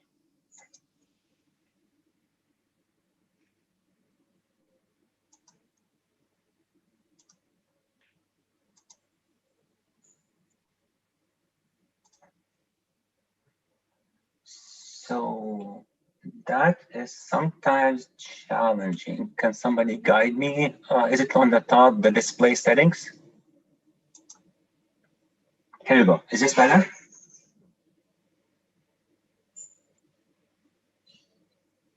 Is this okay? Yes, it's okay now. All right, wonderful. Thank you very much.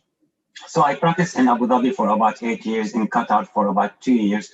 And we've seen a lot of children who do aspirate and have other things, of course. And the challenge is to always sort out which one is which.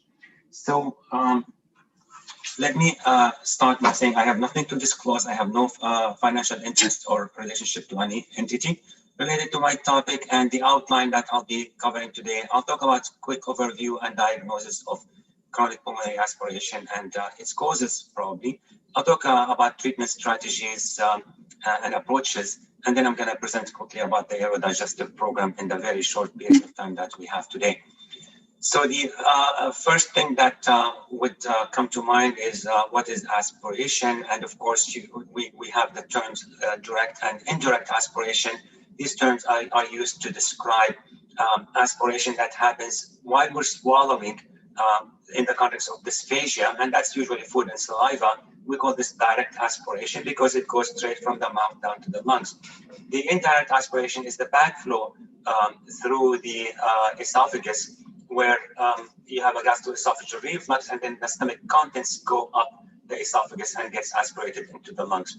Depending on which type the patient has, you would expect to find different materials in the lungs and different type of injury. So the first question that's come to my mind when I think about this thing, well, how prevalent is aspiration, and do normal people aspirate, especially children? Do they aspirate? Not much of studies can be done on pediatric population, but the closest thing I can find is on adults. And these are healthy, 10 volunteers who are healthy between 22 to 55 years of age who volunteered to spend 2 nights in a sleep lab where a little catheter was introduced through their nasal passages to the oropharynx and kept there for overnight, and the flow of the radioactive 99 N technetium was 2 milliliter per hour. And the conclusion of this study, when they had an X-ray in the morning to see how much aspiration they did, is that 50% of the normal adults do aspirate, and they don't have much symptoms. Actually, about 1/3 would aspirate, maybe 20% would aspirate constantly on 2 consecutive nights. So this is kind of like interesting. So not all aspiration is pathogenic, not all aspiration is a problem. In pediatrics, there is no equivalent study, as I mentioned. That we can look at patients who present to pediatric pulmonology centers or air digestive centers with cough and wheezing. And this study was done in 2001, was published in 2001, was done in Ohio State University College of Medicine, Columbus, where they presented their data on these patients who, infants and children who present with cough and wheezing. So the studies that they run on these patients, swallow studies and pH probe studies to check for dysphagia and reflux. And yeah, about one quarter of these patients had no problem there, but about 13 patients, which is about 15% of them, had abnormal swallow study. And when they zoomed into these patients who had abnormal swallow studies, they found they have nothing wrong with them.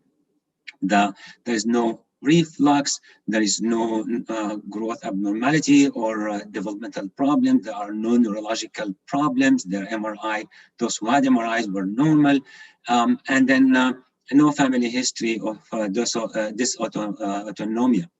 And all of them recovered within 9 months.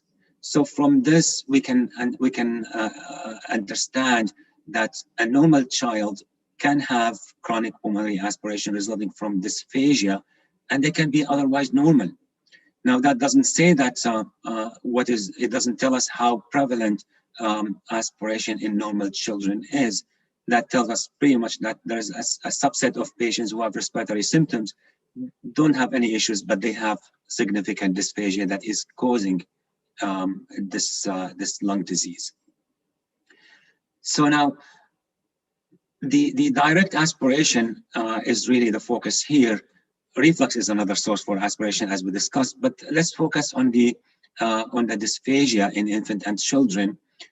When we think about dysphagia, I think it's important to think causes, and that will become more evident to why that is important later in the talk. So basically, the first tier here is that does the patient have anatomic abnormalities? That ranges from tracheoesophageal fistula, obstruction of the airways with large tonsils, adenoids, pharyngomalacia type of thing, laryngotracheomalacia. These are all anatomic abnormalities, and there are so many more that there is no room to list all of that, or no space. The functional, I'll leave that until the end. So move on to syndromic. If you have a patient with Down syndrome, you know that they have issues. If you have a patient with Bardet-Biedl syndrome, they have high prevalence of cleft epiglottis or a bifid epiglottis. A patient who was intubated can have iatrogenic problems leading to aspiration, patients post-intubation, extubation, patients with tracheostomy. And then to the far right here, patients with gastroesophageal reflux disease and eosinophilic esophagitis, they can aspirate either by the reflux itself getting material getting into the lungs, or the reflux leading to dysphagia. So if the patient has none of that, then you think about functional dysphagia. And that can be neuromuscular in the context of a patient who has neuromuscular dystrophy, for example, or cerebral palsy. Anything that impair control of the airways and the swallowing would lead to aspiration, dysphagia aspiration. Then you have patients who have respiratory distress, whether this is acute or chronic. So they can also have dysfunctional swallowing. That would resolve if you resolve the respiratory distress. So it's not a good idea to study a patient who's in the context of an acute RSV bronchiolitis, for example. So then we are left finally with developmental functional dysphagia. If you rule out everything, sometimes this is a delayed maturation, like patients who are born premature, but sometimes it is just totally idiopathic and isolated. And that is not uncommon in the pediatric population. So why is it important to me? Because the lungs are usually the victims of dysphagia. The lungs get flooded with to variable degrees of food and refluxated materials, and they can lead to chronic cough, wheezing, noisy breathing, choking during feeding. These are the symptoms. And then in terms of the short-term complications, you can expect to see these patients having higher prevalence of pneumonias, recurrent bronchitis, bronchiolitis. They may have failure to thrive, but also the severe neurologic disorders, these patients can aspirate and die with it. The long-term complications are also progressive lung disease with bronchiectasis sometimes, and interstitial lung disease, respiratory failure, which would be an end result, and also death from severe aspiration. In terms of what do you expect to see with X-rays, there's this study that was done at Boston Children's Hospital in Boston, where these patients are definite aspirators based on swallow studies, and they do have a posterior laryngeal cleft. So they have anatomical lesions, and they have proven radiological evidence of aspiration. So you look at a simple chest X-ray, it's impressive that about 1/3 of these patients do have normal chest X-ray. Not everybody had CT scan, but those who had CT scan studies, they were all abnormal. Now, that doesn't say that the CT is more sensitive, because here they were selective in getting CT scan on some of these patients, not all. Maybe they picked it on the most severe patients. So I don't want to draw conclusions from here. The common findings are consolidation and reticular opacities. And unlike what we have always been taught in medical school and during residency, that look for the upper lobes are being involved in these patients with aspiration as, you know, a common presentation. This study shows that the lower lobes were most involved in general.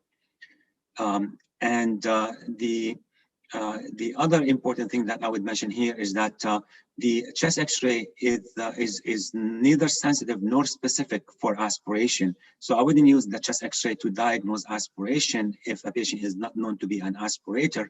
It's only useful if we know that the patient is an aspirator. So it pretty much guides you to how severe the lung involvement is. CT scan findings that may hint to aspiration are bronchial thickening, air trapping, bronchiectasis, ground glass opacities, and central lobular opacities, i.e. tree impulse sign. So does the aspiration content matter? Is there a difference if the patient aspirates acid versus saliva versus food? The answer is, of course, yes, because when you aspirate acid, then you have acid injury to the lungs that leads to significant immediate inflammation and airway hyperreactivity. While if a patient aspirates saliva, then the patient is aspirating anaerobes and maybe some of the upper airway viruses too. And that's actually how RSV can cause bronchiolitis in patients. Mostly these viruses are carried with the aspiration down to the lungs. If a patient aspirates food, then again, you have all the bacteria in the food, the mold, and the anaerobes also. But on top of that, you have the chemical injury to the lung as well. In general, it is safer to aspirate acid, or not. Let's not say safer. It is worse to aspirate food than to aspirate acid. Acid is softer on the lungs in general. So the concentration of the acid or the level of the pH of the acid is important. In rabbit trials or studies, maximal lung injury occurred with a pH of 1.5, which is very close to the stomach acidity. If you're not on PPI, it's usually 1 to 2.5. And the volume of the aspirate also matters. So the more, the larger the volume of aspirate, the more lung injury you would expect. In terms of diagnosis, now that can be challenging and people can get lost in it sometimes. But in general, I would say that the aspiration is a clinical diagnosis and aided by radiological findings, specifically from the swallow study. That's I would feel that this is the most reliable way of coming to the conclusion whether a patient is aspirating or not. But the clinical feeding assessment is useful also. That is usually done by speech and language therapists. It is not super sensitive. It is sensitive, but it's not specific. I'm sorry. So this requires an expert and trained speech and language therapist to carry it out for you. video fluoroscopic swallow study is really the gold standard in adults, and also the only thing we have in children that is that close to the gold standard. Basically, I'm going to just play this video quickly, and you can see how the patient is fed the radio opaque the dye milk, and then you watch the swallow, how it's progressing. And from time to time, you can diagnose the patient who's aspirating.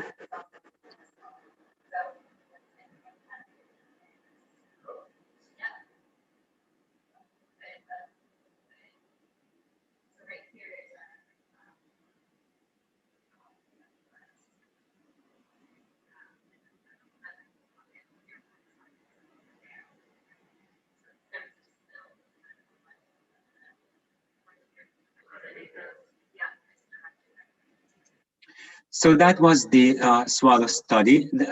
Just a quick reminder here that you want to be cautious in how often you order that, because there's a lot of radiation to the patient. Some patients require it and we'll do it as many times as we need it, but it has to be done really in the context of a good indication.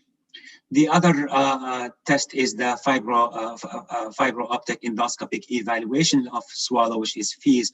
This is a complementary test to the swallow study. Basically, what you do here is you have a rhinoscope inserted in the nasal passages, and then you're watching the pharynx and the larynx, and then the patient is fed a colored food, and then we watch it as they swallow. And I'm going to just fast forward here just to show you. So as the patient here is swallowing, you can see the blue dye in there, and you can see how it's pooling in the vallicula and pooling in the posterior pharynx there. This is definitely a risk for aspiration for this patient. And then the modified Evans blue dye test for patients with tracheostomy, just to mention it, I'm not gonna dwell on it that much. And salivagram also is another test that is frequently used. I don't rely on it that much. I think the first two studies are the most useful and informative, besides clinical judgment and evaluation. Just a quick reminder here that, of course, a lot of these patients would require airway visualization or endoscopy. And there is this very nice study that from Boston Children's Hospital, one of the lead centers in the States in aerodigestive, showing that if you do an office laryngoscopy only, then you're only getting limited number of diagnoses. You can amplify that remarkably if you combine it with direct laryngobronchoscopy, which is a full evaluation of the larynx and the trachea, maybe the main airways.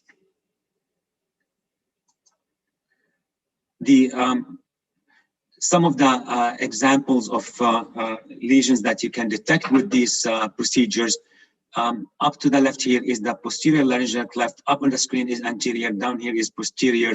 And you can tell that where the back of the larynx, where it's supposed to be sealed and closed, you have this gap here that goes even below the vocal cords. So clearly here, even if the vocal cords try to protect the airways, the patient's still going to aspirate during swallowing from this back hole here that is left. This can be extensive sometimes. Sometimes the cleft is extended all the way down to the lower trachea, the trachea and the esophagus. Another example here is the bifid epiglottis. You can see how this epiglottis is not C-shaped like normally is. It's like a right angle, and that's because there is a cleft here. We call that a bifid epiglottis. And every time the epiglottis folds back to protect during swallowing, food would leak in that cleft that the patient has.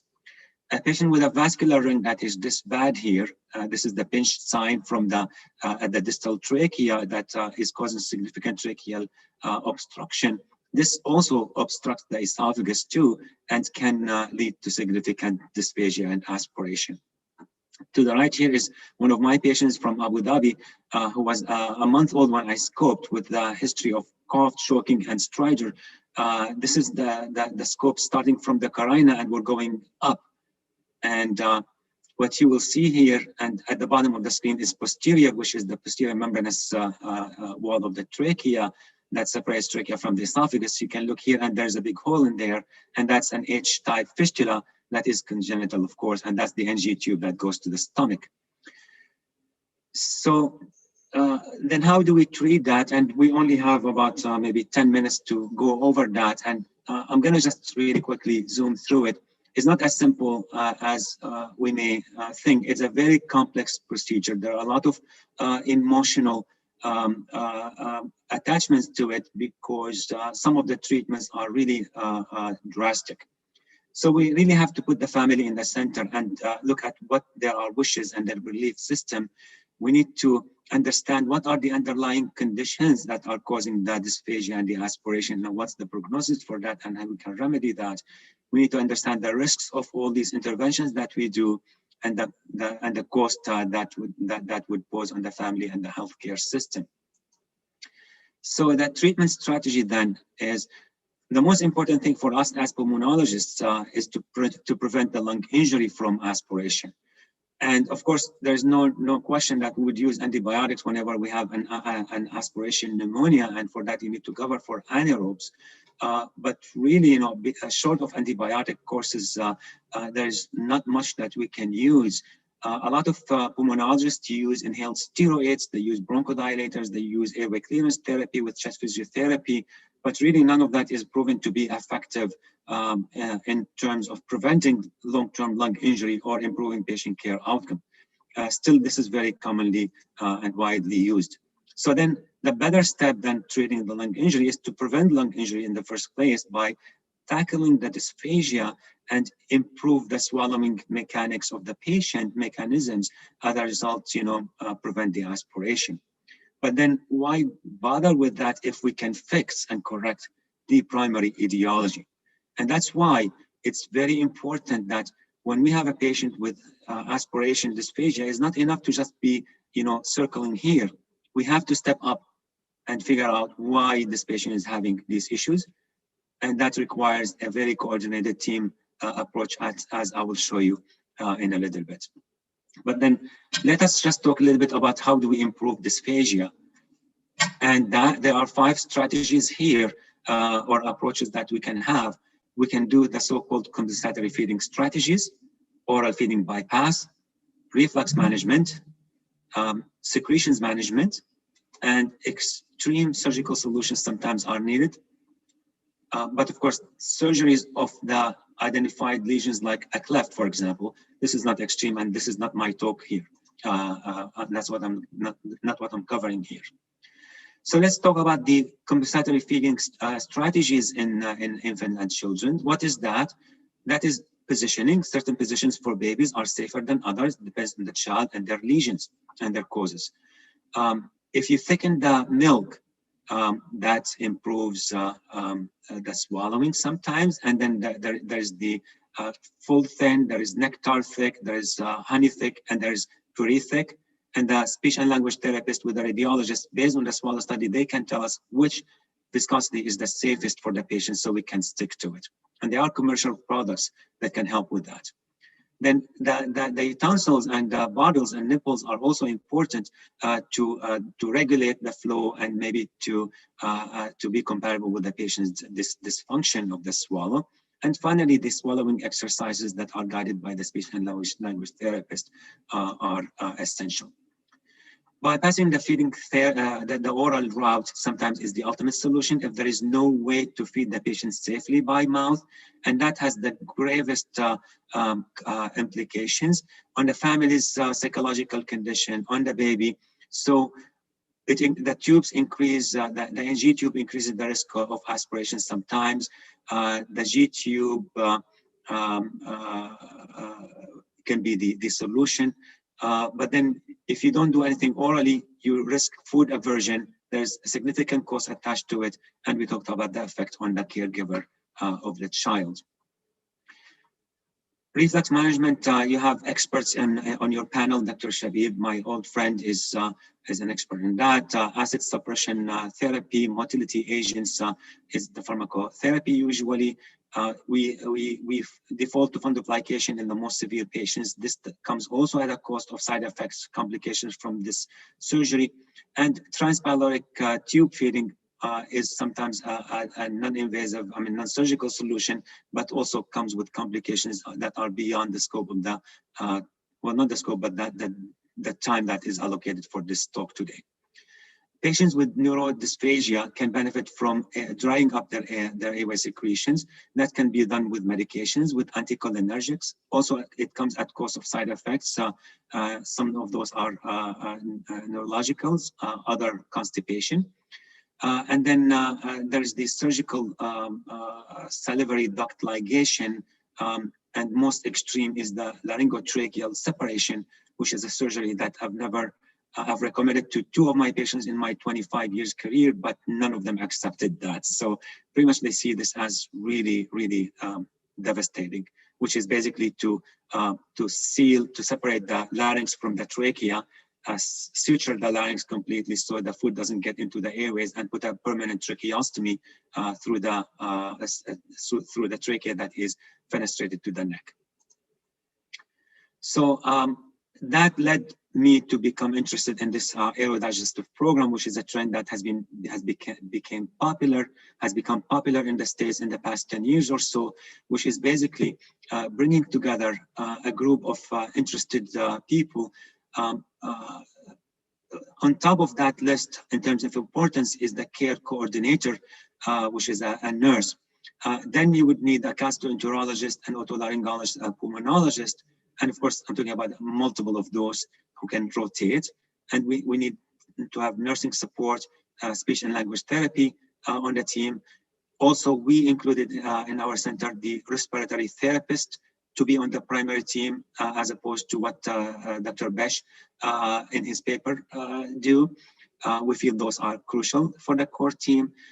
So this core team meets on a regular basis to discuss patients, and they run the clinic and do the clinical aspect of it. Secondary team that is readily available to the primary team for discussion and consultation is sleep medicine and pediatrics, of course, social work, dietitians.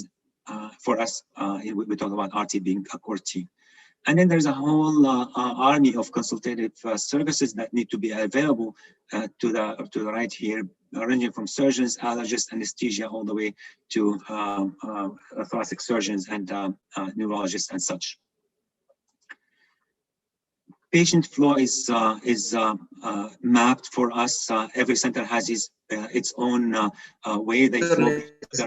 If you can wrap it up in a minute or two, because we want to have a couple of minutes for questions. Thank you. Sure, wonderful. Yeah, almost there. So how patient flows in the clinic, that varies from one center to another, but basically you have to dedicate time for the patient to be seen after the team has met, essential tests are done, and then patient is discussed, then get the endoscopic evaluation, and then the team meet again to discuss what needs to be done. We have inclusion criteria where we're taking it after Mayo Clinic. Inclusion criteria that can be available to those who are interested, but pretty much you want to have a patient who has an aerodigestive problem, meaning that one of two systems, at least two systems involved between ENT, pulmonology, and GI. And the medical care is supported, should be supported by quality improvement team, administrative leadership, continuous education for the providers, and then research. The conclusion of this presentation is that dysphagia and pulmonary aspiration should be suspected in infants and children with chronic cough and wheezing or wheezing. Chronic pulmonary aspiration can be associated with serious pulmonary sequelae. For infants and children with severe or persistent dysphagia and pulmonary aspiration, proper evaluation by an experienced team is ideal. And there is no gold standard test for pulmonary aspiration in children. Rather, it's a clinical coupled with swallow studies. And the treatment of pulmonary aspiration remains a significant challenge. Treating the primary cause of dysphagia and aspiration is ultimately curative if you are able to find it and treat it. Some of those are not treatable. And I thank you very much for your attention. I thank also my team. I'm heading this team that is inclusive of a wonderful group of people. We have the quality improvement team that is really the engine of our efforts. On the side, we have the administrative team, which has many of us from the QI team added a couple of administrators. And thank you. Oh, thank you very much, Dr. Nazar. We don't have much of time for questions. So if there is no question, I have one question for you. Sure. So actually I have two questions. First question is, thank you for the presentation. It was very nice summary and drop. Thank you. You know, I'm a neonatologist, not pediatrician. So my question is normal children do have aspiration, but they have some kind of protective or clearance mechanism? That's why they are not symptomatic. In another way, do normal children that they have no symptom aspirate? The second question, is the aspiration mechanism of children, is this the same of premature babies, or you think it's a different, and that will reflect on the management? Right. So good question. The first question, I don't know if anybody has the answer to that question, because that requires studying patients who are asymptomatic, and that is in general in the ethical and the ethics of research, that is not justifiable. I would suspect that patients, normal children do aspirate, but you know, we always use this term silent aspirators and non-silent aspirators. And that is, you know, I don't believe that a silent aspirator really exists. Yes, they may not show immediate signs or symptoms of aspiration, like they don't cough on show or choke, but they do have symptoms, respiratory symptoms. So I think we may have asymptomatic dysphagic patients who don't aspirate. But if you aspirate, that's going to cause some lung disease. Lungs are not very hospitable to foreign materials in them. If acid gets in or food gets in, a patient is going to have something.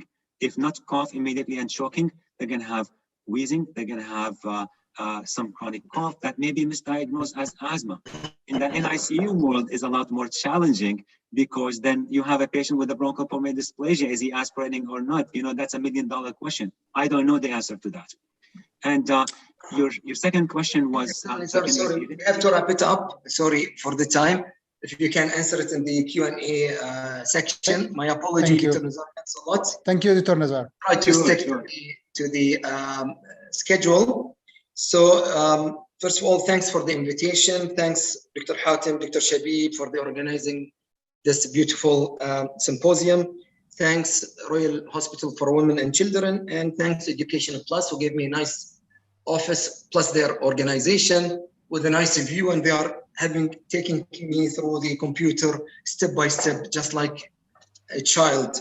So it's my pleasure to present Dr. Hussein Nasser, consultant radiologist, Al-Kindi Specialized Hospital in Bahrain. He would be talking about multidisciplinary consensus on the classification of prenatal and postnatal urinary tract dilatation. Please, Dr. Hussein. Good afternoon, everybody. I can't share my video. Can you allow me to share my video?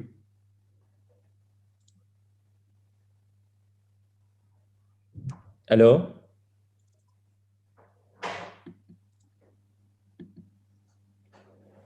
Good afternoon. You can share your slide.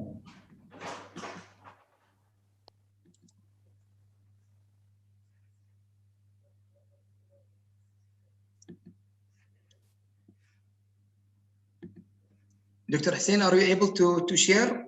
Yeah, I will share my, just a minute. Okay. If you need help, let me know. I am at the headquarters of Education Plus, so I have all the support. Is it shared now, or I don't know? No, I don't see it. I think I have to close the other windows. Just, I'll ask the IT team here to help. Just a second. We will try to share from our side. Dr. Muhammad, if you first open your presentation, we will share before you go to Zoom, then go to Zoom and hit the share screen icon at the bottom of the screen. First, open your presentation without, don't press presentation, just open the PowerPoint. Then go back to Zoom, hit share screen. You should see the icon of your window, and then, now you can do presentation. Okay. It's okay, Dr. Hussein. We are sharing from our side. You can go ahead.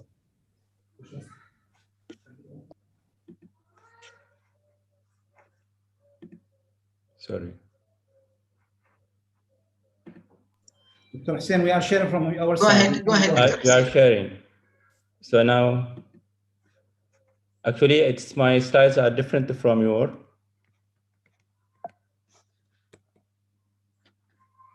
So, sorry for that. Dr. Muhammad, do you see the sharing screen icon at the bottom? We share from our side. Dr. Hussein, you can go ahead. It's the same presentation that you sent. Dr. Hussein, go ahead. We can see the slides. Do you see my slides or do you have different slides?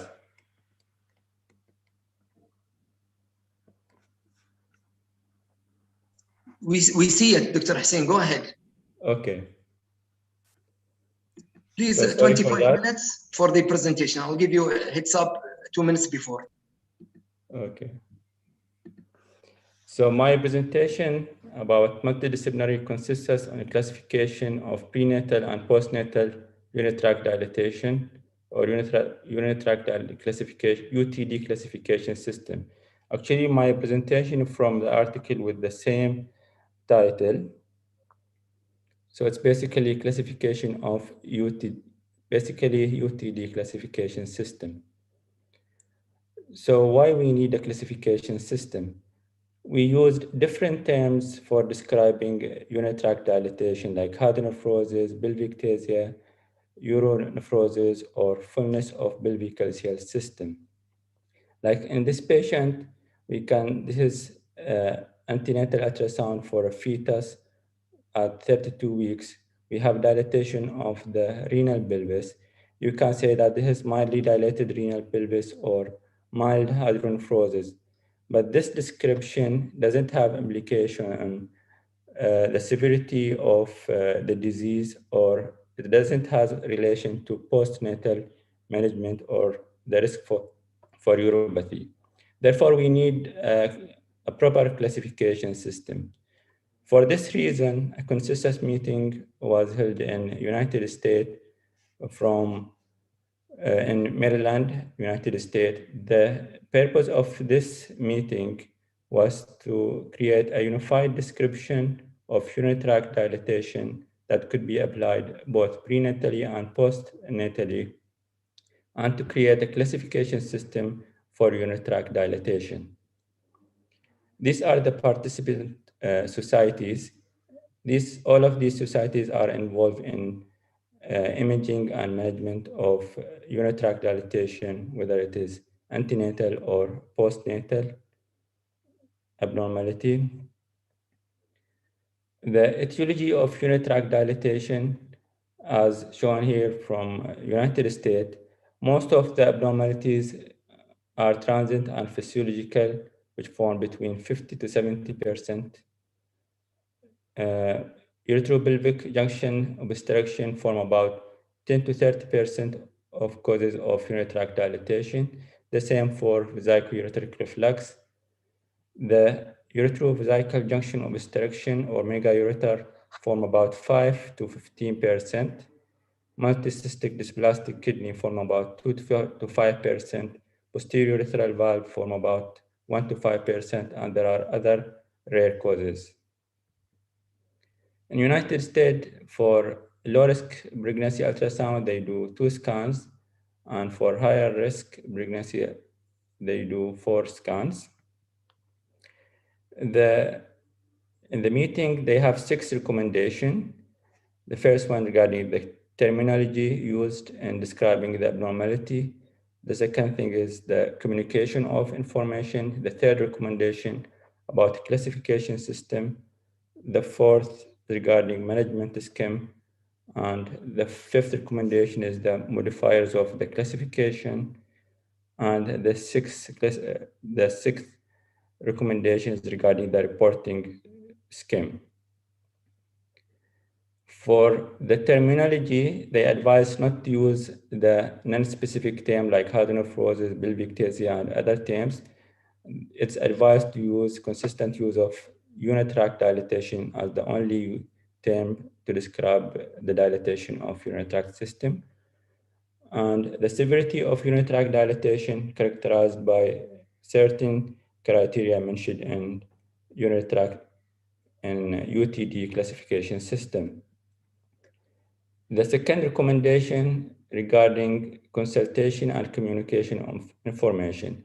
They advise that the ultrasound report and representative images to be included in the final report if possible, or to provide the parent and or the eventual primary care provider with actual ultrasound images, or to provide families and or treating physician with necessary ultrasound findings based on the description criteria in UTD classification system. When there is potential need for surgical intervention or the risk for renal compromise, consultation with pediatric urologist or nephrologist is recommended to outline the postnatal management. The recommendation number 3 is regarding the classification system and risk stratification. In prenatal ultrasounds, advised to assess the anterior posterior renal pelvic diameter based on image of the kidney obtained with the fetus in anterior posterior position. The spine of the fetus should be at 12 or 6 o'clock position, and the measurement should be taken at the maximum diameter of intrarenal pelvis. In postnatal evaluation, it's advised to take the epipelvic diameter and transverse plane of the kidney at the hilum in a prone position.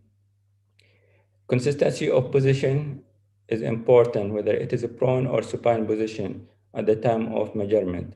And it is important to mention like the epipelvic diameter is so and so in prone or position for future reference or follow-up. The classification system is proposed mainly for 6 criteria, or you can say 7 criteria if you include central and peripheral calcium dilatation as different criteria. It's based mainly on the anterior posterior pelvic diameter, central or peripheral calcium dilatation, renal parenchymal thickness, and renal parenchymal abnormality, bladder abnormalities, and urethral abnormalities. For the anterior posterior pelvic diameter, it's recommended to measure it in millimeters and measures in a transverse image of maximum diameter within the renal pelvis. The calcium dilatation is important to mention whether there is central or peripheral calcium dilatation. The parenchymal thickness, if this is subjective assessment, whether there is thinning or there is no thinning of the renal parenchyma. The parenchymal abnormalities mentioned are change in echogenicity of the kidney, whether it's increased or decreased echogenicity, the corticomedullary differentiation, whether it's preserved or not, and the presence of cortical cyst. Ureteric dilatation is considered abnormal. However, transient visualization of ureter in postnatal period is considered normal. The bladder abnormalities include wall thickening, the presence of urethrocoel and dilated posterior urethra. Here is considered part of bladder abnormalities for easier classification. Now you can describe certain abnormalities as normal with the UTD classification. If you have a fetus younger than 27-week gestation with epipelvic diameter less than 4 millimeter, or if he's younger than after 28 weeks with epi diameter less than 7 millimeter, you can describe it as normal. In postnatal period, if the epipelvic diameter is less than 10 millimeter, then you can describe this as a normal study, provided that there is no calcium dilatation, no ureteric abnormalities, bladder abnormalities, and in the antenatal ultrasound, it's important to comment if there is unexplained oligohydramnios. This is a normal fetal kidney at 32 weeks gestational age. The AP diameter is 3 millimeter or 4.1. So this is less than 7 millimeters. The renal parenchyma appears normal. This is another way of assessing the epipelvic diameter. Here we have the spine at 6 o'clock, and in this image, the spine is at 12 o'clock.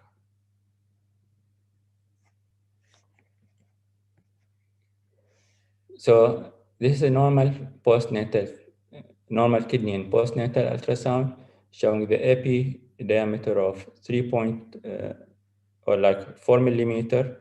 So this is less than 10 millimeter, and there is no calyceal dilatation, and the renal parenchyma appears normal.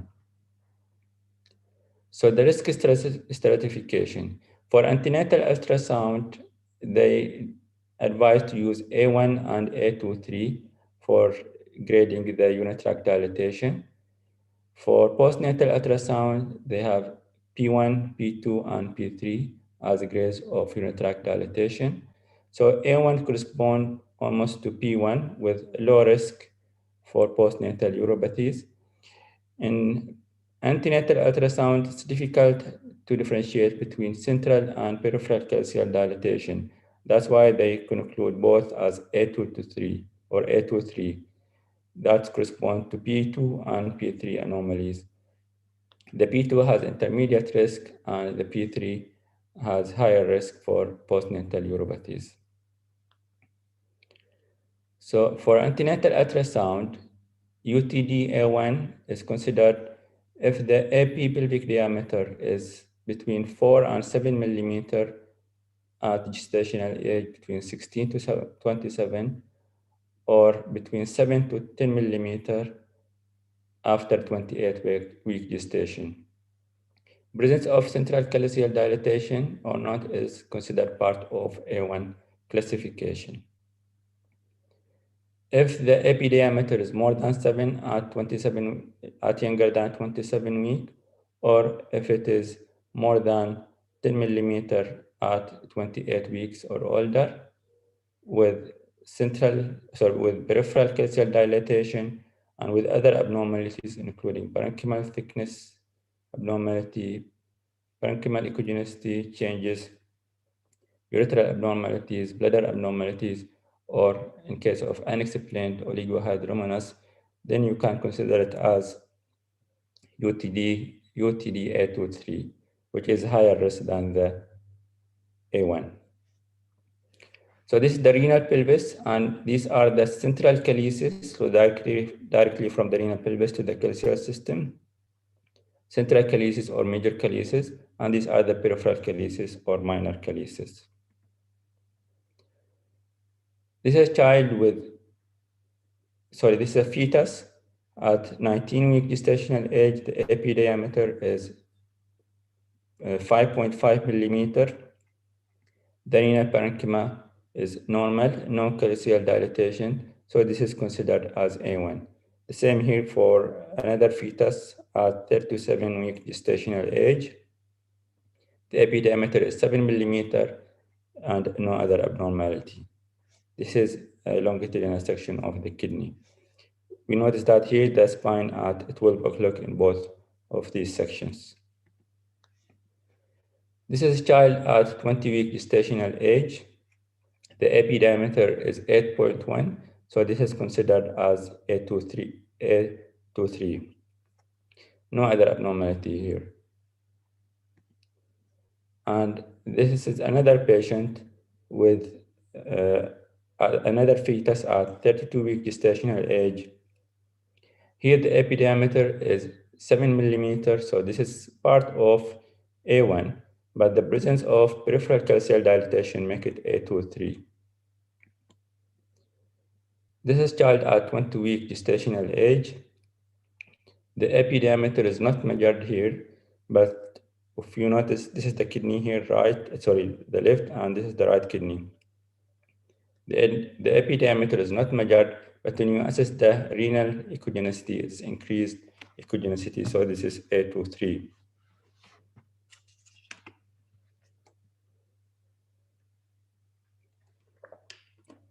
This is child at or fetus at 32-week gestational age. The EP diameter is 8 millimeter. No parenchymal abnormalities and the peripheral creases are not dilated. However, we have here dilated ureter, which make it A23 because of the hydroureter. For postnatal assessment, it's advised to do the ultrasound after 48 hours of birth, because in the first 2 days, the fetal dehydration will underestimate the urinary tract dilatation. So for prenatal ultrasound,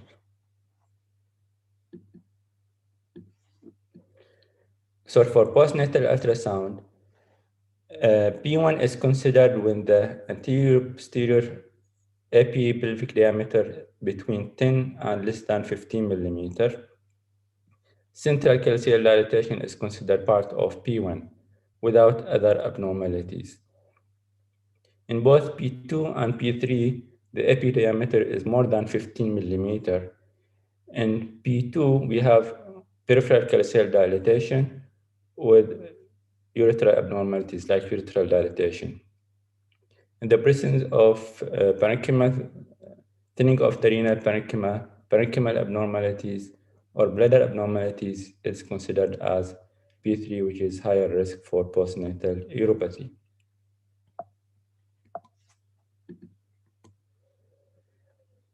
This is a child with epipelvic diameter of 11.8 and central calcial dilatation. So this is P1. This is another child with epi diameter of 8 millimeter, which can be considered normal. However, the presence of central calcial dilatation is considered as P1. This is a patient with epi diameter of 19 millimeter and peripheral calcial dilatation. So this is considered P2. However, the renal parenchyma maintain normal echogenicity, no ureteric dilatation. Another child with epi diameter of 8 millimeter, which can be considered normal alone, but the presence of peripheral calcial dilatation make it P2. This child has epi diameter of 21 millimeter, thickened urinary bladder mucosa, and cyst within the renal cortex, which make it P3. The parenchymal abnormalities and bladder abnormalities are part of P3 classification.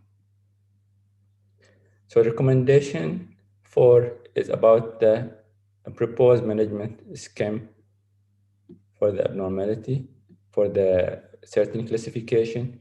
For A1, it's recommended to do another additional ultrasound after 32 weeks of gestation. And after birth, it's advised to do another ultrasound between 48 hours and within the first month, and the second ultrasound after 1 to 6 months later on. For A2 to 3, it's recommended to do follow-up ultrasound at 4 to 6 weeks, after 4 to 6 weeks, and to do another ultrasound, a postnatal period within 1 month, and other things like depending on the clinical presentation and the etiology of the abnormality. Like if you suspect posterior ureteral valve, you can proceed to other procedures. For postnatal assessment, the P1 classification is advised to repeat the ultrasound in 1 to 6 months. For P2, is advised to do follow-up ultrasound after 1 to 3 months. For P3, the follow-up ultrasound is recommended in the first month, and they advised to do VCUG study. For the other classification like P2 and P1, the VCUG antibiotic therapy or functional scans depend on the discretion of the clinician or the clinical presentation. So the modifier for UTD classification system, if you have worsening of the urinary tract dilatation, So this has higher risk for uropathy. The fetal gender, they found that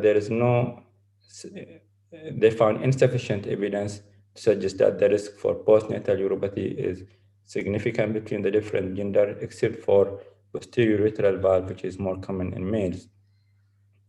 For unilateral or bilateral unitract dilatation, there are insufficient evidence to suggest the risk for postnatal uropathy is higher for those with bilateral, but it's important to stratify the risk depending on the side where the unitract dilatation is more or worse. So the higher grade side. Dr. Hussein, 2 minutes. Okay. For recommendation number 6 is regarding reporting system.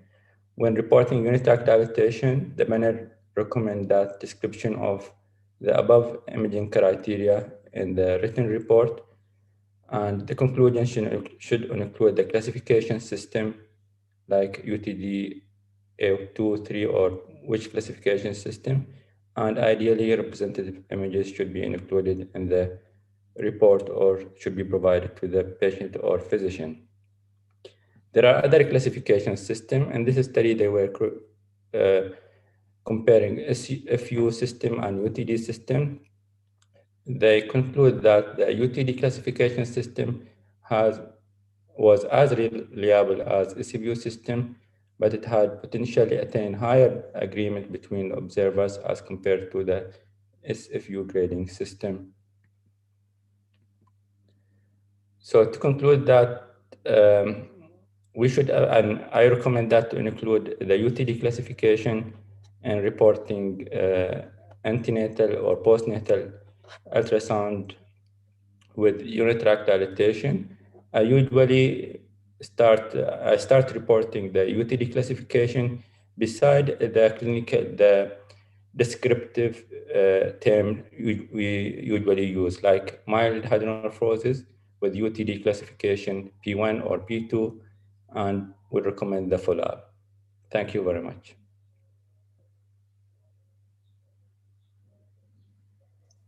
Thank you very much, Dr. Hussein, for sticking to the time and detailed presentation. Anyone has any questions?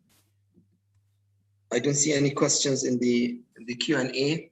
I may ask, what's the role of nuclear medicine in the investigations of these babies? Does it have a role? This classification system is mainly for prenatal and postnatal evaluation and to suggest the plan. Nuclear medicine assessment is a functional study. So when we mention here in the management, the functional studies, we mention it's mainly the nuclear medicine. So if you are suspecting that kidney is not functioning well, or its function is impaired, you can do the nuclear medicine. Like if there is uretropelvic junction obstruction, if the other kidney is becoming enlarged, so wonder that the uretropelvic junction obstruction is affecting the function of that kidney. So if you do the nuclear medicine study and prove that it is affected, you have to proceed to surgery. Dr. Hussein, sorry, go ahead. No, go ahead, please. Go ahead. So, Dr. Hussein, well, thank you very much for the presentation, but sometimes I receive reports from radiologists saying that there is fullness of the pelvis, there is mild dilatation, there is dilatation on the right side. So is that because it's difficult to measure, or because, probe issues or ultrasound issues or operator issues? Because fullness of pelvis or dilatation, it doesn't mean much to me, because I need to manage, I need to know the criteria, the classification, the degree of the dilatation. I need to see numbers. Yeah, I think that's important. That's why, usually the report of urinary tract abnormalities in children, it's usually longer when you compare it like for patient with BPH or adult patient, because there are certain criteria you have to mention in your report: the size, the degree of dilatation, renal parenchymal abnormalities, corticomedullary differentiation, the change in size. I mean, if there is, if the kidney is growing or not. In adult, it's not important if the kidney is growing or not. So that's why we need this classification system. I was attending actually a meeting last month in Society of Pediatric Radiologists, and one of the speakers was presenting the same classification system. So I thought this is the system that we should apply here. I'm encouraging the radiologist and the gynecologist, or obstetricians, and the ultrasonographer, the sonographer, to use this classification system. If we speak the same language, it will be more easier to plan the management of the patient. Thank you very much, Dr. Hussein. Dr. Yahya, would you please take it to present Dr. Amuna Al-Jufairi? We are out of time. Yeah, thank you, Dr. Amuna. Al-Jufairi is a consultant neonatologist in Bahrain, and she will be presenting to us neonates care in COVID-19 pandemic. Welcome, Dr. Amuna. Assalamu alaikum. It's my pleasure to be with you in this very interesting conference, and thanks for the organizing committee to give me the opportunity to talk about a very hot topic, especially nowadays what we are facing. I think most of us are aware about what's going on in all over the world now. More than 18 months since January 2020 till now, we are in this pandemic, and I hope that it will be an informative presentation for you. And I share some what I read and what we have it as an experience. I will share my presentation.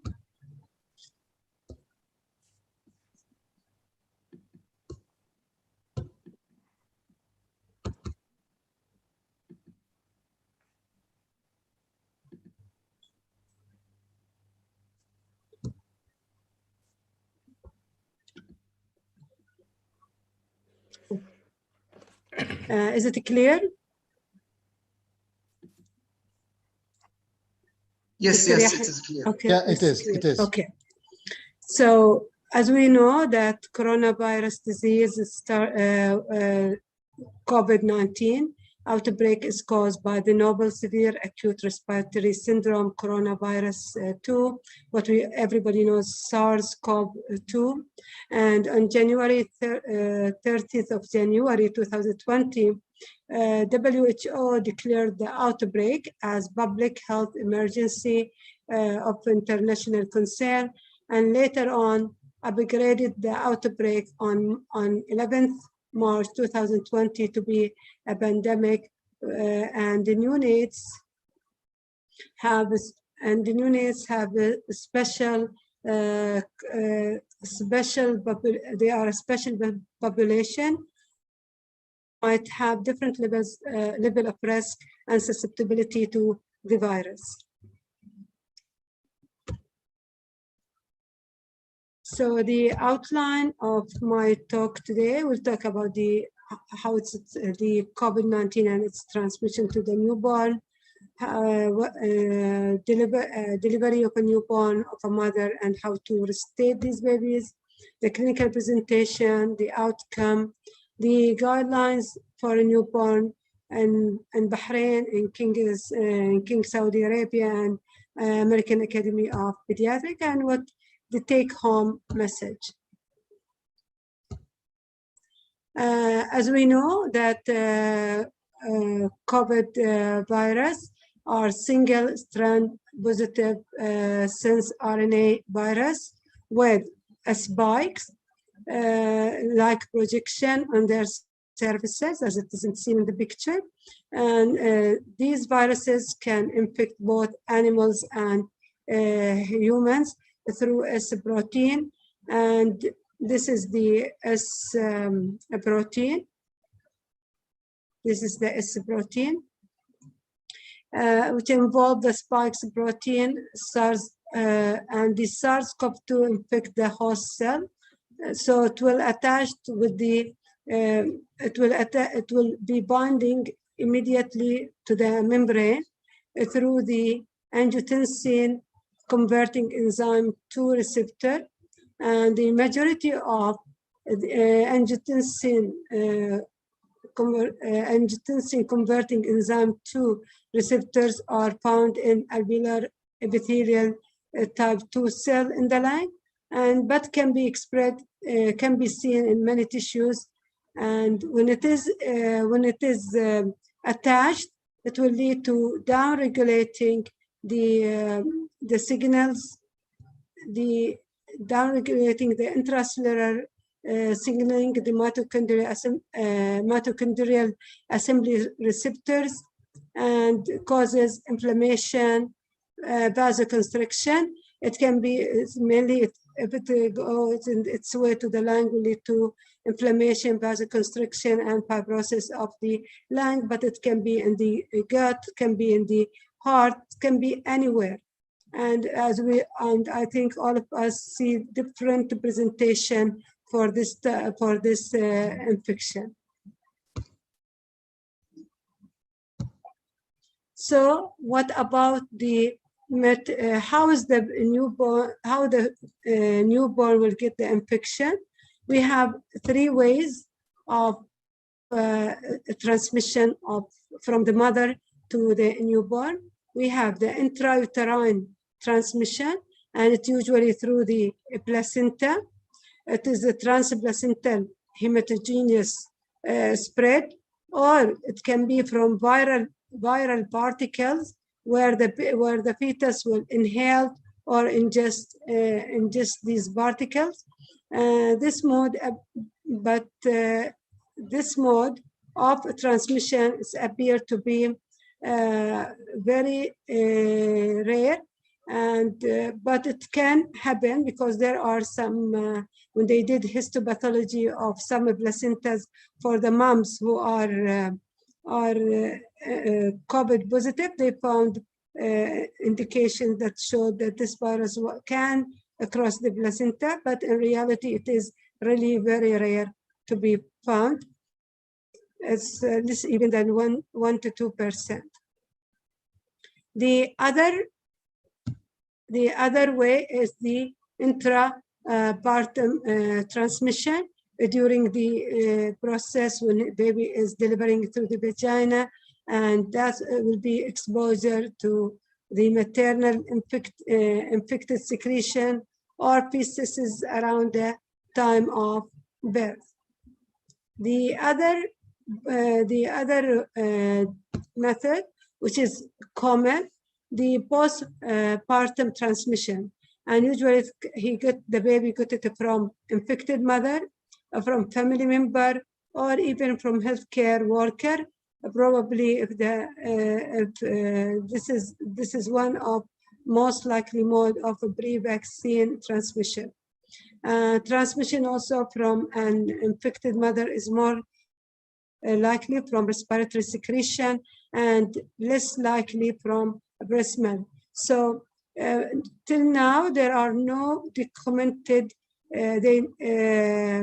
when they take the breast milk of moms who are infected, they got particles from the of the virus in the breast milk. So that's what will give that the breast milk still be the best milk that should be given for these babies. So now after the delivery of so now the baby can, as we said, we explain how's the way he can get it. So if the baby will be delivered for a COVID positive mother, what are the things we should be ready for it? First, we have to keep in our mind that the timing, the mode of delivery, and the anesthesia and a pregnant woman suspected or confirmed SARS-CoV-2 infection are dependent on obstetrical indication. So it's not because she is COVID positive, that means she should go to cesarean, or vaginal delivery is contraindicated. I think at the beginning of the pandemic and the first report, which was appeared from China, the most deliveries was by cesarean because they are thinking that the intrapartum transmission is very high.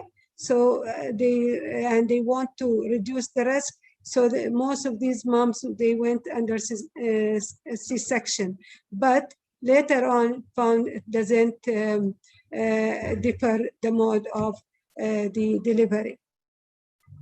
When we are preparing the delivery room, we should equip a function and negative pressure isolation room with the door remaining closed, and the personnel inside the labor room, either the obstetrician or the pediatrician, we should keep the minimum number, like 1 to 3 obstetric and with the midwife, and 1 to 2 pediatricians caring for the mother and infant. So because we want to reduce the risk of any chances of infection, and there should be, the mom should wear a mask. The healthcare care providers should wear the full PPE, and there should be a curtain that separate the mom from the restator for the neonate. And as we said, even the pediatrician who will attend the delivery, he should wear full the PPE, and even the assistant. And we can keep one outside the door waiting if there is any need of help, because sometimes these babies might be very sick and the person he need more than one. The other thing, if the baby need to give the, positive pressure ventilation, the best way is to use the two-hand ventilation, because two persons to assess and ventilation. One is holding the mask by both hands, and the other one is the giving the pressure. So and assessing, because like this we will prevent the spread of the respiratory droplet from the baby.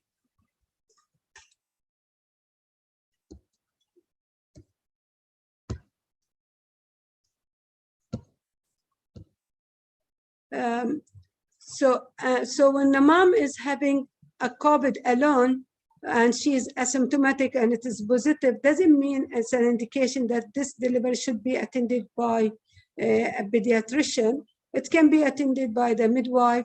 And then after that, they will call for assessing the baby later on. The use of video laryngoscope may be considered to reduce risk to the clinician during intubation. Also, when we want to transport the baby from delivery room to the NICU or to newborn nursery, we should take a predetermined bath in the closed incubator with minimum exposure to other personnel.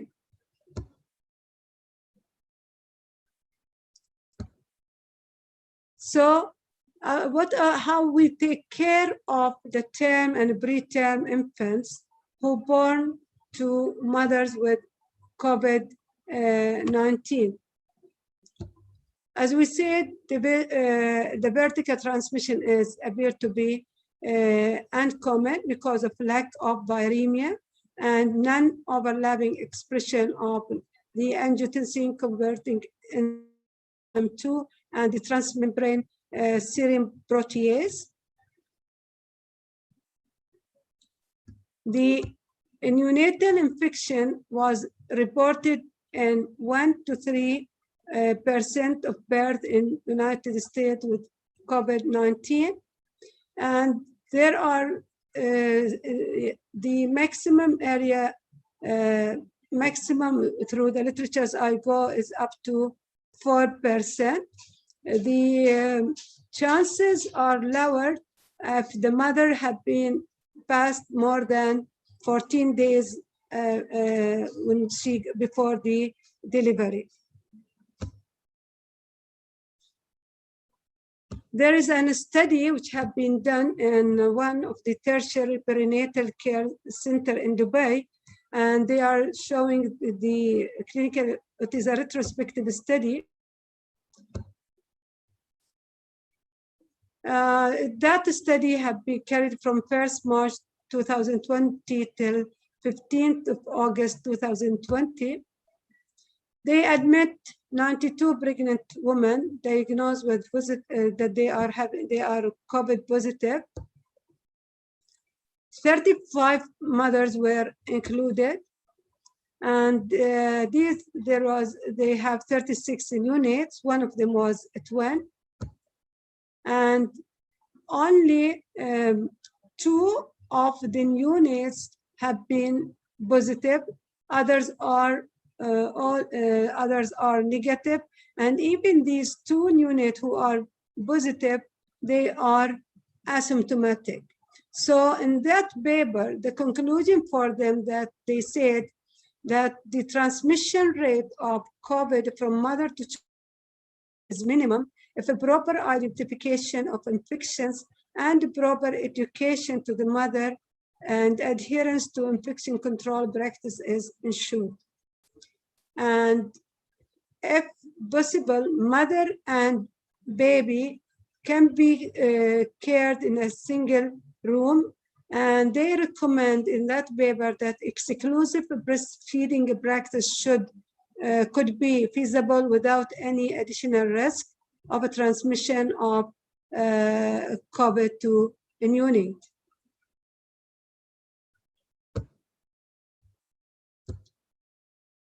There are also several reports. Actually, if you go to literatures, you will see most of what is reported, either they are case reports or a serial of cases, because if you see, it is not that much common compared to others.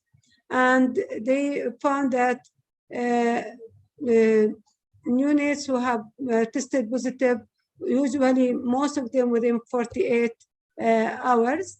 And the first case, which was the first serial, was reported by Zing Itan, where there was 33 units delivered from COVID positive mothers. 3 were positive with nasopharyngeal and anal swab taken on the life of 2nd and 4th day of life. Another serial case reports written by Shit et al. Postulated that around 3% of babies born by COVID positive mother have some chance of vertical transmission, and that's mainly in the Italian report and the China report. Others, mainly they are talking about the intrapartum or later on the horizontal way, which is the postpartum. What are the clinical manifestation of neonates who have who will be positive with COVID? We have, when we have neonatal sepsis, we divide our sepsis to early onset sepsis and late onset sepsis. Here also, it has been divided the same. Early onset neonatal COVID, and it is usually typically onset between the 2nd day of life to 7 days of life after birth, and they are, as we said, most commonly they are asymptomatic, and they are detected. It can be detected by routine testing, and when they have symptoms, These symptoms can be either fever, they have cough, runny nose, respiratory distress, poor feeding, they refuse breast milk, they have nasal congestion, flaring LNSI, they have lethargy, they might have peripheral cyanosis. So it is, if you see, it is non-specific symptoms that just tell you that, oh, this is COVID. It is same as any viral illness or even any neonatal sepsis. This is what we call early onset neonatal COVID. We have the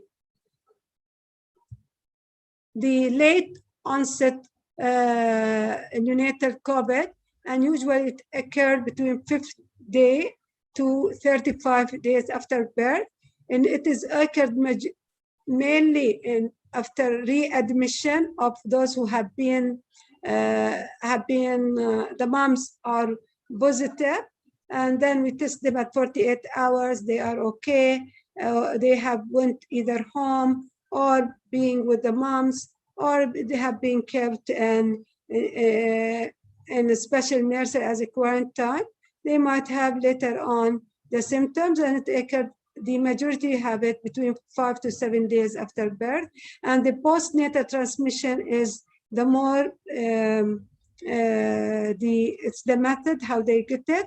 It's not from the placenta. It is either from maternal respiratory secretion or from exposure to infected healthcare worker or household contact, especially in our community. And that's what we have noticed it. And we saw many babies coming to us at 7 days, 8 days, 10 days after they have been after delivery because of the social gathering. And during our at least our experience in Salmonia, we have 2 cases who have initially they were negative, but at one became positive at 7 days, and it had been detected. It was asymptomatic. Actually, it was detected because the nurse who was handling him she was positive, so we screened the babies that she was taking care, and it came to be positive. So during these almost 1.5 years, we have 2 cases from the late onset neonatal COVID.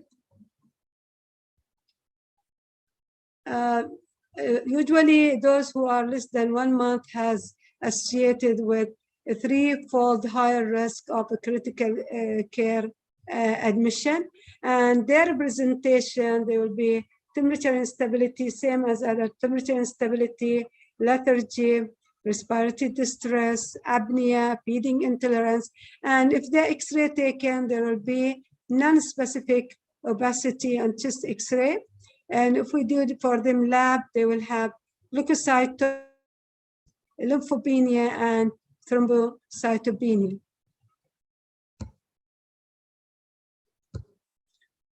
The other presentation is the multis, and I think this is everybody aware of it because it's more, we heard about it in children more than in the neonate.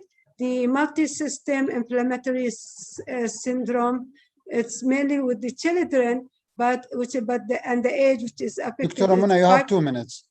Oh.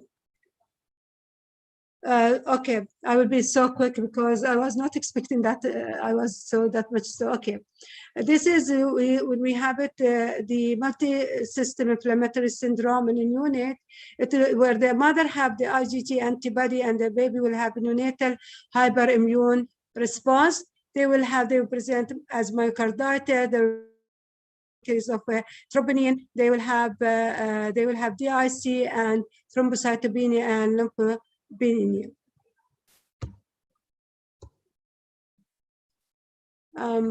This is actually, I was just putting it, so since there is no time, This is a series of cases have been reported in Saudi Arabia. And as I told you, all of them are asymptomatic, one only symptomatic, and that one was presenting with a multi-system inflammatory syndrome and BPHN. But then after that, recovered. Regarding the management of these babies, usually it will be supportive, and viral filter could be placed in the expiratory limb for ventilator circuit to minimize the risk of infection to healthcare worker by aerosolization. The antiviral medication and steroid, there is no evidence, but there are 2 or 3 cases have been used and they get benefit, they tolerate the treatment. IV immunoglobulin and methylprednisolone have been also used.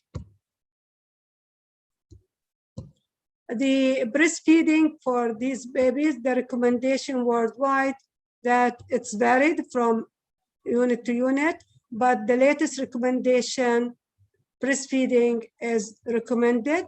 And if not direct, it can be by express the breast milk if the mother is not willing or she's scared that she might transmit the infection.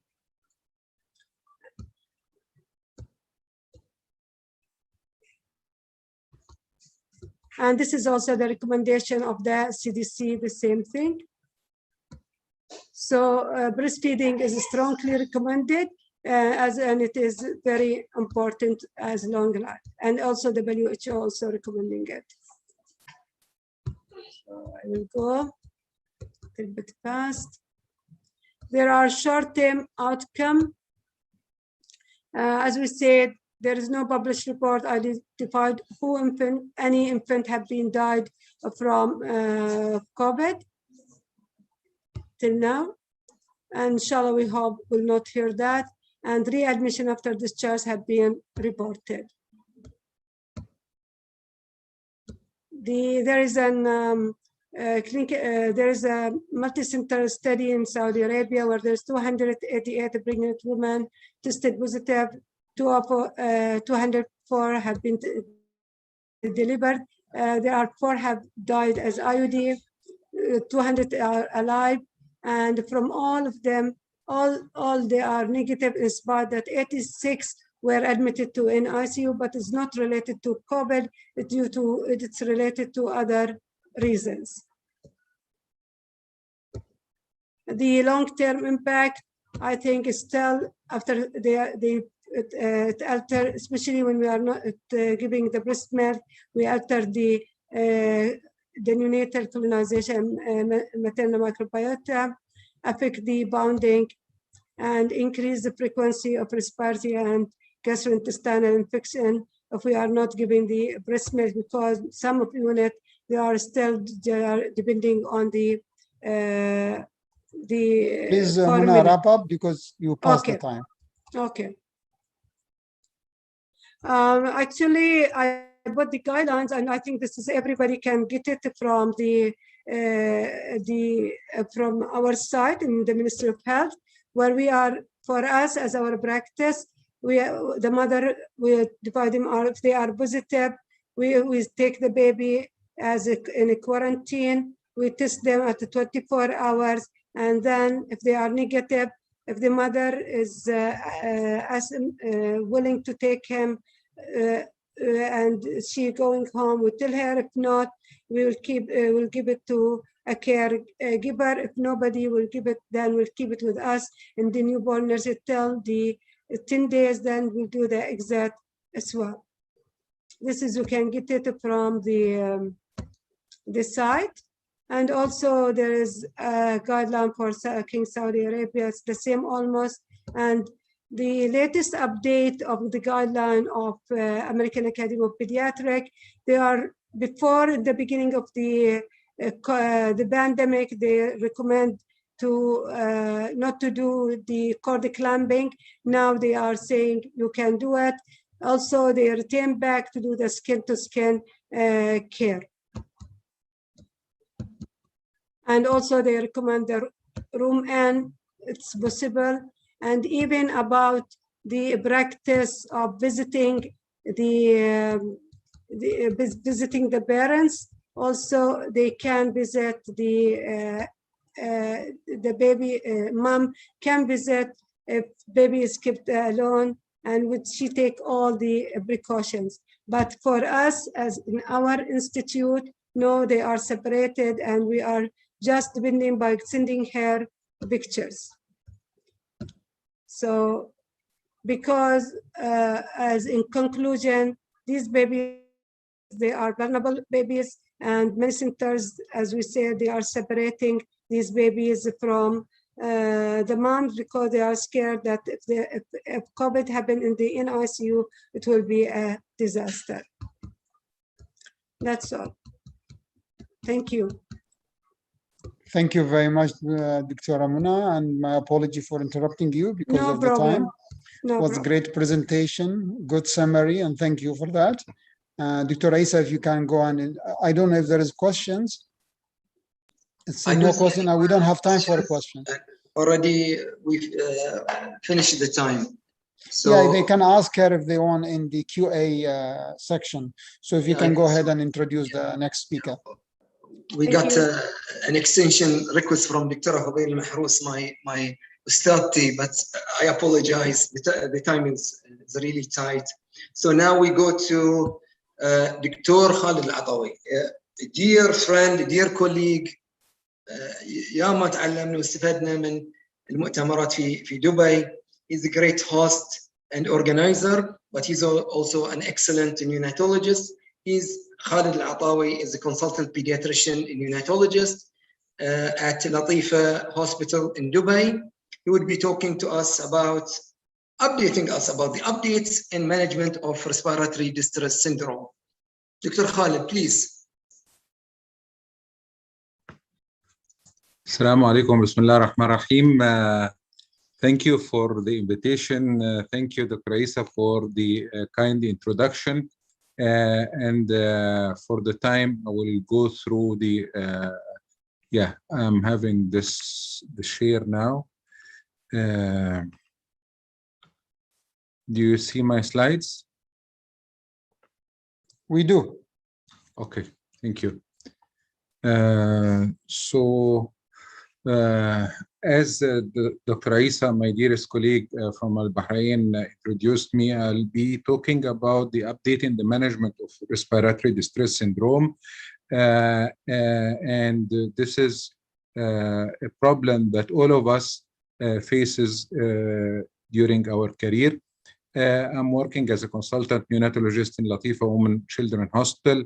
We are having around 6,500 annual births, and 18% of them are preterm.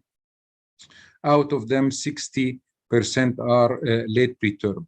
We are a tertiary unit using the nitric oxide, and we are resuscitating as low as 430 grams babies. So I have nothing to disclose during my presentation. And the main two resources or references beside the other references inside are the European Consensus Guideline in the Management of RDS of 2019. And the other one is the Specialist Neonatal Respiratory Care for Babies Born Preterm. This is, again, a very nice and interesting guideline done by the NICE guideline, the National Institute of Health and Care Excellence in UK. And I advise every person who wants to go into more depths to read about it. So what do we know about the respiratory distress syndrome?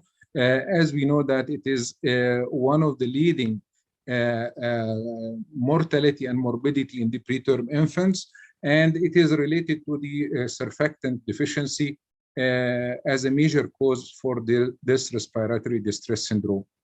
The risk of the disease and its complication again increases with the decreasing in the gestational age. So the lesser the gestation age, the more the incidence and severity of the RDS, and the surfactant replacement is highly effective in reducing this disease. So what is the pathophysiology of this disease? As we can see here in this diagram, we are having surfactant, a decrease in the surfactant activity and increase in the pulmonary vascular resistance. This will lead to atelectasis, and the surfactant deficiency will lead to atelectasis that will lead to a serial of cascades ending into damage in the capillary and alveolar necrosis, and this will lead to surfactant inactivation. So I'm having surfactant deficiency and surfactant inactivation at the end, and both will lead to the atelectasis. As we know that the surfactant deficiency will lead to a decrease in the functional residual capacity, the atelectasis, the increase of the shunting from the right to left side, and increase in the work of breathing and ventilation perfusion mismatch. The other part, or the other part of this, the other limb of this pathophysiology diagram is the atelectasis that will keep the pulmonary vascular resistance high, and this will affect the pulmonary artery pressure and the lung hypoperfusion, and again increasing or reoccurring of the right to left shunt. So hypoxemia or hypoxia will lead to anaerobic metabolism and lactic acidosis, and this will damage the alveolar capillary membrane, causing the formation of the hyaline membrane, from which the name came, the hyaline membrane disease. And this will lead to all the problem inside the lung. While the time constant is decreased since the elastic resistance is so high, and this will lead to increasing decreasing in the compliance. And you can see here the difference between the two X-rays, where you can see the normal lung vasculature with the dark appearance on the left side, and the light lung appearance, which appears on the right side. And this is the difference between the normal chest X-ray and the abnormal chest X-ray. It is not only light lung appearance, it can be as severe as a white lung due to severe atelectasis of the alveoli. So the debate here comes into the following questions. Shall we intubate those babies or no? Shall we, if intubated, shall we use the invasive or the non-invasive ventilation? Shall we give the surfactant or no? If I'm giving, it will be in which modality? Our own previous or old practice, or shall we go to the inshore or the LISA and MIST? And this is what we are going to tackle during our presentation. So our management in the respiratory distress syndrome is to maximize the numbers of survivors, and on the other hand, to decrease the incidence of the complication. I'm sure that every unit is having its own guidelines and clinical practice guidelines, and this depends on the unit itself. So I cannot use the one done in the level 2 care units to be used on the level 3 care units, because the availability of the better equipments in the level 3 care. So each unit, I advise each units to accommodate the guidelines according to their resources and limitations.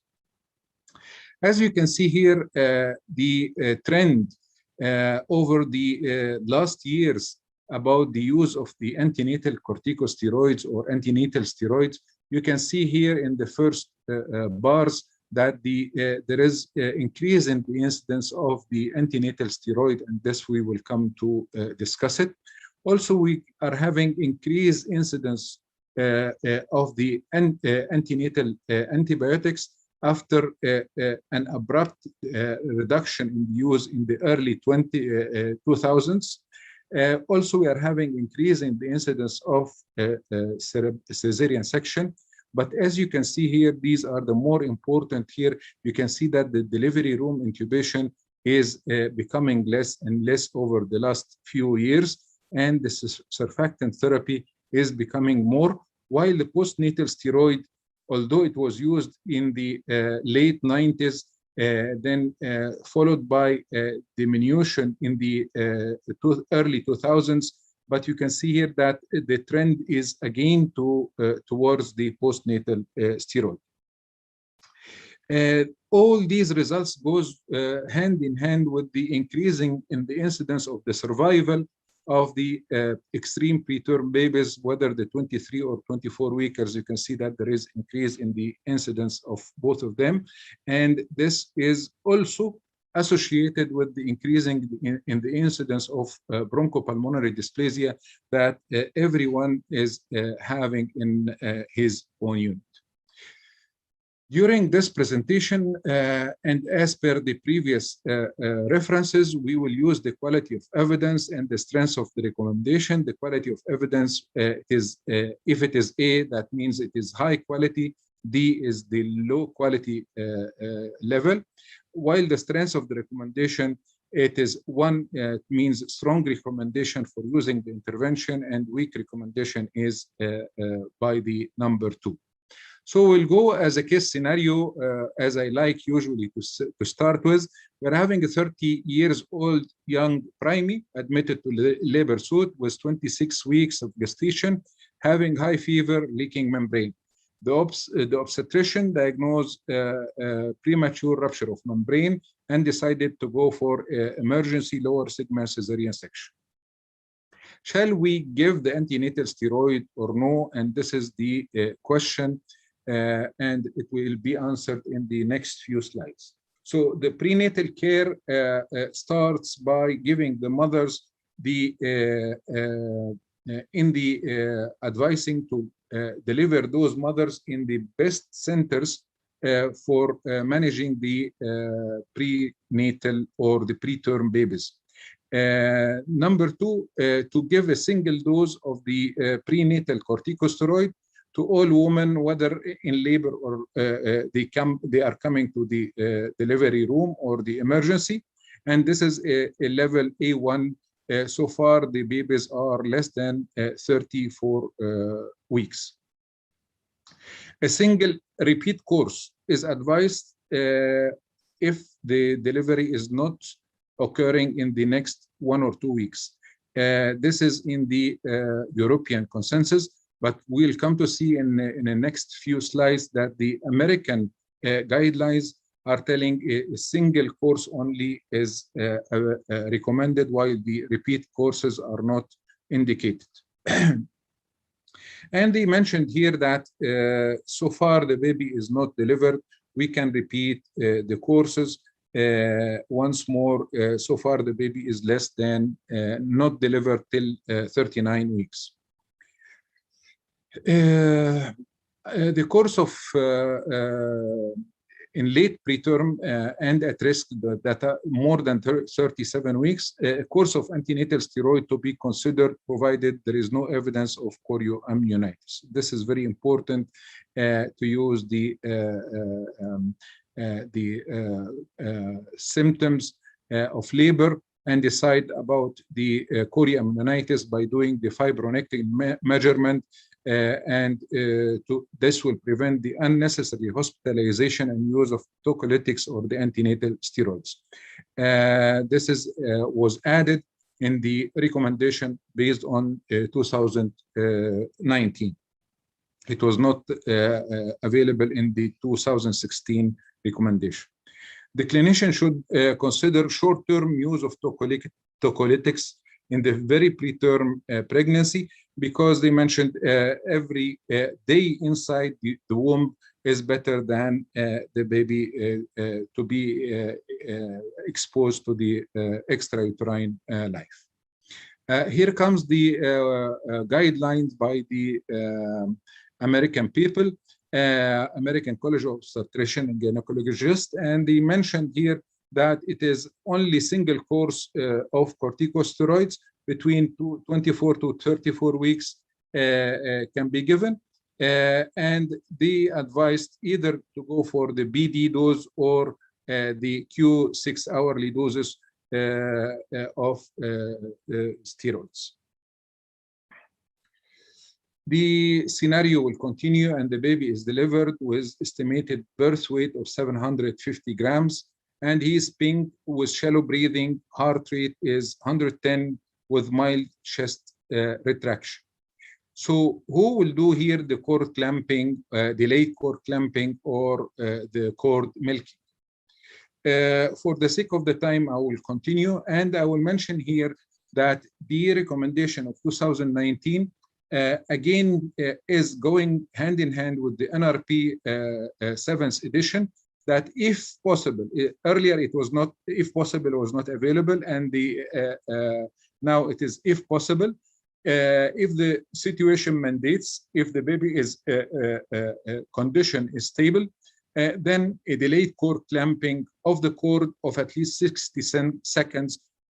This will promote placental transfusion, and this level of evidence is B1.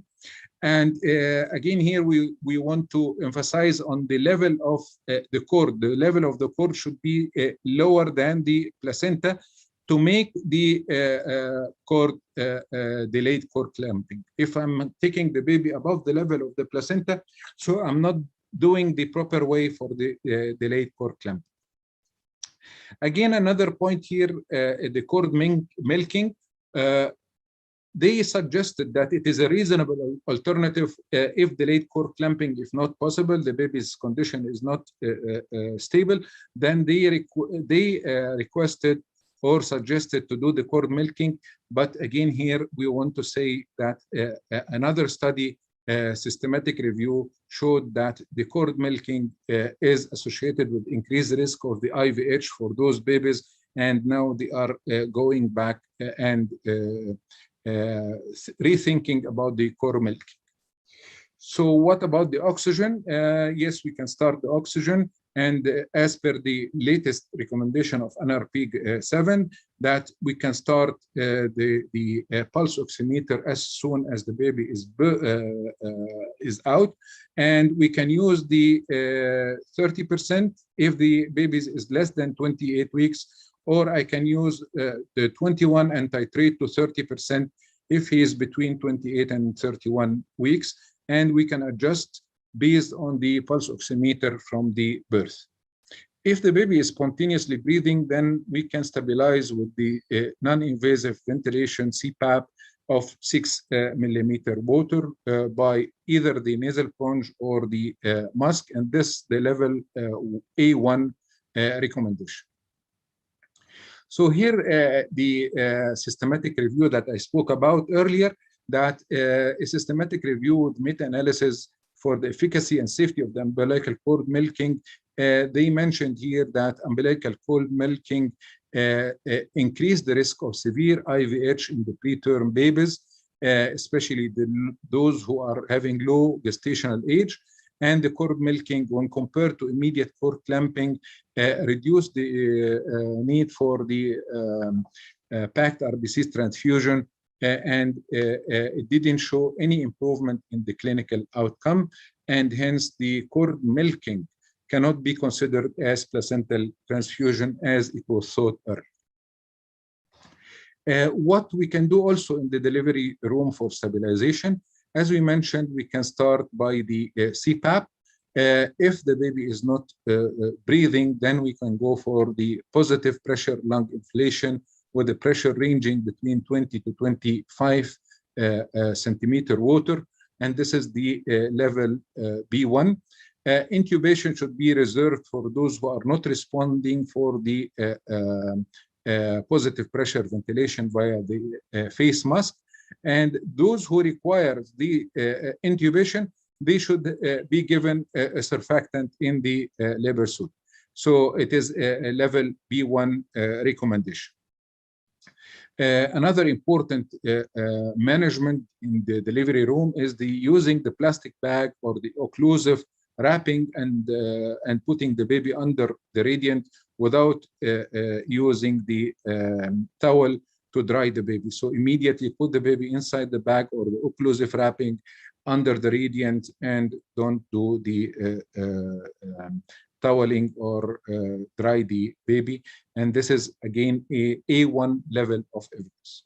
So if we are going to give a surfactant, and here comes the question, which one is the best and what is the best way to give it? So the story behind surfactant goes back to the early 19s, where a philosophist or physiologist first suggested the presence of the pulmonary surfactant based on his experiments with the lung of the animal. And this was also augmented by another study after the Second War. What is behind the use of surfactant was the American researcher in the 1960s who discovered that the lack of surfactant is the cause of respiratory distress syndrome. So when we started, or in medicine, not we as me, it is we in medicine, we started the use of surfactant after the tragic death of John Kennedy's son, where his wife delivered his baby at 35 weeks of gestation. And the baby, after 2 days, died from respiratory distress syndrome. And from that time, it was known as hyaline membrane disease. And they started to do quality improvement projects, and they analyzed the cause of the death. And they started thereafter on using the surfactant.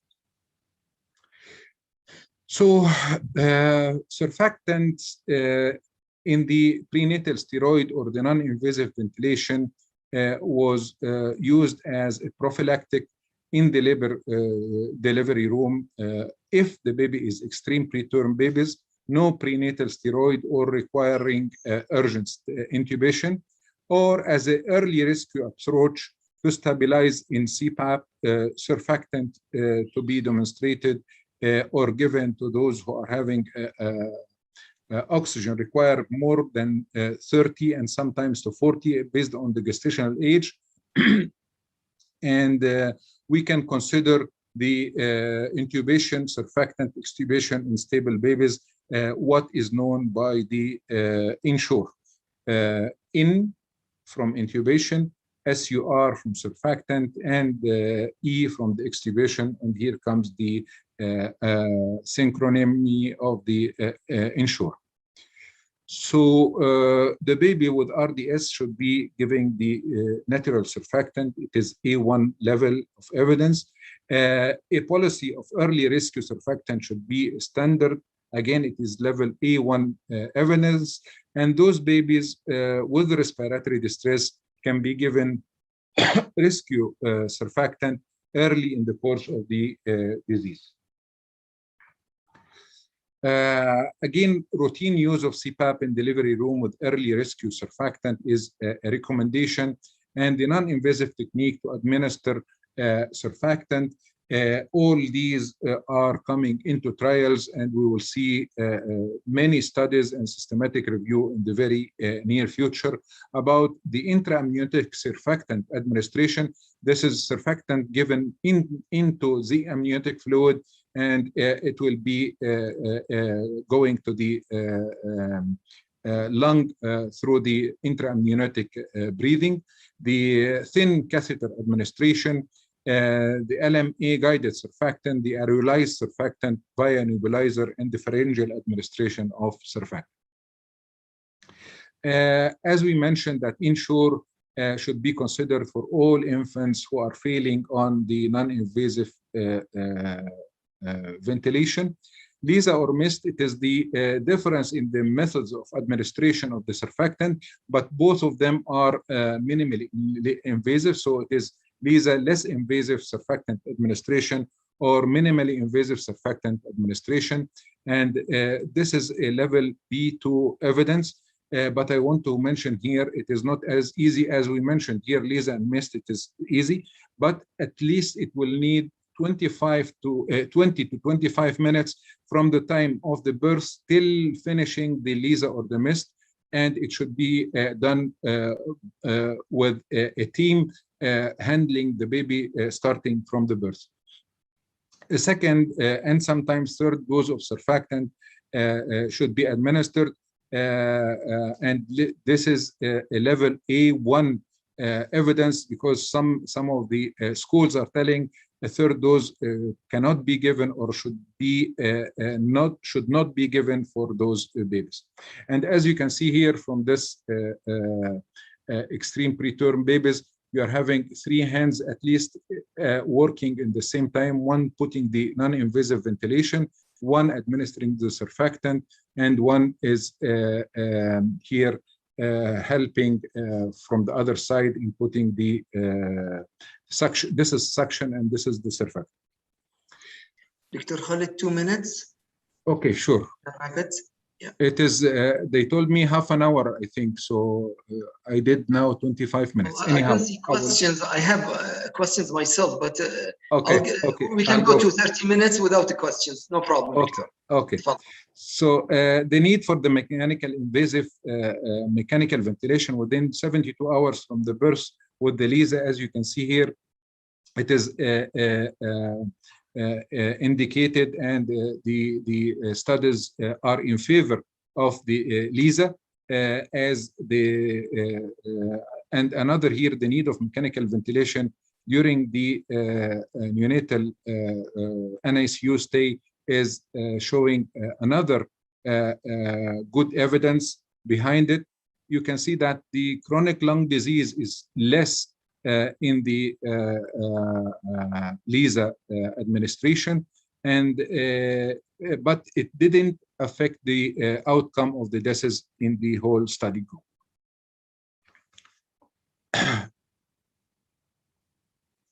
Okay. So here about the this is from the American group. They are telling again the importance of the surfactant and the indication. I will not go to for the sake of the time. Which one, the porcine or the bovine? There is a debate about the both, and we are having 2 studies. One by the De Luca and his colleague, and the other by the Manuel Sanchez and his colleague. And we cannot have a detailed answer because both the studies are having their pros and cons, but we can see that the bovine surfactant are known to be clinically equivalent, but it is unclear if the porcine or bovine surfactant at their licensed dose, because there is a licensed dose for both. And if we should compare, we should compare with the similar dose, not the licensed dose. They mentioned that if we are going to give the 200 milligram per kilo poractant alpha, this will be associated with a better respiratory outcome compared to the bovine surfactant at their licensed dose. The effect of poractant alpha on the BPD surfactant pretreatment is greater at lowest and highest gestation age, respectively. Manuel Sanchez is having his own also opinion about this, and the clinical outcome doesn't appear to be similar to poractant, at least with the regards of the incidence of death. And the presumption of the difference in the answer is the dosing of licensed dose between both.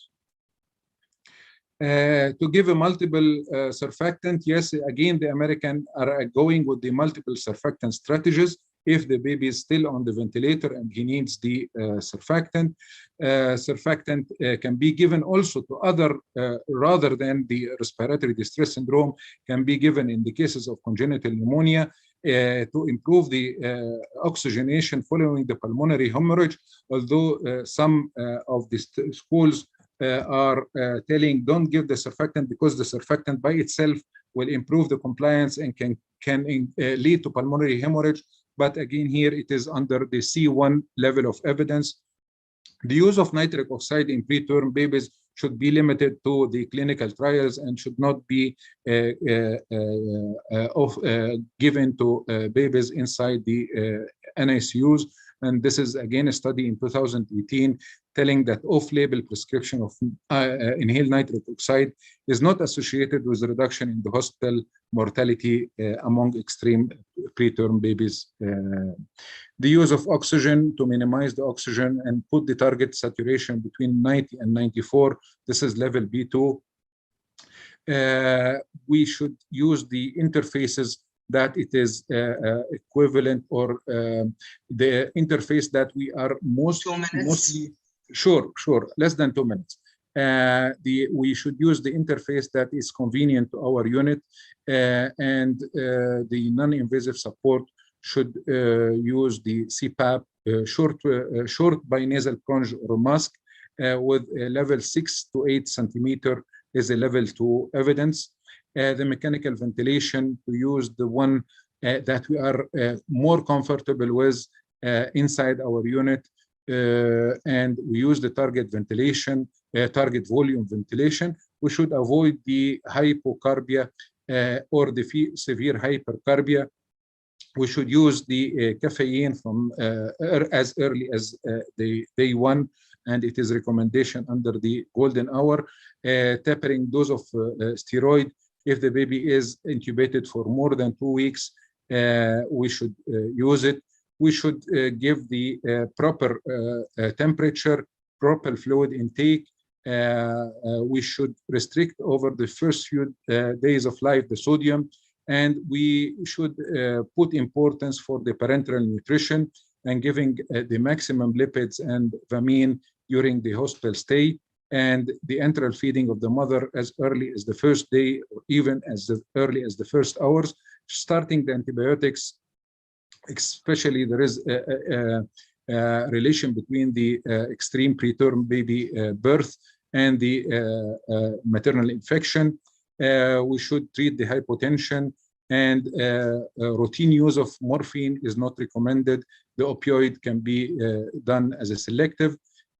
We should take care of the complication like the IVH, BPD, PDA. These are my references. By the end, I would like to invite you to our 12th International Arab Neonatal Care Conference, that it will be the last weekend of September. And this year, inshallah, we are going to do it as a hybrid. So part of it will be virtual, or those who want to attend virtual can attend, and those who can come here, they are more than welcome. And by this, I will finish my presentation. Thank you very much. Thank you very much, Dr. Khalid, for an extensive review of respiratory distress syndrome. I had a few questions for you, بس الله يهديك ما أعطيتني وقت. Nice look, by the way, huh? Nice look, and hope to see you soon.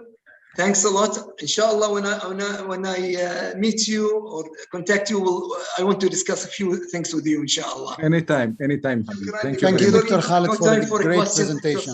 Thank you, Dr. Aisa. Thank you, Dr. Yahya. Thank you very much. Sorry, for the sake of time, I am going to introduce our next speaker, Dr. Aisa Saad, consultant pediatrician neonatologist from Royal Maternity Hospital in Bahrain, and he will approach a neonate who present with a symptom to rule out early neonatal sepsis. Go ahead, doctor. Okay.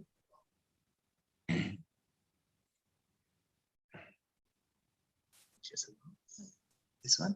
Okay. Okay. Okay. Assalamu alaikum.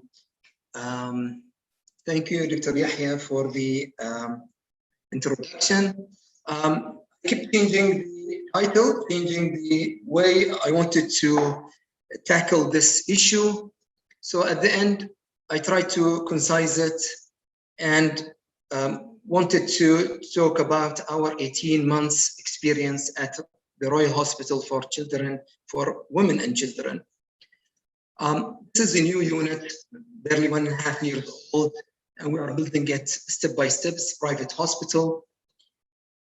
So it's more of sharing my experience with my colleagues regarding how do I approach management and investigation of term and late preterm babies more than 34 weeks presenting with symptoms or risk factors for early neonatal sepsis, those below 34 weeks.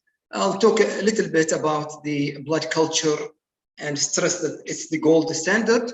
And finally, I'll be sharing our experience at RHWC, the hospital. So early onset neonatal sepsis is defined by positive blood culture or CSF culture in the first 72 hours. It's not that common. It's at less than 1 on the average per 1,000 live births. However, usually we are tackling this question on daily basis. Does this baby, newborn, has infection or has risk factors for infection or not? Usually it's even much rarer in late preterms and term babies who are otherwise well. However, usually these babies are overly treated with antibiotics and over investigated. In some studies, the number needed to treat is between 200 and 700. So you treat 700 babies to prevent or treat a true one early neonatal sepsis. One of the issues that symptoms that go with sepsis infection symptoms are usually non-specific. So many of these symptoms are usually non-infectious, but they are being treated. The main mode of infection is ascending infection. So it's what's called choriamnitis, which is a medical diagnosis. You know what to do. You have to talk to the obstetrician and see, does the baby has choriamnitis or not? Because this is the main risk factor. So the ACOG in 2017, they published an opinion, the committee opinion on what is choriamnitis. And they used the term intraamniotic infection. And they stated that a confirmed infection would be based on amniotic fluid culture or positive Gram-C, whereas a suspected infection would be based on the presence of fever plus one of the three, either maternal leukocytosis, purulent cervical drainage, or fetal tachycardia. So let's have a scenario. This is for a baby who's above 34 weeks of gestation. So this is a term, in this scenario, it would be 37 and 57 weeks, who's born, he's well at birth. However, the mother has fever of 38.6 and ruptured the membranes for 32 hours. GBS on high vaginal swab was positive, but no antibiotics was given. So what would be your action? Would you do culture, start antibiotics, culture and observe and do no investigations? So how to approach this scenario? Well, usually you can go with algorithms like the CDC, the NICE, the AAP. And this is the classical CDC algorithm I never was a fan of it. It has lots of pitfalls in it, in my opinion. And it would over-treat well babies. And then in the second box, you'll see that there is does the mother has choriamnitis or not? And the risk factors are also used as cutoff points rather than a continuum. And it does not account for the interaction between the different risk factors.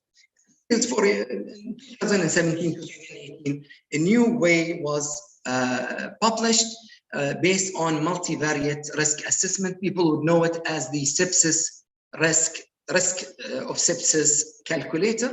And it's based on the same intrapartum risk factors plus the physical examination of the baby. The interesting thing in their study, which is a retrospective study on a huge number of babies above 34 weeks, 34 or above, and they found that these intrapartum risk factors do not have the same weight on predisposing to infection. And the most important risk factor was the highest antepartum maternal temperature by 60%, whereas GBS was only 2%. Now, they incorporate the physical examination of the baby whether it's a well-appearing baby who has no symptoms, or equivocal, which is the persistent of some of the physiologic abnormalities, or a clinical illness by respiratory distress requiring assisted ventilation, or hemodynamic instability requiring vasoactive drugs, or perinatal depression, or the need for oxygen to maintain a certain oxygenation saturation. You can find it very easily on the net. You can use it, you can put it on your phone, and if you open it, what you'll see, you have to enter the incidence of your early onset sepsis in your country, in your institute, and enter the different parameters, and then the app would calculate for you the risk for infection and give you 4 different recommendations based on whether you will need to do culture or no culture, start antibiotics or no antibiotics, and it would suggest to you how frequently do you need to follow such a baby. There is no recommendation for doing CBC or CRP in this app. As they used it and tried it, the big difference was that investigation for these babies dropped by 80%, and the use of antimicrobials dropped by 40%. So 80 on the blood testing, 40% on the antibiotics. So if the scenario that I've given, we enter it into the system, you'll see that for our baby, the risk of infection is 2.67 per thousand, 2.67 per 1,000. And it would suggest doing a blood culture, but with close monitoring of the vitals and of this. These are 2 approaches, the algorithms, the sepsis risk calculator, and the third one that was accepted as an acceptable as a way of tackling this issue is serial physical examination. So you stratify these babies, categorize them, either you use the risk assessment or another way, and then you follow these patients by serial examinations and serial vital signs recording, and then you decide whether these babies would need to be investigated or treated. This was published in a clinical report by the American Academy of Pediatrics in December 2018, so it's a new one. So what do I use in clinical practice? In my daily practice, honestly, for these bigger babies, late preterms and term babies, I use the sepsis score calculator, plus a continuous review of the cases. I try to use a common sense. I hope that my common sense is good. The sepsis score calculator, one issue with it is that it does not account for the delivery characteristics. We'll talk about it later on. I always think about the etiology of the symptoms. Is it infectious or non-infectious? Because some of these babies would have infection and it's not infectious in origin. So in these cases, I don't necessarily go for antibiotics. I avoid unnecessary and non-helpful blood tests, and I avoid unnecessary empiric antibiotics and restrict the antibiotics to 24 to 36 hours. What about the baby who are less than 34 weeks? Let's have a scenario, because they are different. You can't use these previous ways. So let's have a scenario, a 26 weeks baby, emergency C-section for maternal preeclampsia. Birth weight, 850 grams, no maternal fever, no rupture of the membranes, no induction of labor, no preterm labor. GB status is unknown. He did not receive, this baby did not receive, the mother didn't receive antibiotics. So at birth, the baby has respiratory distress. He is being ventilated, giving surfactant. This X-ray, as was shown by Dr. Khalid previously, is a ground gas appearance, air bronchograms. This is classic respiratory distress syndrome. The differential diagnosis usually is always infection, pneumonia, and infection. So what would be your action? I was hoping to be interactive, but anyway. So would you observe and do blood culture? Would you start empiric antibiotics plus the blood culture, or would you do no antibiotics, no blood culture, but closely monitor this baby? Each one of you choose an answer. So you're starting an IV access, you get the blood. So the baby was found to be neutropenic, leukopenic, and thrombocytopenic. The CRP was 10. So would you change your management? If you decide no antibiotics, are you going to start antibiotics at this time? Okay, then by 48 hours, blood culture came back sterile because you did the blood culture. The baby is still, in fact, the leukopenia, neutropenia is worse, and the thrombocytopenia is also a little bit worse. CRP is around 20. However, the baby is hemodynamically stable, already extubated to nasal CPAP. If you didn't start antibiotics, would you go and start antibiotics? If you were on antibiotics, are you going to prolong the course of the antibiotics? Why is that important? These babies, premature babies, are by definition immunodeficient. Most of the time, early labor, preterm labor, could be predisposed by chorioamnitis or infection, and 3/4, 75% of the mortalities in early onset sepsis happens in these small babies. The very low birth weight infants are those who are less than 1.5 kilos. And the great majority of them are started on antibiotics. Frequently, they are symptomatic from birth, as we've seen in our scenario. And frequently, they are having cardiorespiratory instability.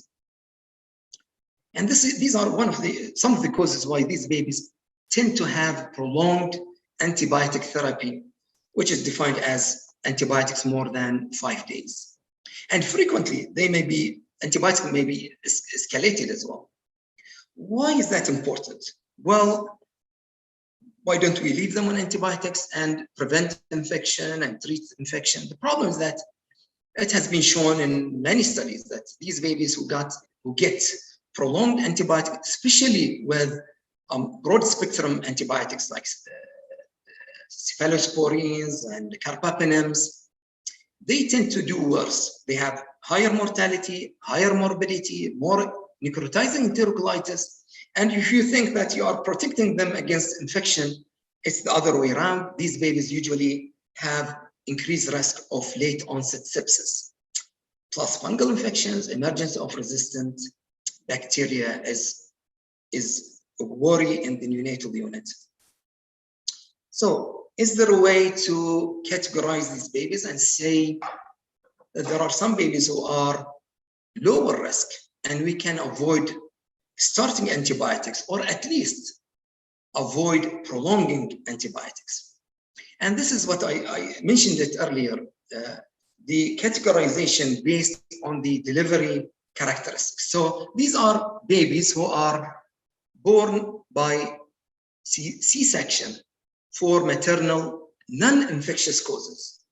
There is no rupture of the membranes, there is no trial of induction, there is no preterm baby. So by definition, these are clean babies. They shouldn't need antibiotics.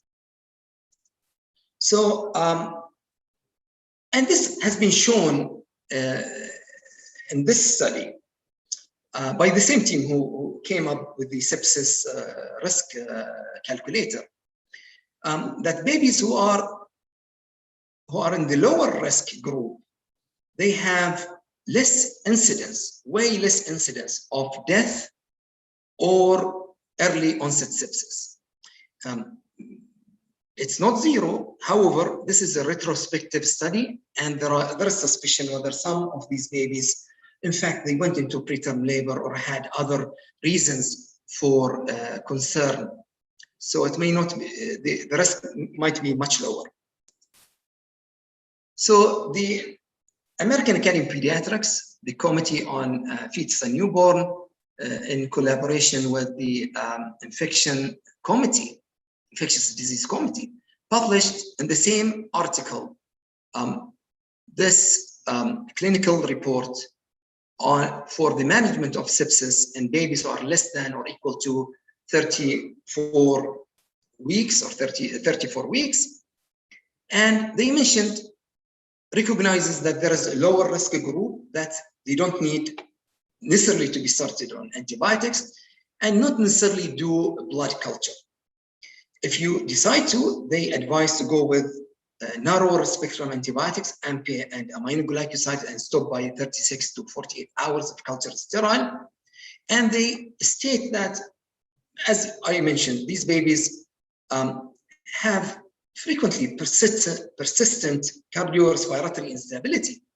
And this is by itself, if it's not related to infection, is not an indication to prolong empiric antibiotics.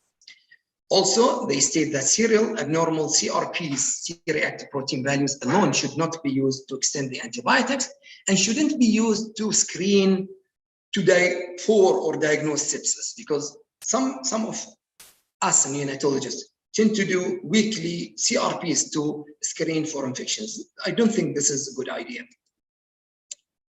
Reasons for overprescribing antibiotics, we mentioned the symptoms could be non-infectious.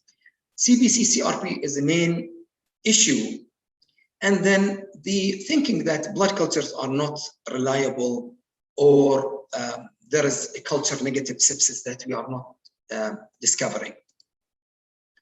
CBC overall is not reliable. So it's not sensitive enough, it's not specific enough. Plus, it would be affected by many factors, including sex and race, but also by other pathologies. So in our scenario, this baby had preeclampsia. Preeclampsia, placenta insufficiency may cause fetal bone marrow depression. And frequently you'll see such babies with neutropenia, leukopenia, thrombocytopenia that may last for 2 to 3 weeks before it goes completely normal.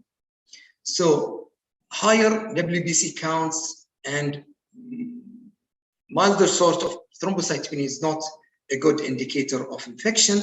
In some studies, severe neutropenia and severe I-tier shift to the left has been associated with infection, but you have to look at the underlying pathology. CRP is non-specific. It goes up in infection, pneumothorax, asphyxia.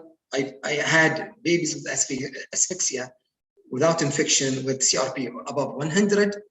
It has a poor positive predictive value. It helps you only when it's negative, because it's serial negative results tells you with high confidence that these babies probably are not infected. So I usually always go back and look at the baby. How is the baby doing clinically? Think about the etiology and the pathology for the symptoms and the blood tests that you are having. And each blood test has its limitations. Blood culture, diagnosis of early sepsis is only diagnosed by blood culture. It's the gold standard at the moment, but it's important to know that you have to collect at least 1 ml. With the 1 ml, it seems that 100% sensitivity. And with 1 ml, you can, with the modern blood culture systems, you can discover very low growth, below 10 colony forming units per ml. And these new machines, they would go off when there is a growth, and you can always have an agreement with the lab. Whenever it goes off, they call you, tell you that there is something growing so that you don't stop your antibiotics. And then they will identify the bug later on. The other thing is that these new culture media contain antimicrobial neutralization elements. And this is important for the question whether the intrapartum antibiotic prophylaxis would affect the blood culture. It shouldn't. So why I use 24 to 36 hours? With the new systems, all the gram-negatives bacteria would be time to positivity would be grown by 24 hours. Identification would be later on, and 90% of the gram-positives would be by 36 hours. So by 36 hours, you can stop your antibiotics, and you are quite confident that there is no infection. I would like people to go to this perspective article in Pediatrics in 2017 discussing the culture of negative culture sepsis and the need to end it. So what about our experience?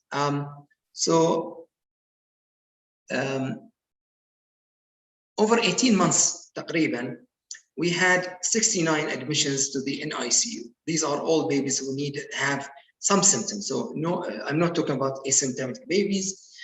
We had moderate preterm and late preterms plus term babies. The lowest one was 31 and 47, so bigger babies. The great majority of them were cesarean section. This is expected for babies who are going to have problems.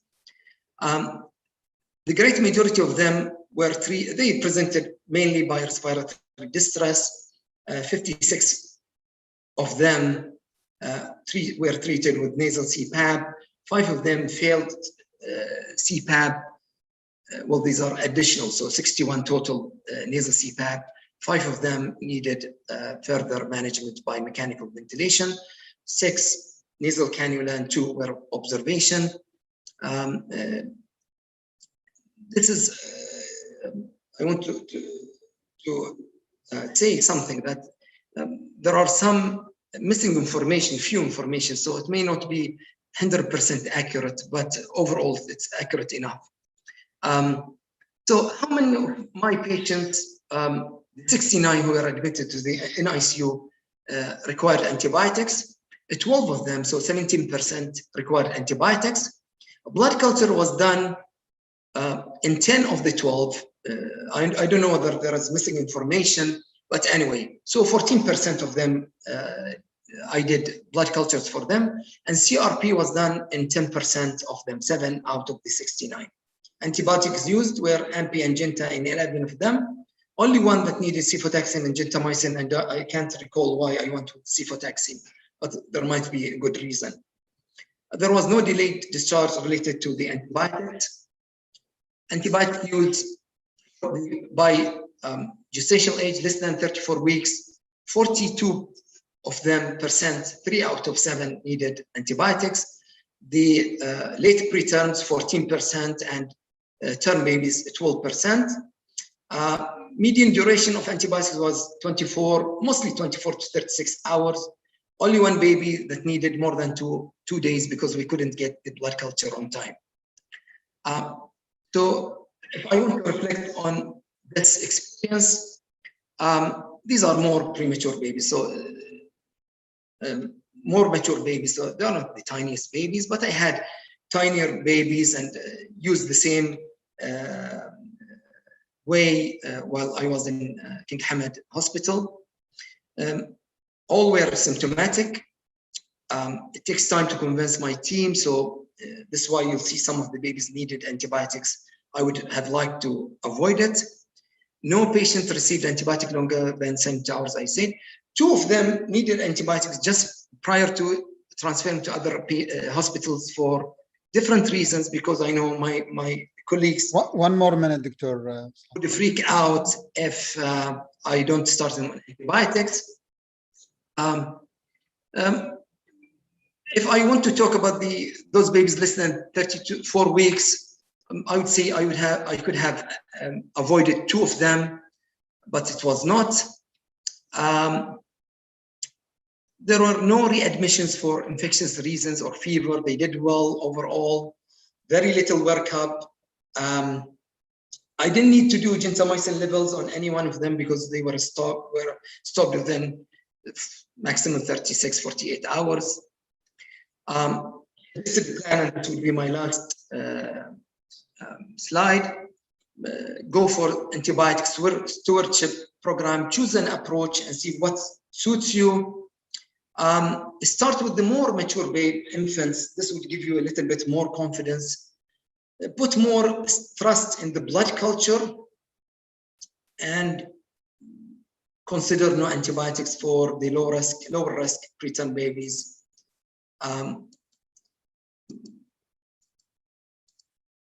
This is my last slide. Please, this is what I do in my daily practice. I would be really interested to know what people think, what do they do, what are their critique for what I'm doing. I put my Gmail and my mobile number. Feel free to contact me. Thank you very much. Thank you very much, Doctor, for the great summary of the ruling out sepsis. My practice is a little bit, I do not do CRP, zero CRPs. So that's the only difference between mine and your practice. No CRPs, no ASR, no CRPs. I am on the zero, way, never. I applaud you, honestly. I applaud you. And the other practice is when I came here, people using long term antibiotics. I do not use, and alhamdulillah, mortality is very low. So maximum 36, sometimes 48 hours for culture negative. And then I stop the antibiotics. And people think here when the baby gets sick, they think it's like a trash. So throw everything, including antibiotics. So antibiotics will not save a sick baby. If you have culture negative, then probably you don't have infection. Using CRPs and ESR is the only way to prolong antibiotics use. I don't think they have benefit unless they are negative. Anyhow, I do not do them. So that's the only difference. I don't know for others. I am on the way, Dr. Yahya. That's great to hear. That's great, because I thought everyone is doing CRPs. Yes, I do very few CRPs and trying to go down to zero, inshallah. I applaud you, inshallah. So I think the time is up for me. Yes, so I would like to introduce Dr. Yahya.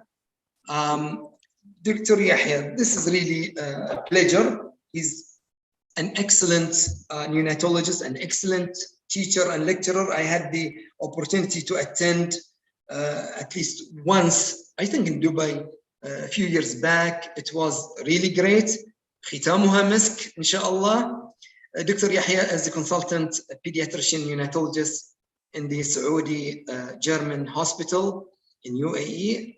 He would talk to us about US ultrasound guided respiratory care and emerging tool in the NICU. Please, Dr. Yahya. Thank you very much, Dr. Isa, for the introduction, and thank you for the organizing committee for the invitation. So my presentation would be about ultrasound use in an ICU, and in this short time, I'm not going to train you how to use ultrasound, but I hope I can make you aware of the importance of the ultrasound in the care. So, sorry, I am at the end.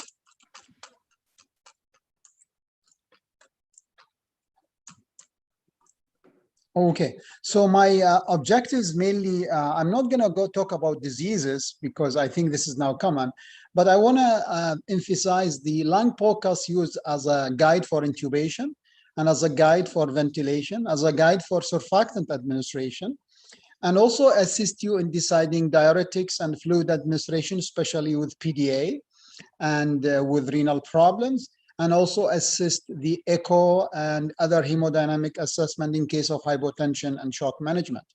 So now the evidence of using ultrasound in the diseases are plenty, are everywhere, but my focus today would be about the care itself. So there are many ways to report, especially for new learner and for novice people. There are many ways. There is 12-zone system, but also there is profiles, and there is the blue system, and there is Lucy. There are many systems how to report, but I think this is the best, and the reason because it's much details. So this system is taking scans at 6 areas, 6 on the left and 6 on the right. On anterior R2, R1, R2. That's for right, and on the lateral R2, so R3 and R4, And on the posterior R2, R5 and 6, same on the left side. And this gives you a scan of whole lung. So you have anterior right, anterior left, you have the hepatic and spleen area, you have the lateral left and right, and you have the posterior left and right. Now, when you don't see an ultrasound, they said, make sure that there is no air. And this air can be outside the lung, in the environment, but also it can be in the tissue, but also it can be in the lung itself, or there is no actual contact. So if you have no good contact, you need to make sure you have a gel and you reposition to see. We use in lung ultrasound two types of probes. We have the linear. Sometimes it looks like a hockey stick. That's why we call it hockey stick. And it's a high frequency. And remember, when the frequency is high, you see more superficial, more details, but less depth. And you have the curvilinear, which is usually of lower frequency. That's why you don't see much of details, but you can see increasing depth. Each one has its own indication and weakness. Now, the first thing to decide when you do lung ultrasound, decide, is the lung parenchyma is normal? And to decide that, because as you know, the the ultrasound in general cannot see when there is air. So the first things you need to decide is the lung normal, and to decide that there is air or not. And if there is air, you will not see, so you'll see artifacts. And that's the whole idea. If you don't see the lung, you see artifact, means the lung parenchyma is normal. So how we know? We know from A lines, B lines, and Z lines. What is A lines? A lines, and I hope my videos will work.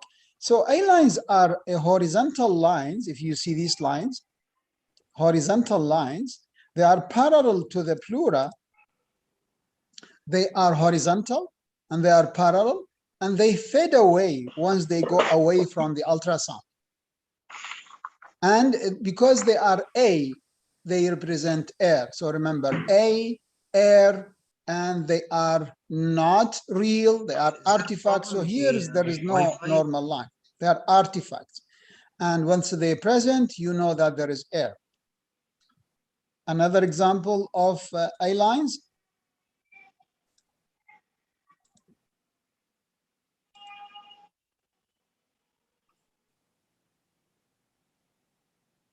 So these are the A lines. If you see multiple, and this is the pleura, then you can see it's a reverberation or echoing of land. They are horizontal and they represent air. More A lines. So is the lung normal? When we say the lung normal, we have two things. First, the architecture is normal. And second, the architecture or the architecture is preserved, and also you can see air inside the lung. So if you see A lines, that means the architecture is preserved. If you don't see A lines, mean there is no air. So something replacing air. It can be blood, can be fluid, can be edema, it can be infection, it can be tumor, it can be mass, it can be blood, it can be anything. Then there is something called B lines. B lines are reverberation, and they are vertical, and they look comet tail-like artifact. Again, they are artifacts, they are not real. And they overcome A lines, and they fade away once they move away from the pleura. So if you see, sorry. So if you see this line, you can see it's very thick here and fade away once you go to the end. You can see this line, you can see this line. So you can see they start from pleura and they go fade away once there. Okay, and these are B line. And B line represent, more B lines, represent reverberation, side to side reverberation, echoing of the septi. And again, once you see B lines, mean the lung parenchyma are preserved. Once you don't see the B lines, that means there is something wrong. So when they are normal, when they are less than 3. when they fade away and they don't reach the end, when they are separated. So if you see them separated, less than 3, and they don't reach the end, then that's normal lung. When they are more than 3, but less than 5, they represent abnormality of the septi. If they are more than 5, they represent abnormality of the septi and of the alveoli. And presence of B lines, more B lines, mean there is septal edema if they are less than 5. And if they are more than 5, they represent septal edema and fluid in the alveoli. The other point of normal lung is sliding of pleura. You know that there is visceral pleura and parietal pleura. And then if you see the pleura, and if you look at the B lines here, the B lines are moving like that. That means that the visceral pleura are moving on the parietal pleura, which means the lungs are being ventilated. So if you are intubated, you know that you are ventilating the side. And if there's not moving, then either there is not ventilating or there is air or fluid separating visceral from parietal pleura. We also have what we call it Z lines. Z lines are actually B lines, but are terminated. You can see this one is terminated. And all of a sudden, it's not fading away like B line, but when they're suddenly terminated, we call them Z line. And this is the sliding of pleura. So when we don't see sliding of pleura, means something separating visceral from parietal pleura. It can be air, such as in pneumothorax. It can be fluid, so it can be transudate or exudate. And it can be pleura are just sticky due to inflammation, or it can be due to fibrosis and chronic problem, or you are actually not ventilating. So for example, if you are selectively intubating one side by mistake, inadvertent, or on purpose, or you're actually in the esophagus, or you're doing high frequency ventilation. Okay, the other point is you see the diaphragm moving. So once you see the diaphragm moving, or what we call it diaphragmatic excursion, you know that area is being ventilated. So it's very important to see the diaphragm moving. And then we can look to the smoothness of the pleura. You can see the pleura are very smooth, non-interrupted, same thickness. So that's important. And you can see the sliding. The B lines are moving and going back. I have to move fast. And then once we see the A lines, B lines, diaphragmatic excursion, sliding, we know this is normal. Now we have to decide whether we have more air. We know that the architecture is okay because you have B lines, A lines, Z lines, sliding, and a diaphragmatic excursion. But now we have to decide which one is more, A, air, or B, fluid. And by this, we can decide whether we are underventilated, overventilated, flooding of the lung, or we are actually drying the lung. And this represents some kind of combination of both. So you can see more aerated lung, you see more A lines, less B lines. Less aerated, you see more B lines, less A lines. More fluid, you can see the B lines become coalescent and they are increasing in number. Or at the end, you can see the fluid distort the lung. So once the lungs are distorted and the parenchyma are lost, you will see no A lines, no B lines. So you can see there is normal lung parenchyma, abnormal lung parenchyma, more air, less air. So if you see more air, that means your ventilation is improving. Once you see less air, you see your lung are deteriorating until you reach a critical point.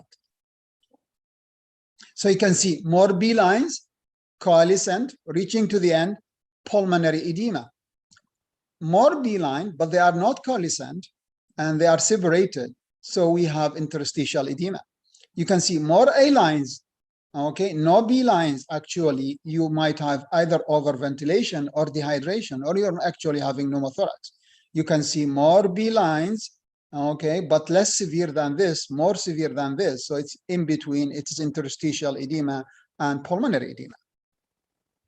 And again, the most, like you say, black aerated A lines and B lines, so AB profile, only A profile, B profile or white lung, and then you can see distortion of the lung parenchyma with fluid in between the pleura. And again, more air, better, until we reach a point over aeration or pneumothorax, and less air mean more severe.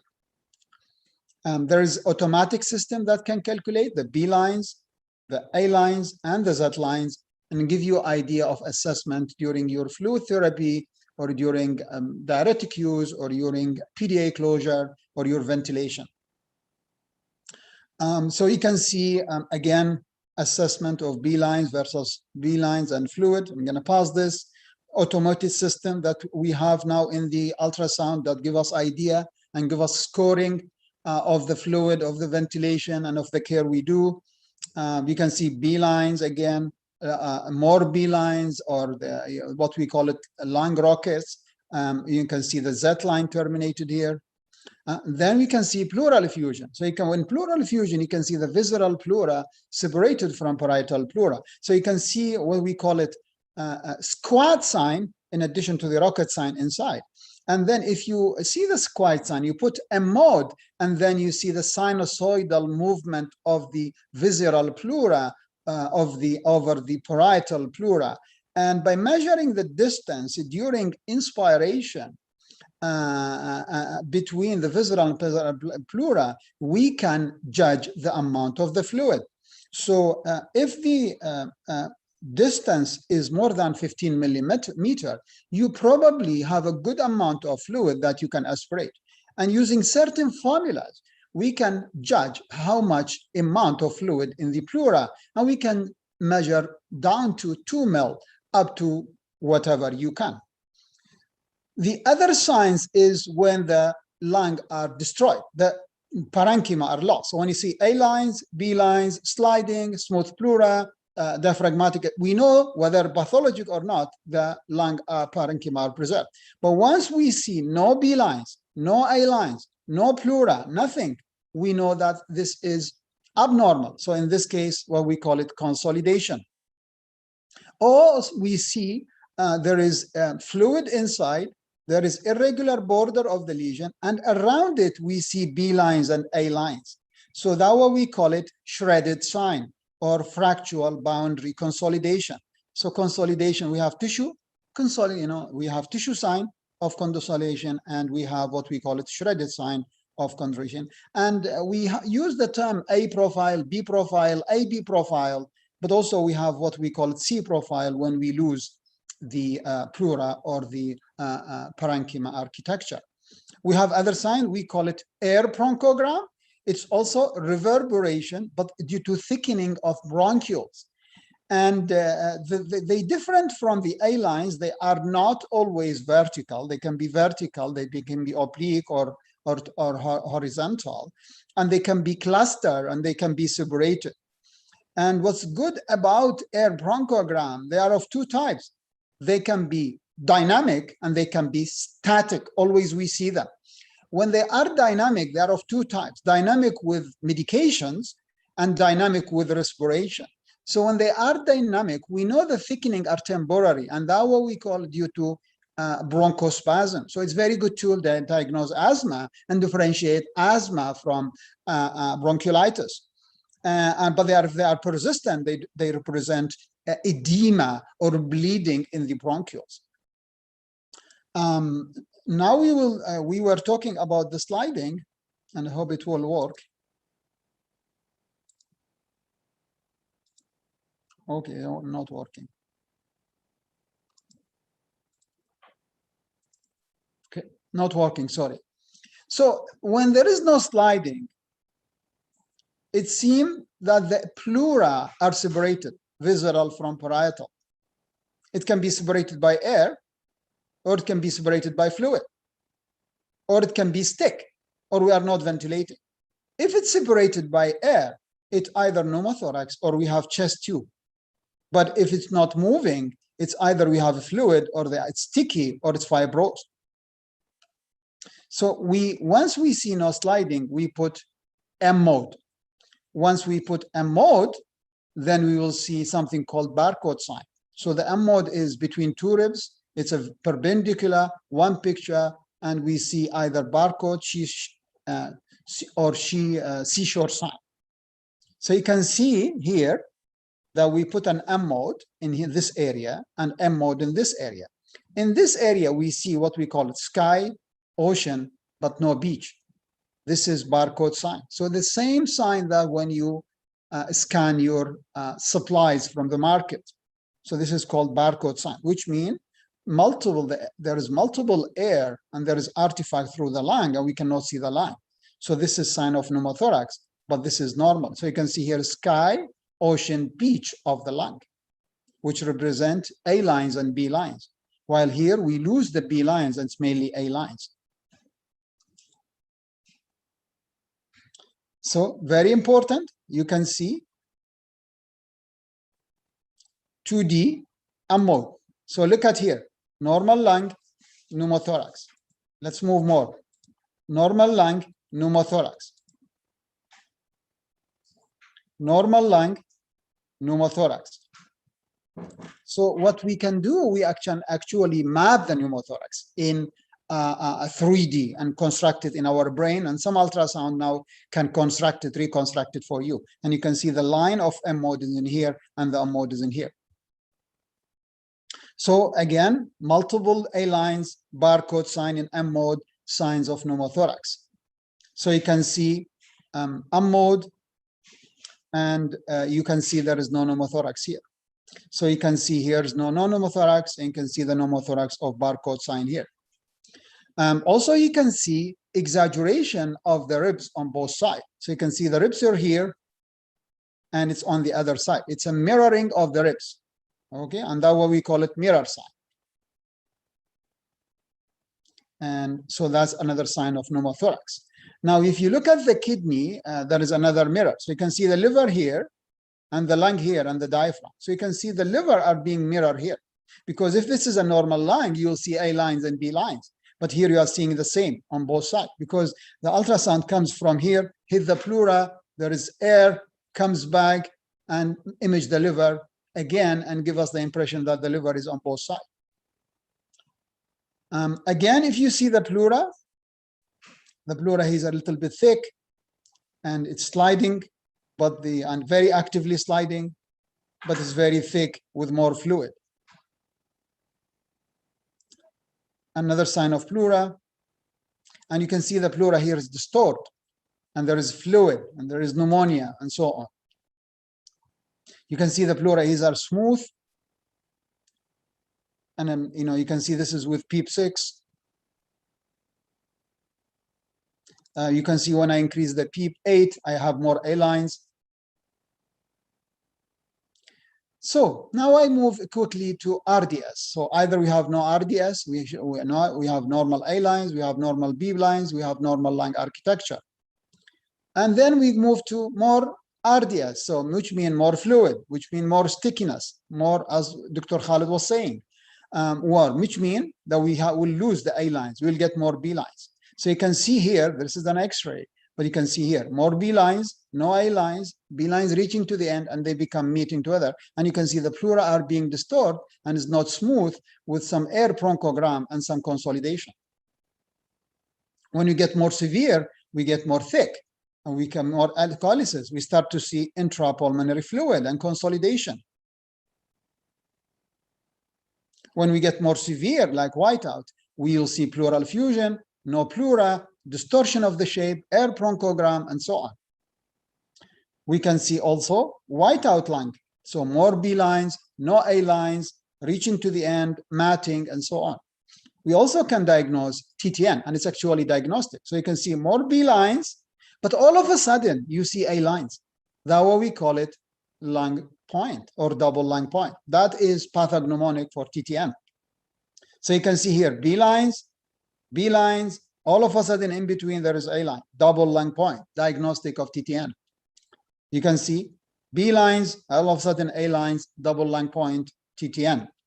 We can also diagnose bronchiolitis, and actually we can score it depending on the A lines and B lines and air bronchogram and thickness and movement. So I'm going to pass this because of time, but we can score it.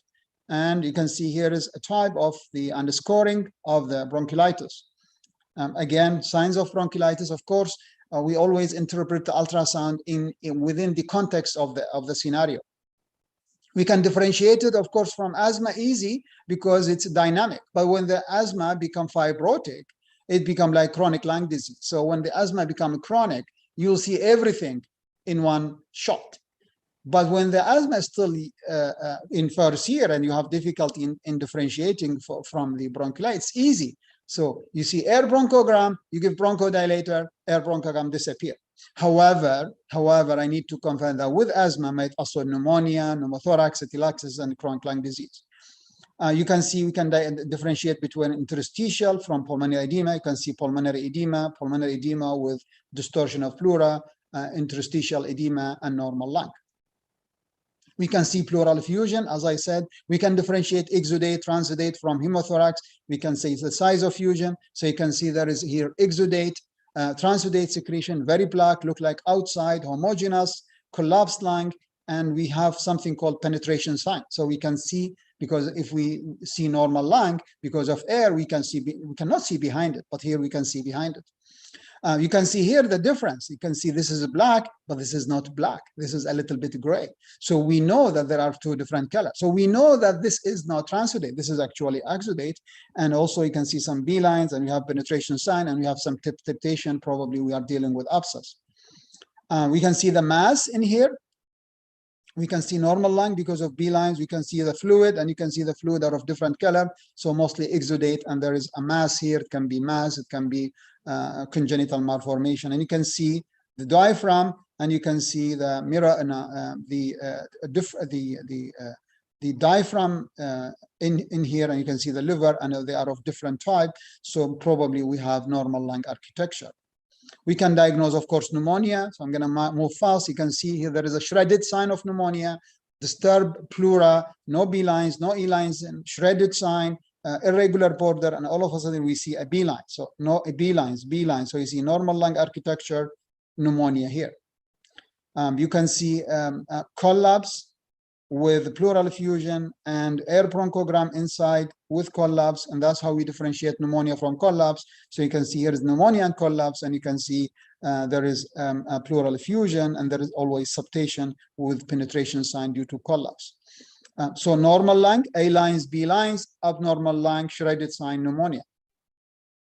We can differentiate bacterial from viral because bacterial is hyperemic. So we can put the Doppler and we see hyperemic area. So mostly this is hyperemic, while in viral, it's usually oligemic. We can see the abscess. You can see the abscess here. And why it's abscess? Because inside is fluid. There is no shredded sign. There is no air bronchogram, so it's not pneumonia, and it's not a cyst because it's a regular border. And you can see some edema around it, and you can see some pulmonary edema in here. We can see very micro abscesses, so we can diagnose abscess that impossible to see an ultrasound down to 1 millimeter. We can diagnose atelectasis, so you can see collapse, but this is pneumonia due to air bronchogram. You can see pulmonary edema and pleural effusion, pulmonary pleural effusion and pleural effusion here. We can use other protocols such as blue protocol other than 12-zone protocol. So we have upper and lower blue protocol. We have BLAPS point, we have the pleural effusion, and I'm going to go and so we have LUCI or lung ultrasound for critical, and this is very important for respiratory failure. In this situation, we do the blue protocol where we measure only 7 points instead of 12. And the reason we use that, when you get older patient, we cannot move them, so we have to minimize the point of the scanning. Blue protocol, it's even easier because it's only 3 points. So the upper and lower using the hand to point it, and the PLAPS, which is the point that the maximum point that we can scan from the back. So we put our hand, and in the middle of the upper thumb of the palm, we scan, and the lower, and then we draw a line with our lower to the maximum that we can reach to point out the PLAP point.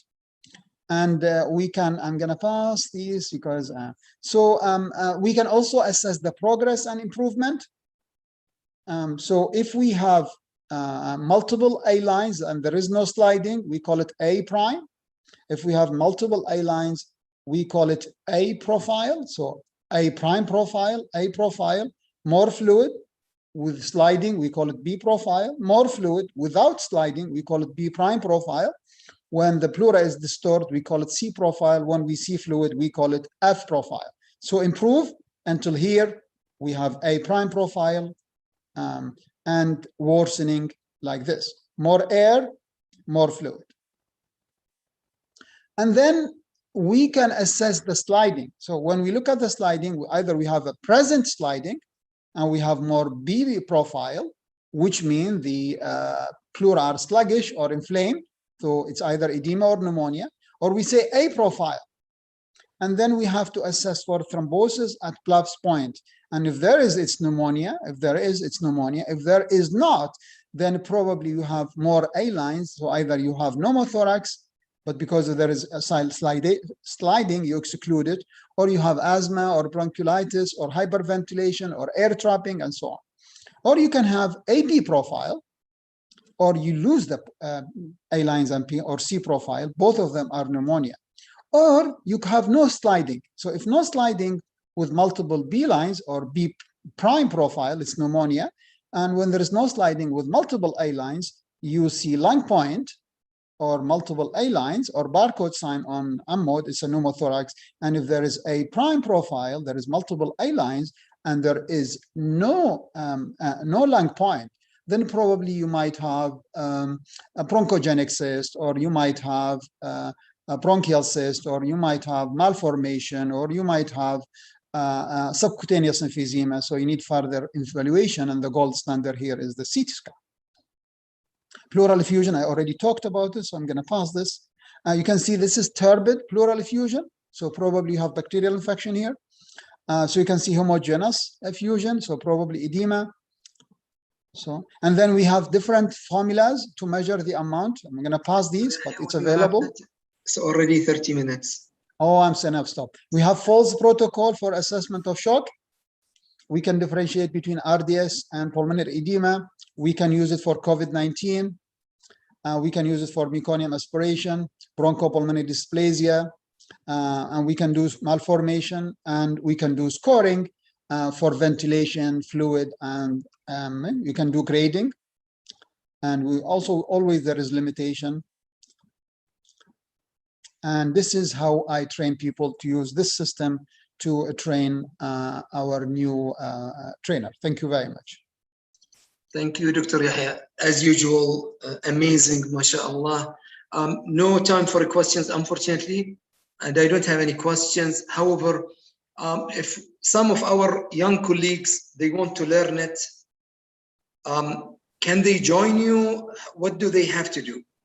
Well, I have online courses, and they can join me differently. We can do, we're planning to do on mannequins next month, hand-on training with Abu Dhabi, so, and with Turkey. So if anybody want to join, and we will announce it. Also, I do have online courses, and people start to practicing based on the online courses. So I do online courses for sessions, and then I can mentor them through any communication system while doing their pictures, and they can read it to me, and then I can interpret it with them, as a self-learning process. Also, they can join me. No, that's a great. Thank you very much, Dr. Yahya. Thank you, sir. Thank you very much. Really pleasure to see you again. Well, not in person, but at least through Zoom. Thank you very much. Great presentation. Thanks a lot. Appreciate it. Thank you, sir. Thank you very much. Assalamu alaikum. Alaikum salam. Thank you very much. Dr. Muhammad. Yes, Dr. Isa, thank you. Thank you, Dr. Isa. Thanks, Dr. Yahya. We're always giving the best for the last. Thanks, Dr. Yahya. It's an amazing presentation. And thanks for all the audience who will be staying with us till the end.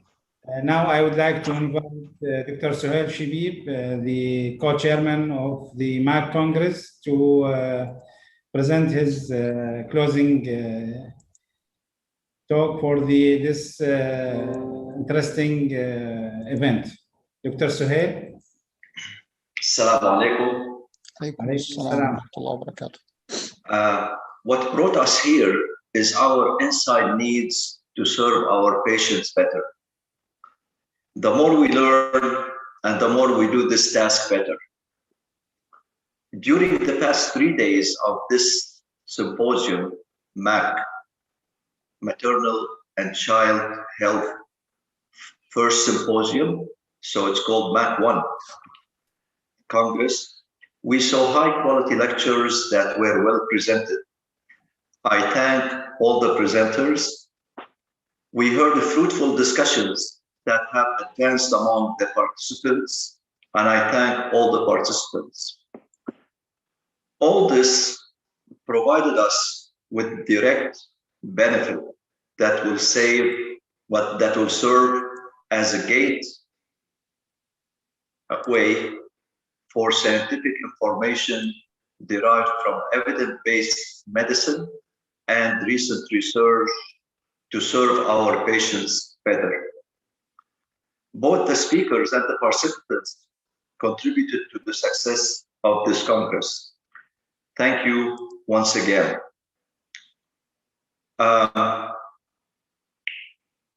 This is not to stop here. Next year, same time, inshallah, we will have MAC 2. In an extension of this scientific gathering, the Royal Hospital for Women and Children decided to establish Bahrain Maternal and Child periodic journal. I hope this summer, maybe end of July, we'll have the first issue. And just to make you a little brief about it, it will be entertaining, like 4 or 5 pages it will be sent to all the participants on the email. A subject to review, a case of the month, some new research, a pharmacy review of the drug, what's new in medicine, new NAHRA's regulations, medical events, and so on. I think this will keep us all together, well informed, and we all will be looking forward for better patient care. I thank you all for coming, and I will be definitely looking forward to see each and every one of you and meet with everybody I can next meeting, inshallah. Thank you. Thank you, Dr. Suhail. And I would like to ask all the speakers who would ask to open their camera to take the last photo. Dr. Isa, Dr. Salam, Dr. Khalid is available. Our Congress Chairman, Dr. Hatem, I hope he's also with us. Dr. Marcella, Dr. Anastasia, Ahmed. بصير مع دكتور يحيى على البحر قاعد لنا ما شاء الله.